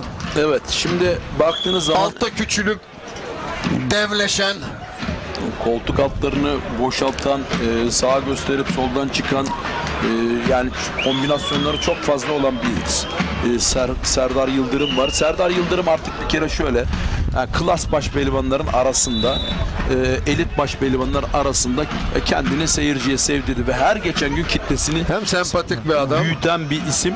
Serdar Yıldırım gerçekten Türk Yağlı Güreşi için büyük bir şans. Önümüzdeki yıllarda hep beraber göreceğiz. Muhakkak Kırkpınar kürsüsünde onu defalarca göreceğiz. Hatta altın kemer takmış olarak da görme olasılığı oldukça var. Çünkü bir de kabuk değiştiğini unutmayalım. Bu da tabloyu çok güzel ifade ediyor. Evet Şener. 2001 doğumlu. Genç. Kesinlikle 23 yaşında. Evet, puanlama başladı. Recep Kara Osman Kan karşısında bakalım bu süreci nasıl değerlendirecek? İsmail Balaban, Feyzullah Aktürk, Orhan Okul, Yunus Emre Yaman ve Hüseyin Gümüşalan, Hasan Cengiz. Haydi Allah derman versin pehlivanlara. Hata yapanın tura veda edeceği ve puanın kaybedeceği bir zaman içerisindeyiz. Evet, bakın şimdi Orhan Okulu'nun sistem değişti. Teminki gibi, yani az önceki gibi darbeler yok. Kasnak noktasında değil de yukarıdan kafadan basarak, dikleyerek gitmeye çalışıyor. Bakalım Yunus Emre bundan önceki iki turda ne kadar yoruldu, bu güreşte ne kadar... Az önce Şener'in söylediği gibi hemen butu gösterdi. But dediğimiz yer burası. Evet. Buraya butu gösterdi bile. Yani tehdit etmeye başladı Orhan'a. Bak ben kardeşim seni avlayabilirim. Şu anda Orhan da bunu seziyor. Eğer kasnağını bulamazsa şu anda gezdiriyor Orhan'ı, kafasını karıştırmaya çalışıyor. Kasnağını uzak tutuyor. Yukarıdan bağlatmıyor kendine ve her bağlatmasında şöyle çektiğinde Orhan'ın vereceği denge problemi, açılma probleminde o açmak istediği, bulmak istediği buta girmek isteyecek. Yunus Emre, plan bu. Ama Orhan'ın planı kasnaksız çalışmaz. Onu da söyleyelim. Şimdi kasnaksız çalışmaz. Yunus Emre dikkat edersen şu anda tam bir 365'i tamamladı. Daireyi tamamladı. Tam bir daire çizdi Orhan Okulu'nun etrafında. Bir sağdan bir soldan. Çok akıllıca. Hem dikkatini Orhan'ın merkezinde kalmıyor. Şimdi bu çok önemli. Verilen taktikler de çok önemli ama Orhan Okulu burada hata yapmak istemeyecek en uygun zamanda, ama biraz da Yunus Emre'nin yaşının vermiş olduğu bir avantaj var Şener. Evet. Çabuk, çevik, esnek bir pehlivan. Evet. Ve boy avantajı da bele, kasnak ve paçaya çok uzak değil. Evet, yani dezavantajında değil. Öbür tarafta Hüseyin Gümüşalan'a mukayese edecek olursak Hüseyin orada kasnağa eğilmede, paçaya gelmede, esneklikte Ali Gürbüz'e de geçmiş o sıkıntılar vardı. Bunu artık tamamen kaldırdı. Güreşe girdiği zaman şu ana kadar Ali Gürbüz kurallarda da çok şanslıydı Halil. Rahat gitti. Yani Ali'nin durumu zaten çok iyi. Burada da göreceğiz Sami. Yani kurallar sertleşmeye başladığında Ali'nin gerçek kalitesini, kalibresini göreceğiz. Evet. Ne kadar hazır Kırkpınar'a o da bir cevap olacak. İyi bir kura serüveni yaşadı. Hatta şöyle söyleyeyim, Gaziantep'teki kura şeyi, nasıl söyleyeyim, kısmeti halihazırda devam ediyor Ali Gürbüz için konuşursak. Ama yani bu kadar önemli, hani puanların bu kadar önemli olduğu bir platformda, çok rahat bir turnuvada kim olursa olsun, hani bizim Kırkpınar'da kullandığımız bir kelime vardır, kedi aslan boğar diye. Hani burada da ister sakat olsun, ister artık yeşil ne olursa olsun, hani burada da bir hani kedinin aslanı boğabileceğini unutmayalım. Şimdi biraz önce söyledim, sen kaçırdın onu. Kabuk değişti artık diyoruz. Yani Evet, bu evet. çocuklara çok çocuk muamelesi yapmak da yanlış. Artık bunlar yol almış, yola girmiş. Üstünü baş pehlivan olunca ispat etmiş. Bir de benim sevindiğim şöyle bir şey var. Hiç başa çıkan bir baş pehlivan birkaçı dışında hiç sırıtmadı. Evet. Hakkını kesinlikle. verdi, mücadelesini. Bugün belki şöyle bir bakıyorsun, Hamza Özkaradeniz İsmail Balaban müsabakasına yürüyen İsmail Balaban oldu ama Hamza Özkaradeniz fevkalade rüştünü ispat etmiş pehlivanlardan. Yani baş iskele onunla ne kadar gurur duysa azdır. Kesinlikle Mehmet abicim. Kesinlikle diyorum. Çok anlık bir hata yaptı. O hatayı yapmasaydı yani sonuç ne olurdu hala kestiremiyoruz. O da var. O da var. Şu ana kadar çok bir bariz bir hata yok. Feyzullah Aktürk ve İsmail Balaban'da birbirlerine açık vermediler. Kontrollü bir şekilde devam ediyor. Tempo biraz düştü. Halil burada. Balaban'ın aldığı pozisyona dikkat edin. Hazır olsunlar. Evet. Menzilin Feyzullah'ın menzilinin dışında ve kapalı minder pozisyon alarak, kapalı pozisyon alarak bekliyor. Yani Feyzullah'ın girişlerini bloke edebilmek için. Yani bir anda Feyzullah'ı butta bulmamak için kapalı güreşmek zorunda. Yani az önce hani dedim ya, film değişti diye, siyah beyazdan renkliye geçtik diye. Artık işler değişti. Sıfır hatayla güreşmek zorunda herkes. Az önce sen, eğer ben yanlış anlamadıysam, İsmail Balaban'ın sabrından bahsettin. Ama benim şöyle bir iddiam var. Feyzullah Aktürk gerçekten İsmail Balaban'dan bile daha sabırlı. Şimdi bu dayanıklılık da çok önemli. İsmail'de de var, Feyzullah'ta da var. Bunu sezon boyunca yapmış olduğu puanlamalarda İsmail'de hepimiz gördük. Yani o güreşlerden sen farklı yanda, ben farklı, ama aynı alandaydık. Aynı pehlivanları ekranlara taşıdık, seyircilere anlattık. İsmail'in puanlamalarda vermiş olduğu mücadele, sabır, o baskıyı kaldırma, bu İsmail'de biraz daha puanlamalarda uzun görüldü. Şimdi Feyzullah hedefi olan, şimdi İsmail'in belirli bir kariyeri, 2 altın kemeri var. Feyzullah bakalım, önce CV Enerji, sonra Kırkpınar, çok önemli. O kariyerine kariyer katacak. Nasıl? İsmail'i yenecek, işte Orhan'ı yendi, Ali'yi yendi. İsmail de bunun farkında. Ama inanıyorum ki burada dayanıklılığı ve sabrı, bir de fırsatçılığı. Adam diyor ki ya oyuna girince oyuna girin, kazanacak mı, kontradaki mi kazanacak? Evet, bu arada Bir ihtar. evet, birinci ihtar geldi Recep Hasan Kara'ya. Cengiz'e verildi. Bir ihtar. Şimdi İsmail'le her ikisi de yerde. Feyzullah'la dikkat et. Aynı anda aynı hareketleri yapıyorlar. Minderi de iyi bilen bir baş pehlivan İsmail Balaban. Değerli güreş severler, Feyzullah sarı fırtına karşısında mücadelesini sürdürüyor. Henüz karışan bir güreş olmadı Halim. Osman Kan'ın bu baskısı var Recep Kara'ya. Recep Kara bu arada bir hata yapıp orada çengeli takabilir mi? Recep göğüs çaprazında yakalayabilirdi Osman'ı, geniş ve uzun boyuyla. Orada Osman son anda, yani beli de kakıldı. Son anda kurtuldu. Yani Recep de şu an paçaya uzanmaya çalışıyor ama çok önemli bir fırsattı. Yani ben şu anda Recep iki bacağı yakıp İkinci ihtar Ertuğrul Dağdeviren'e verildi. İkinci ihtar Ertuğrul Dağdeviren'e verildi şu anda. Şimdi Ertuğrul ne yapıyor? Ne diyorsun? İkinci ihtar. İsmail'in parmağında orada bir sıkıntı var. Hemen hakeme şöyle bir döndü. Tabii yavaş yavaş ikinci ihtarı var Ertuğrul'un. Bir kez daha sürdü Ertuğrul'u. Ama sürüyor, ama yani bugün bunu Şener çok güzel anlattı. Hani bu sürme yani hani biz buna kürüme de diyoruz, hani kalkma da diyoruz ama yani şimdi paça yok, kasnak yok. Hani buna sürürken paçaya katılıyorum Halil abi, katılıyorum. Araması lazım sanki bu. Bak bir kez daha. Şimdi ne olacak? İkidir üstü yani patron maçın hakemi. Burada şimdi mesela hakemlerin kurallar belli. Yani çalışması gerekiyor. Yani yukarıdan bu şekilde, hani Ertuğrul zaten yapmıyor. Kendini aslında şu anda nabzı düşürüyor. Bak şu anda hakemlerle konuşuyor ya. Şu anda nabzını da düşürüyor. Evet. Peki kural belli. 2 defa net bir oradan oraya 30 metre sürüdü bu adamı.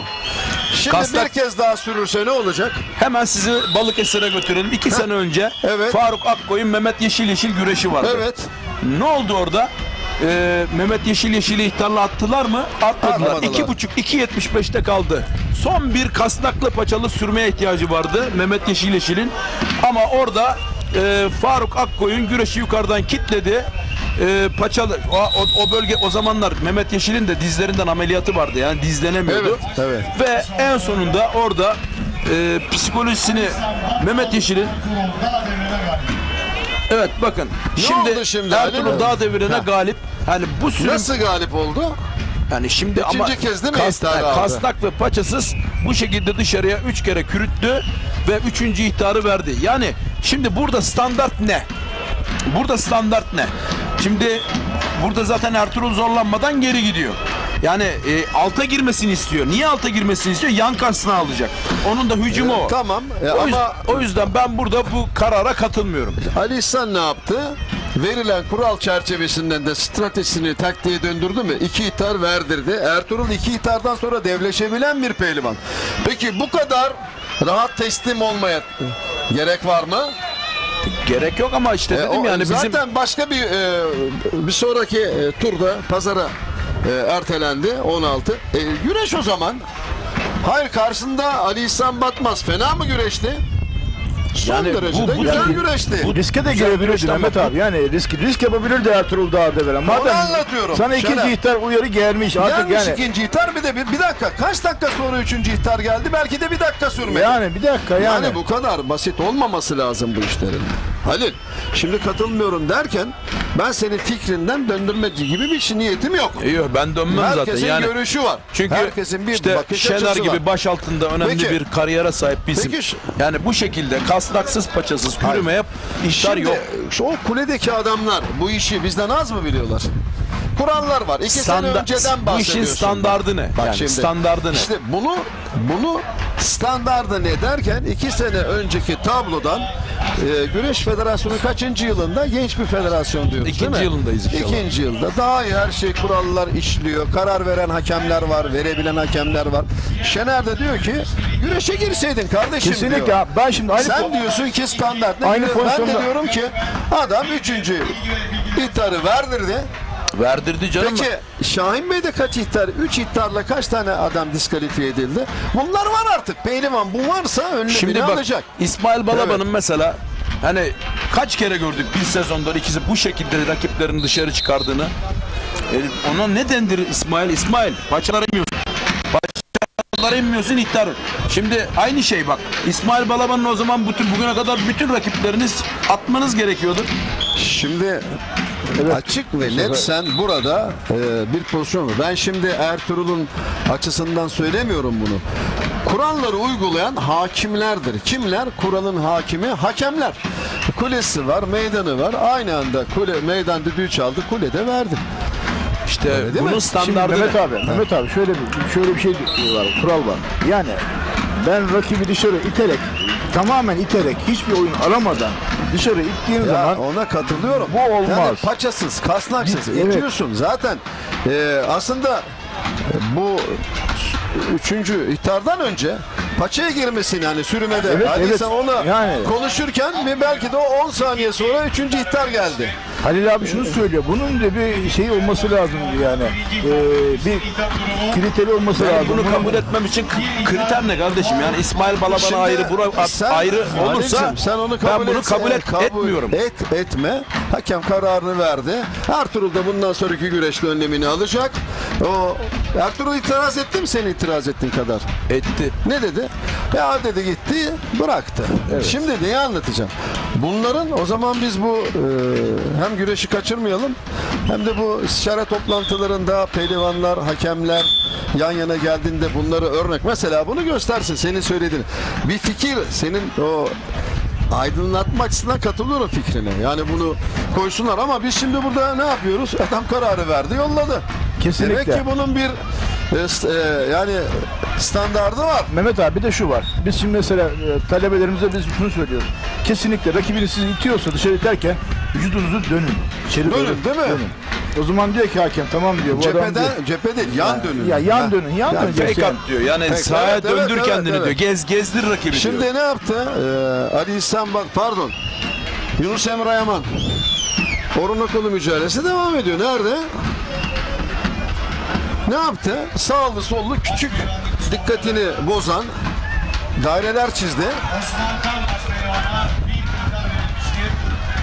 Kaç Bu arada oldu? Hüseyin Gümüşalan puana çok yakın. Yukarıdan Şu an döşüyle bastı. ekranlarımızda- Külleyi bağladı. Puanı artık alır mı? Orada Payandadan fazla Alıyor, açıldı, alıyor. esnedi. Evet Hasan. Fazla da zaten orada Payanda'yı hatalı da yaptı Hasan Cengiz. Tersten evet. Tam tersine anladın. Peki Hasan onu Payanda'ya hatalı yaptı ama Hüseyin'in zamanlaması nasıl? Tersi sanki yolunu kesmiş gibi. Evet, bir yani sağa çok- bir sola baktı. Hüseyin de o fırsatı iyi değerlendirdi. Evet, yarın Hüseyin'le beraber bütün Karamürsel Bir daha buraya yakacak. tekrar geliyor. İşte burada hatalı bir Payanda bak Hüseyin'in kucağına döndü, gördün mü? Onu söylüyorum. Bir kez daha gelecek. Ama Hasan'ı da tebrik etmek lazım. Boşaltır boşaltmaz hatalı bir Payanda'yla. Hasan'ın da bugün mücadelesi çok iyiydi. Hüseyin Gümüşalan karşısında. Şimdi Yunus Emre Yaman, Orhan Okulu bir dış çangal geliyor muydu Yaman'dan? Çangal değildi hocam. Arkadan öne doğru şey yaptığını buna çengel diyoruz. İç çengel, Şimdi, dış çengel. Ben çangal diyorum şöyle. İç Anadolu'da bazı yerlerde çengel ifadesi. Bunları ben kendim de araştırdım. Çangal aynı oyuna farklı. Mesela yörüklerde farklı ifade. İç Anadolu girdikçe biraz farklı. Ama senin dediğin gibi dış ve iç çangal diyorum ben. Dış ve iç çangala. Sen ne dedin? 2 tane vardır. Çengelle çangalı Hocam şimdi şöyle. karıştırmayalım. Bunu bu şekilde yaparsanız çengel. Bu Onu şekilde çocukluğumuzda yaparsanız yapıyorduk çengeli. iç çengel. Çangal böyle vurulur. Veya O iç çangal o üstadım. Bak, İç çangal bu. Şener. Bir de dış çangal şu ayağın dışından vurduğun zaman Bu dış çangal. Dışından. Bu iç çangal. Bu şekilde takarak yandan Bu çengel, iç çengel, dış çengel. tırpan da var. Tırpan da yandan. Güreşi kaçırmayalım da. Evet. Yani bunları düzeltelim ki. Olsun. Bu değerli seyircilerimiz bizi izleyen bu arada kalite oluyor, güzel oluyor. Böyle neşe içinde oluyor. Şener doğru söylüyorsun. Güreşi anlatırken Şimdi, seyirciyi de eğitmek lazım. Yalnız bunu unutma. Bir de araştır ona bir bak. Bu çengel, çangal bazı yörelerde çengel, bazı yörelerde çangal olarak. Onun şekli eğitimlerde daha minik boydan itibaren zaten bunlar en büyük eksiklerimiz orada. Uygulamalı gösterilmesi lazım. Bazı pehlivan arkadaşlar Kocaeli'nin Burgulu çangal dediğimiz var abi. Bir de burgulu çangal dediğimiz Burgulu var. çangal, Ayağı evet. mesela Ali de yapıyor onu. Serhat Fatih Atlı da çok güzel yapıyor. Ayağı içeriden takıp bu şekilde budamayla beraber oluyor. Çok da burgulu keyifli çangal oluyor. diyoruz. Çok da keyifli oluyor. Evet şimdi Orhan Okulu şu an ilginç bir pozisyona geldi. Orhan paça ve kasnak yoksa sıkıntı demiştin. İşte paça ve kasnağa geldi Orhan. Geldi. Şimdi Yunus burada. Neden? Hocam niye geliyor biliyor musun? Yunus bu son 5 dakikadır kafasını fazla teslim etti Orhan'a. Orhan Evet. çökertti kafayı. Evet. O kafa düşmeye başladı mı kim olursan ol bu sahadan çıkarsın. Kim Minlerde de olursan ol. aynı değil mi? Efendim? Orada da kafa minlerde de aynı. İçeri girdiğin zaman sıkıntı başlıyor. Yok, o anlamda değil. Sokmayacaksın. Nasıl? Senin söylediğin başladığı gibi elde ensede. Ya Orhan şu anda lehine düştü. çevirdi güreşi, onu Kafa söyleyeyim. düştü. Şu anda evet Halil abinin dediği gibi yan kasnakları. Evet, avantaj Orhan'da ama Yunus Emre Yaman da dediğimiz gibi kolay bir lokma olmadığını gösteriyor. Değerli güreş severler. Orhan artık bak şimdi kafayı, boyunduruğu çekiyor. Tabii çarpabilir yani Yunus Emre, yani genç adam. Her an hani yedek bir kurşun saklamış olabilir ama Orhan artık hani güreşi kendine çevirdi. O kafayı çok fazla, son 5 dakikadır fazla teslim etti. Ben buradan çıplak gözle baktım. Devam ediyor. Yan kasnak gerdanı, yani kasnağı çekmeden gerdana baskı o şey yapıyor Orhan. Hani kasnağı tutmakla çekmek ayrı bir şey. Yani tutarsın eyvallah. Hani şöyle Şimdi çekerek. dengesini boz, evet. Ama Orhan bunu Evet, zaten şimdi yandan Orhan biraz da tehlikeli işler de yapmaya başladı. Çünkü ayakları çok dengeli, çok sağlam Yunus Emre'nin. O yanlara, şimdi geçen sene Kırkpınar'da nasıl yenildiğini hatırlayalım. Evet. Orhan'ın ayakları panikleyebiliyor.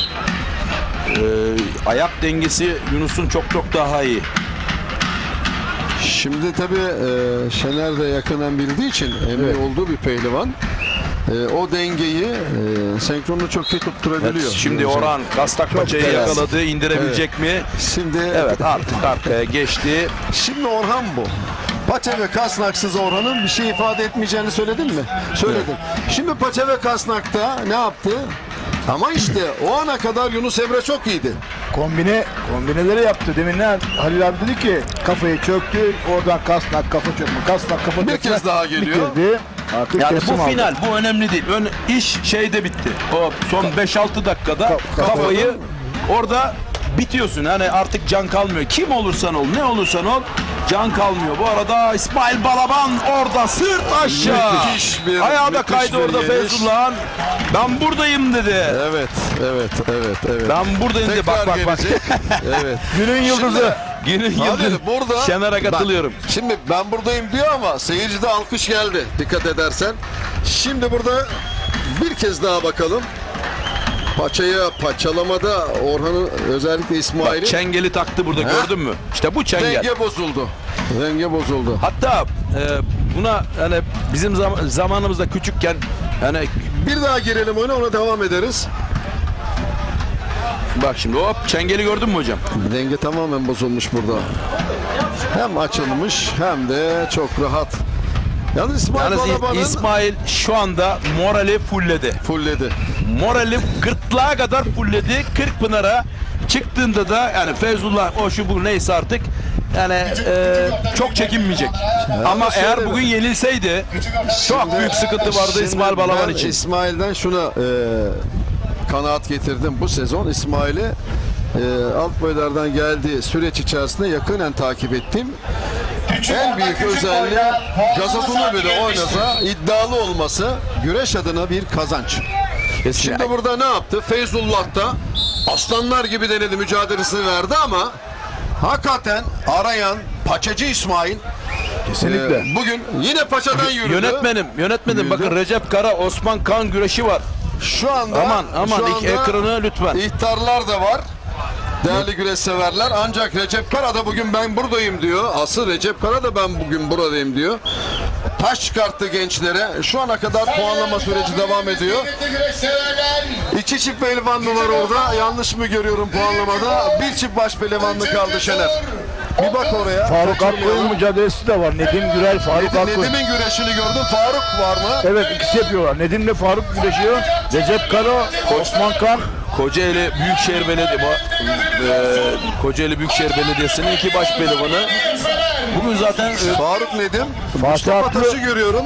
Halil kulenin önünde. Evet, Fatih Atlı orada. Neden o kadar kenardalar onu anlamadım. Evet, şu anda arkadaşlarımız hemen bu güreşleri ekrana taşıyorlar. İşte Mustafa Taş. Serhat Balcı, Turan Balaban mücadelesi devam ediyor. Yani bayağı bir maç var orada. Evet, orada öyle değil yani. Turan da devam ediyor. Evet devam ediyor. Serhat Balcı, Turan Balaban. Fatih Atlı ile Mustafa Doğan Özkaya yapıyordu ama son durum tam göremedik yoğunlukta. Acaba o da zor bir maçtı. Evet. Ona da bir bakalım hemen.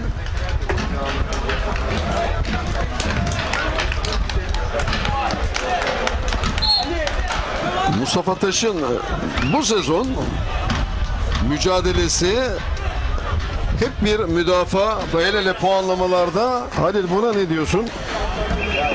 Mustafa tabii çok, o da avcı bir isim yani. Serhat Gökmen mücadelesi aşağıda, evet. Yani kontrata çok iyi yapabilen, yani böyle bir güreş sistemi var, bunu çok iyi öğrenmiş. Yani Mustafa'ya kontrolsüz bir şekilde girdiğinizde sizi hemen avlayabiliyor. Yani öğrenmiş derken bu sezon ben özellikle Bu pozisyonu çok gördüm. Bu sezon bunu geliştirmiş diyebilir miyiz? Geliştirmiş, yani boşaltıp çifte girebiliyor. Koltuk altından çifte dalabiliyor butlara. Fatih Atlı bu şekilde galibiyetler. Halil abicim Fatih Atlı yenildi. Mustafa Doğan Özkaya yoluna devam ediyor. Devam ediyor. Bakın Fatih Atlı Mustafa Doğan Özkaya mücadelesi de puanlamada değerli güreşseverler. Bitti mi? Nedir sonucu hemen? Mustafa Doğan Özkaya da yoluna devam ediyor. 16 adını yazdırdı. Özkaya dediğin gibi hakikaten bir hatırlatalım mı? Evet, hatırlatalım. Kim kimi yendi? Şöyle tane tane hemen. Ali İhsan Batmaz Ertuğrul Dağdeviren'i yendi. Hüseyin Gümüşalan Hasan Cengiz'i yendi. Orhan Okulu Yunus Emre Yaman'ı yendi. Mustafa Aslan Emre Erkal'ı yendi. Mustafa Doğan Özkaya Fatih Atlı'yı yendi. Ali Gürbüz Tanju Gemici'yi yendi. Osman Aynur Yıldıray Pala'yı yendi. Özkan Yılmaz Yıldıray Yakın'ı yendi. İsmail Balaban Feyzullah Aktürk'ü yendi. Turan Balaban Serhat Balcı mücadelesi devam ediyor. Serhat Gökmen Mustafa Taş devam ediyor. Enes Doğan Ünal Karaman'ı yendi. Nedim Gürel Faruk Akkoyun mücadelesi devam ediyor. Osman Kan Recep Kara mücadelesi devam ediyor. O da devam ediyor. Serdar Yıldırım Recep Tasdağ'ı yendi. Suçan Zeybek Yalçın Öncül'ü yendi. Son durum bu. Sevgili üstadım. Değerli güreşseverler, hakikaten çatırdının koptuğu bir 3. turu geride bırakıyoruz. Yarın Allah nasip ederse 16 hareketlendi Mustafa Taş, Serhat Gökmen, Halil. Evet, hareketlenecek çünkü artık ilerleyen her dakika biraz daha enerji rezervi kaybı olacak. Yarına biraz daha yorgun çıkmak olacak.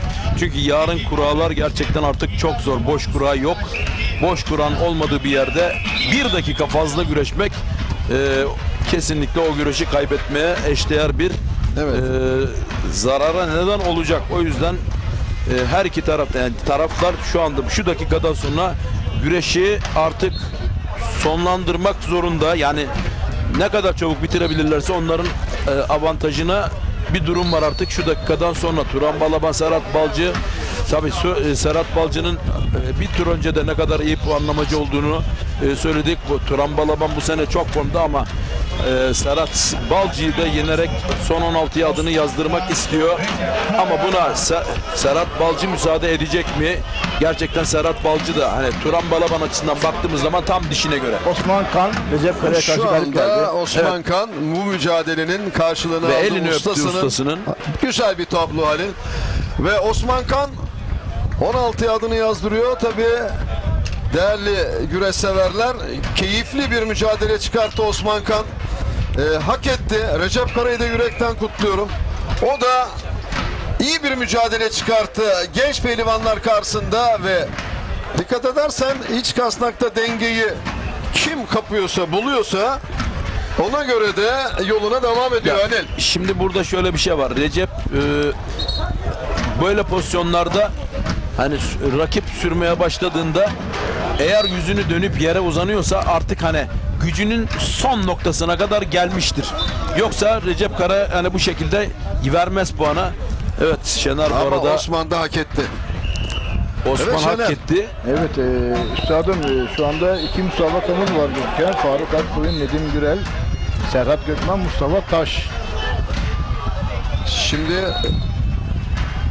şu anda bu arada Mustafa Taş da Serhat Gökmen'i ne oldu?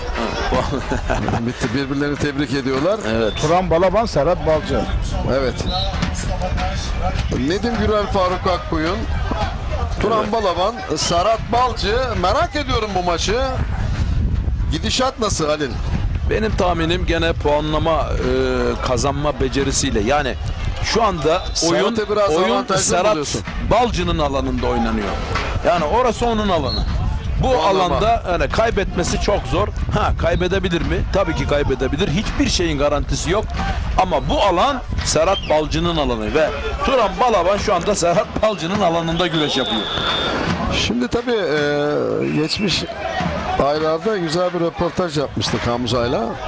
Mehmet abi, ben minderden geldim. Puanlama benim için çok kötü bir durum değil. Puanlama benim için büyük bir avantaj. Yani minderden gelen pehlivanların biraz daha mesela Faruk Akkoyun.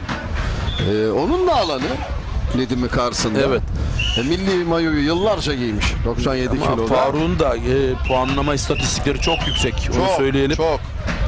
Ve Faruk, yani şuradan bakıyorsun yine Kocaeli Büyükşehir Belediye Kağıtspor Nedim'in Gölcük'te çok önemli çalışmaları, genç pehlivanları da örnek olduğunu yürekten biliyoruz. Hem ahlakıyla hem duruşuyla, öyle değil mi? Evet, kesinlikle. Evet, boyundurukta yakaladı, öne doğru çekti, şaşırtıp terse dönmek istedi Serhat Balcı. Güreşi dizde bitirmek istedi ama Turan, aferin Turan'a da. Turan ayağa da bu kalktı sene ama çok iyi. son anda paçayı yakalamak üzereydi Serhat Balcı. İyi kurtuldu yani Turan. Ama bir kez daha deneyecek şimdi. Şimdi bir kez daha deneyecek. Çünkü burada şişen nabzı kullanmak isteyecek. Faruk'un her an avantajı büyüktü ama kaçırdı. Hemen arkadaşlar diğer güreşi de bir alalım hemen Fatih'ciğim. Evet. İşte Serhat'ın atakları artık başladı. Bakın bir yandan da kafadan da kakıyor burada. Bu kalkmalar nefes girdisini azalttığı için diyaframı tamamen kısıyor orada. Vücuttaki oksijen seviyesi hızlı bir düşüyor. Dolayısıyla Turan için o kafayı fazla oraya teslim etmek, artık dikilmeye de başladı. Serhat şu anda hissetmeye başladı. Daha avantajlı. Hissetmeye başladı. İhtarlar ne durumda Şener? Turan'la Serhat Balcı notlarımız var mı orada? Evet, orada ben bir ihtar duymadım. Şu an, ama ihtar Nedim'le Faruk arasındaki mücadelede birer ihtarları vardı. En sonki bilgi, bize gelen bilgi bu anonslarda. Bir ihtar Faruk'un, bir ihtar Nedim'in var ama şu anda görünen ki şu ki Faruk daha diri gözüküyor. Nedim biraz daha yorgun gözüküyor. Faruk Akkoyun, Nedim Gürel mücadelesi. Faruk dizlenmediği Anlamada... sürece, Faruk dizinin üstüne inmediği sürece Nedim'in hani ölümcül bir atak yapması çok zor. Çünkü Nedim hani beli çok esnek olmayan bir baş pehlivan. Yani Faruk'un yan kastaklarını dizüstü yakalamak zorunda. Serhat Balcı'nın şu anda özgüvenini görüyor musun? Evet, yani nerede ihtar diyor. Evet, ihtar istiyor. Ama son derecede sempatik bu arada bir şey. Nedim öyle bir tekte aldı ama Nedim Faruk çabuk yan kasnağı bir an ele geçirdiği için o hata yapabildi. Yani Nedim yan kasnağı bulmak zorunda sonuca ulaşmak için. Bak orada Faruk nasıl küçüldü, kafayı döşe sapladı. Şimdi boyunduruklar, Nedim oradan sonuca gidebilir mi? Hayır. Makası, yani kolla makasları iyi yaptı. Sonuca gidebilir diye düşündüm ama düdük çaldı bu arada. Biraz daha aktif olan şu ana kadar Nedim değil mi? Arayışları var. Aslında bence bir denge var ama Faruk eller belek olmaya başladı. Şimdi Faruk'a dikkat edersen hocam, bundan önceki seneler oranı korkunç bir kas kütlesi var. Adeta bir Hulk gibi. Tabii bu kadar büyük bir kas kütlesi çok da büyük bir enerji ihtiyacı doğuruyor. Tabii, bu noktada bu kadar büyük bir, bu arada aşağı indi, işte Nedim'in aradığı pozisyon, yan kasnağı buldu ama Faruk hemen uyandı, ayağa kalktı ve orada paçayı yırttı. Yakışıyor Faruk'a da ama o Faruk'u arıyoruz. Yıllarda su gibi geçiyor. Şimdi Faruk göğüs çaprazından ama yani Nedim'e göğüs çaprazı Nedim bir kez daha getirdi. Bir kez daha getirdi. Hakemlere isyanı var. Nedim'in bir kez daha getirdi Faruk. Faruk'ta Şener düşme var mı? Faruk'ta biraz. Evet, demin söylemiştim ama Faruk Akkoyun daha sanki biraz daha diri gibi geldi. Ama bu dakikalarda Nedim düzeltti ve inisiyatifi ele aldı. Yani kasnakları artık yoklamaya başladı. Faruk da, eğer Faruk, bu arada hocam şunu da söyleyeyim. Hani baş pehlivanlar, bu arada Serhat her an dolaşabilir. Serhat artık iyiden iyiye güreşi istemeye başladı. Yani kendi çizgisinin dışına çıkmaya başladı. Yani daha fazla saldırgan, daha fazla yoklama çekiyor. Evet, Nedim güreşin inisiyatifini artık ele geçirdi. Ya 3 ihtara güreşecek risk almadan ya da Faruk'un artık işte şimdi indi paçaya ama orada güçlü bacaklarını geride iyi tuttu ve kol altından arkaya dikkat, arkaya dikkat. Bak hakem burada dikkat etmesi lazım. Serhat Balcı turu geçen taraf oldu. Evet, Serhat Balcı da çok da diri kazandı. 16'ya adını yazdırıyor Serhat Balcı. Bir çift baş pehlivan kaldı. Bakalım 16'ya 15 pehlivan belli oldu. Şener birazdan onları bir kez daha açıklayacak Faruk ama aşağıda şu kalabilir. an Orada bir her kas an kanadı Nedim- denedi. Arkaya Evet. geçebilecek mi? Paçada kaldı. Bitirebilir Ve orada burada kalçayı Nedim. kaldırdı. Yan el, yan kasnak. Yana girdiği Faruk zaman hemen kalkıyor. Adil Dede de son derece başarılı bir maç. Evet. Faruk onu biliyor. Müthiş Ama mücadele. o kas kanadını belki sonuca bağlayabilirdi. Puanlama olmasına rağmen. Evet. Bitiriyor. Ve ihtar. Nedim bitiriyor. İhtar. Yalnız bir şeye dikkat ettin mi? Faruk bu diskalifiye alıştı yani. İhtarlarla bu Faruk'un ilk defa Hocam bu kadar diskalifiye büyük bir edilişi değil. kütleyle, bu kadar büyük Evet. bir kas kütlesiyle Evet, burada evet, ne oluyor? evet. Orada bir gerek yok artık orada her iki yani onlara şu şeylere hiç gerek yok. Bitmiş her iki pehlivan da maçını bitirmiş. Yani Evet. o tartışmalara gerek var mı Ya orada? şimdi mesela hani burada tertemiz bir maç olmuş yani. Güvenliğin de hemen oraya müdahale etmesinde fayda var. Maça gidelim, tekrarına gidelim arkadaşlar. Bu Evet, görüntüler- Serhat Balcı ve Nedim Gürel puanlamalarının tekrarını alabiliriz. Sevgili abicim, iki İzmitli, iki aynı kulübün sporu. değil mi? Gerek yok yani, bunlara Hayır, gerek yok. çocuklarda bir şey yok zaten. Yok, kesinlikle yok yani.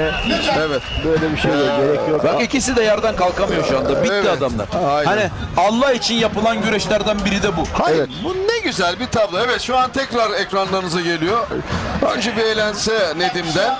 Sonra dengesini Faruk bozuyor. Göğüs çaprazına dikkat edin. Nedim burada iyice dengesini bozuyor. Maçın hakemi Adil Dede. Şimdi Adil Dede'nin dikkat et burada Halil. Düdüğü çalacak. Bak sürüyor. Ve ihtarı da veriyor. Üçüncü ve ihtarı gösteriyor. Bak Nedim'in sevincine bak. Gayet doğal bir sevinç yok vücut orada diliyle. yani. Üçüncü ihtarı Abartılı bir şey yok gösteriyor. canım. Orada yani böyle gereksiz Evet. tansiyonlara ihtiyacımız yok güreşte. Evet. Değerli güreş severler, günün sonuna geldik. Şener, şöyle tane tane 32 pehlivanın 16'ya kalanları kim kimi yenerek geçmiş bir kez daha alalım ve Evet. tekrarlarda ekrana gelsin. Evet. Evet değerli güreş severler, 32 yani 3. turda Ali İhsan Batmaz Ertuğrul Dağdevir'i yenerek adını 16'ya yazdırdı. Hüseyin Gümüşalan Hasan Cengiz'i yenerek yine adını 16'ya yazdırdı. Orhan Okulu Yunus Emre Yaman'ı yenerek adını 16'ya yazdırdı. Mustafa Arslan Emre Erkal'ı yenerek yine adını 16'ya yazdırdı. Mustafa Doğan Özkaya Fatih Atlı'yı yenerek adını bir üst tura yazdırdı. Ali Gürbüz Tanju Gemici'yi yenerek bir üst tura adını yazdırdı. Osman Aynur Yıldıray Pala'yı yenerek yine kendini bir üst tura yazdırdı. Özkan Yılmaz Yıldıray Akın'ı yenerek adını 16'ya yazdırdı. İsmail Balaban Feyzullah Aktürk'ü yenerek adını bir üst tura yazdırdı. Serhat Balcı Turan Balaban'ı yenerek adını bir üst tura yazdırdı. Mustafa Taş Serhat Gökmen'i yenerek adını 16'ya yazdırdı. Enes Doğan Ünal Kahraman'ı yenerek adını 16'ya yazdırdı. Nedim Gürel Faruk Akkoyun'u yenerek adını 16'ya yazdırdı. Osman Kan Recep Kara'yı yenerek adını bir üst tura yazdırdı. Serdar Yıldırım Recep Taslak'ı yenerek adını bir üst tura yazdırdı ve son olarak Yusufcan Zeybek Yalçın Üncül'ü yenerek adını 16'ya yazdırdı ve 16'ya kalan baş pehlivanlar yani pazar günü bu baş pehlivanlarımız 16'da güreş yapacaklar. Değerli güreş severler, günün başında yine Recep Tosun Bülent Yağcı programı açtı. Sonrasında Halil Bağdat, ben Mehmet Çelik, yanımızda Şener Sar. Bugünü tamamlamış olduk. Yarın Allah nasip ederse yine 16 eşleşmelerinde Recep Tosun, Bülent Yağcı, Şener Sar. Çeyrek finalde Mehmet Çelik, Halil Bağdat. Yarı finalde Recep Tosun, Bülent Yağcı ve finalde Halil Bağdat ve Mehmet Çelik olarak Şener Sar da yanımızda. Allah nasip ederse CV Enerji Türkiye Yağlı Güreşi'nin 3. etabında Kocaeli Büyükşehir Belediye Seka Park 16. Altın Kemer güreşlerinde buluşana dek şimdilik sizlere kısa bir reklam arası. Halil, ağzına yüreğine sağlık.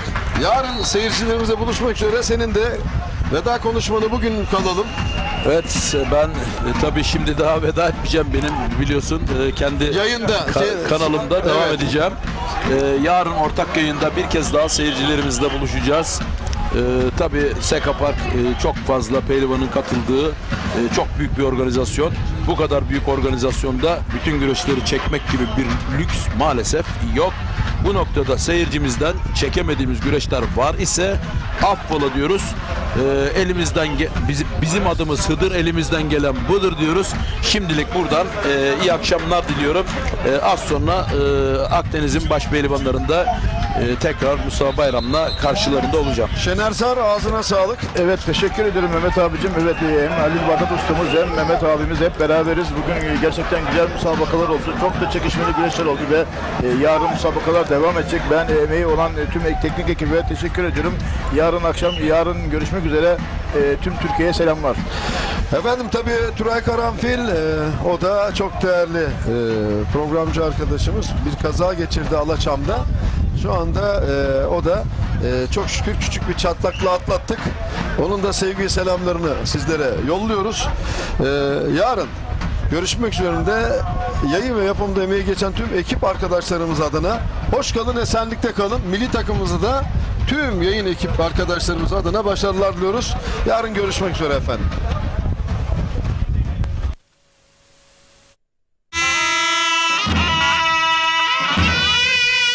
Mustafa Lagap'ın katkılarıyla Kocaeli Seka Park güreşleri sona erdi.